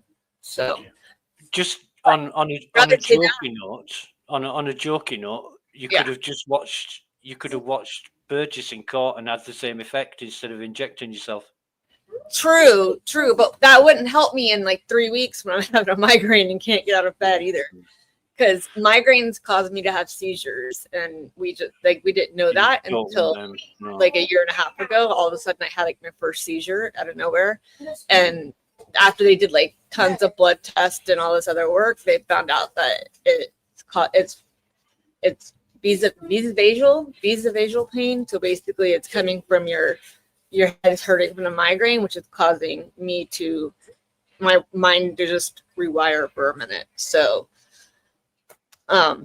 That's why I'm on like big drugs for it, but I'd rather take that than take regular pills because it's one less pill I have to take during the day because I'm already on other kinds of medication. So, and I would say, like if they could fix it, they could, but like I have a lot of different medical things that have come up in the last year, and most of it is in regards to lupus. Like lupus causes all of it, and I'm trying to be diagnosed with lupus right now. So, but that takes time. What are you trying to say? Lucas causes it. I don't cause it. Lupus caused me to be sick for the last 2 years. That's it. No, lupus. My mom had lupus, and when my mom passed away, I had a seizure next to her bed. Her deathbed, pretty much. She was on life support, and my sister caught me from falling on top of her. And then I came home. I had another seizure like 2 weeks later, and then about 6 months after that, or in January of 2024, I had a TIA. So I had a mini stroke. That's why I told Amy, don't have a stroke. It's not fun. And then I was fine. Everything went back to normal. And then in June last year, I passed out at St. Jude. Man, I should show you that picture. I blackened my face, and like my whole face ended up purple, but like on one side. But my black eye was like instantaneous. And they checked me out of the hospital, whatever, and they sent me home. But it ended up being I just passed out, but I was having full body tremors at the same time. And so when you have body tremors, and so I ended up having to go ahead and I had to get put on medication for body tremors because I would shake so much I couldn't walk, and ended up finding out that I have small vessel disease, which they said is part of why I had the mini stroke in my brain, and that I have a brain aneurysm as well, but it's like super small, so they're just watching it. Yeah, I know. And then but I found out my sister recently just had an MRI, and she called me freaking out because she just got diagnosed with small vessel disease as well. So I'm like, if I were you, I would start taking aspirin every day because that's what I have to take for it. Just enough to like send your blood out. So yeah, I have a lot going on. And I'm only 47 or 48. How old am I, Lucas? 48? I'm not sure. I'm 29 or 30. Never ask a lady your age. I'm only 30, Declan. Or a weight. She's saying. I told. Yeah, well, I could. The truth is, I'm only 30, Declan. I'm only 30. Right. Gonna trade her in for 224. Yeah. What? My husband just said he's going to turn me in for two 24-year-olds. You better be nice. It's our wedding anniversary. He'll get smacked. We've been married 14 years. We've been married we've been married longer than my previous marriage and his previous. Well, your husband's he's done half a life sentence then. He is. He decided to go all in. Yeah. He just decided screw it. Yeah. It's either that or go to Massachusetts, and well, he's already been arrested in Massachusetts before, so I can't say that. Yeah, my husband was arrested in Massachusetts too, years ago, but that was kind of funny because it was something was wrong with his driver's license, so they took him in. I want to find my mugshot though, because it was a good one. Only my husband would want to find his mugshot. It was 20 some years ago. No, man. I, on the other hand, have not been arrested. Me, on the other hand, My 9-year-old. Mark's here. Mark, you should Mark! get yourself up on the panel, man. Here, Mark, come here. I'll give you the thing.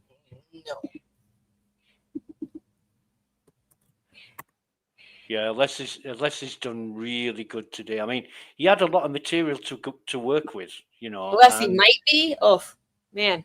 he's definitely done his homework on Burgess. I'll tell you what. Kelly needs to get arrested. Thanks a lot. Noodles. Alessi is a fighter in real life, and I would not want to be on the end of that punch ever. And now I wouldn't want to be on the end of the fight either in the court either, because that was a whooping. It was really good because he started asking really common sense, logical questions, which you couldn't say no to. Right. And then he ended up using the answers against the guy because he was so fake. It was funny as. His face, I've never seen someone get that red like that. You could Yeah, he was embarrassed, wasn't he? freaking out. Yeah. Hey, mama. Nothing like watching your whole career go.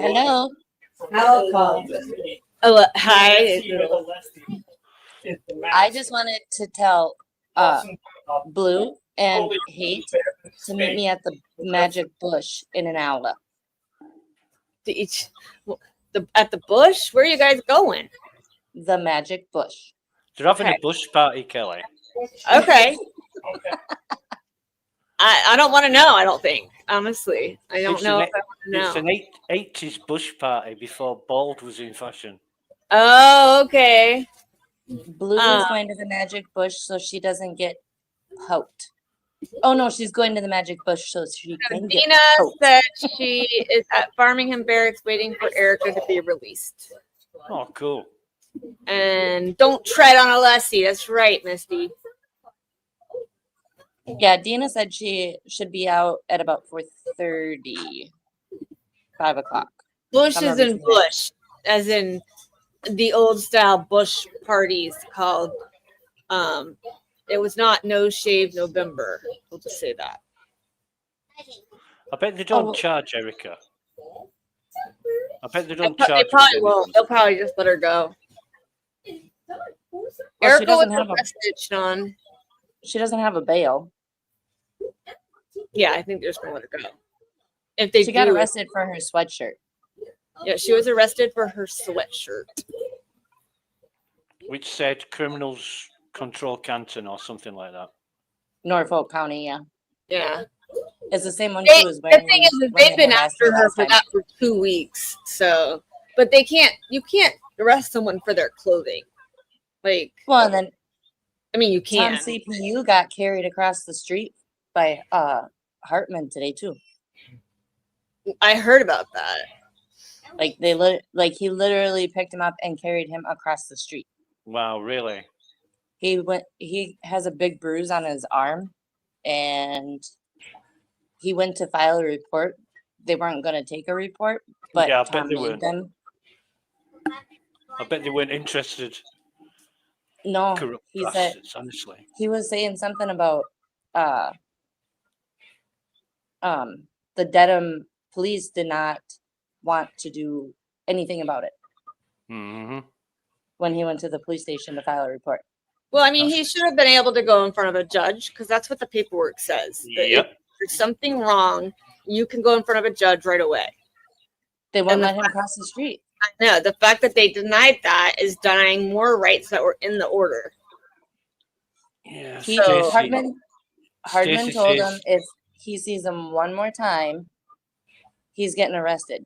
And that's when he picked him up and by one arm and carried him across the road. Arrested for what? Standing Because on the he wrong was standing.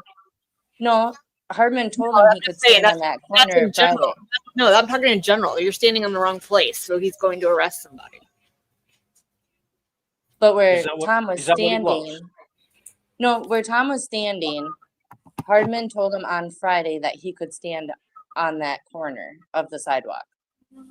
And Tom was talking with another trooper, and then all of a sudden Hardman came up and said, I'm not going to tell you again.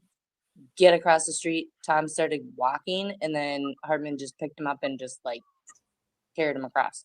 Oh man! So he Well, was. Tom having It's his, on his. he should have It's been on- able to, it's on camera, hopefully. Yeah, it's on his live. And then Tom he was had, lying, and the cop picked him up anyway. no, I'm talking about Friday when they told him to stand at that corner. If he should, if he was on, if he was down there, he'll have that on camera too. So he'll have both. When Tom went to talk to Hardman on Friday, Hardman told him he could not record, so he was getting the FOIA for his body cam. But there was also 2 witnesses there that heard Hardman say that he could stand there. Oh, so he didn't get it. He wasn't able to film it then. He was Yes. not able to film it himself, but Yes, he's getting- Randazza's there. Randazza was next to Erica when she was arrested. No, Sean, there was not 2 people arrested. It was Erica and Tom CPU got carried across the street from Hardman.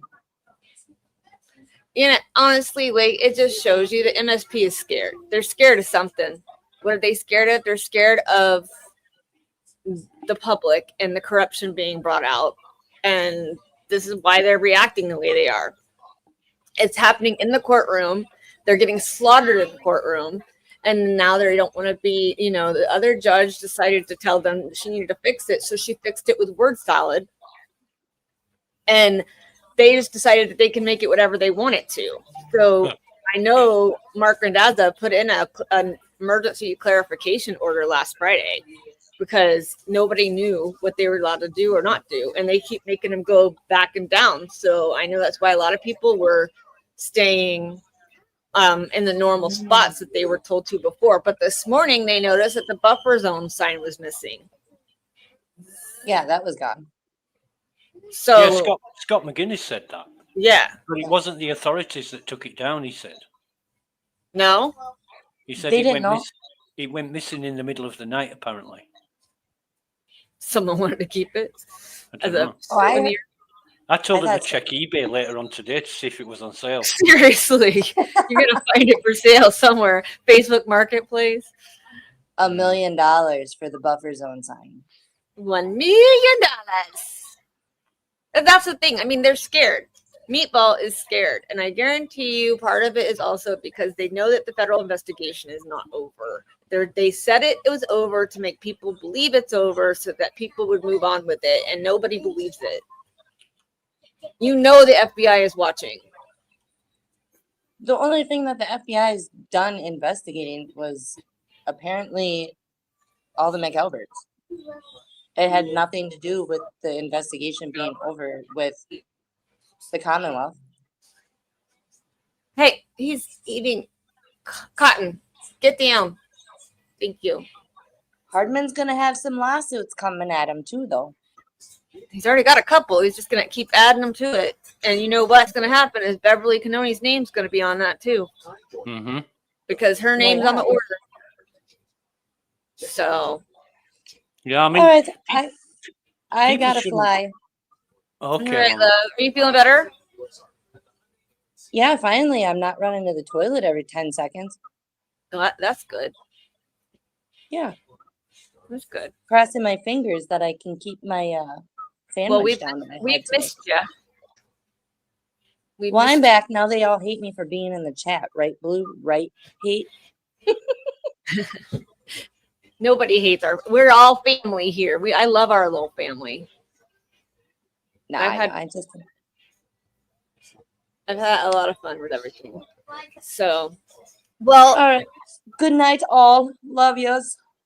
Supposedly he was standing on a corner that he was told he could stand on Friday, and today he was not allowed. So they physically picked him up and moved him. Take care, Mama.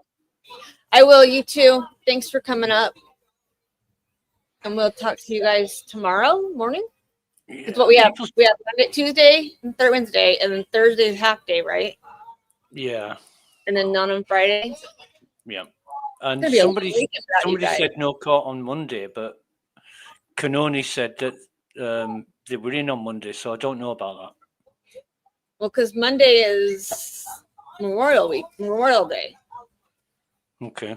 So they should be closed for Memorial Day on Monday, and that way it would be a long weekend. Unless she's choosing to have Monday that they work. Yeah, Monday's Memorial Day. I only know that because my sister's birthday falls right after it. So, won't be a holiday for Brennan because he'll be knocking up another 10 motions.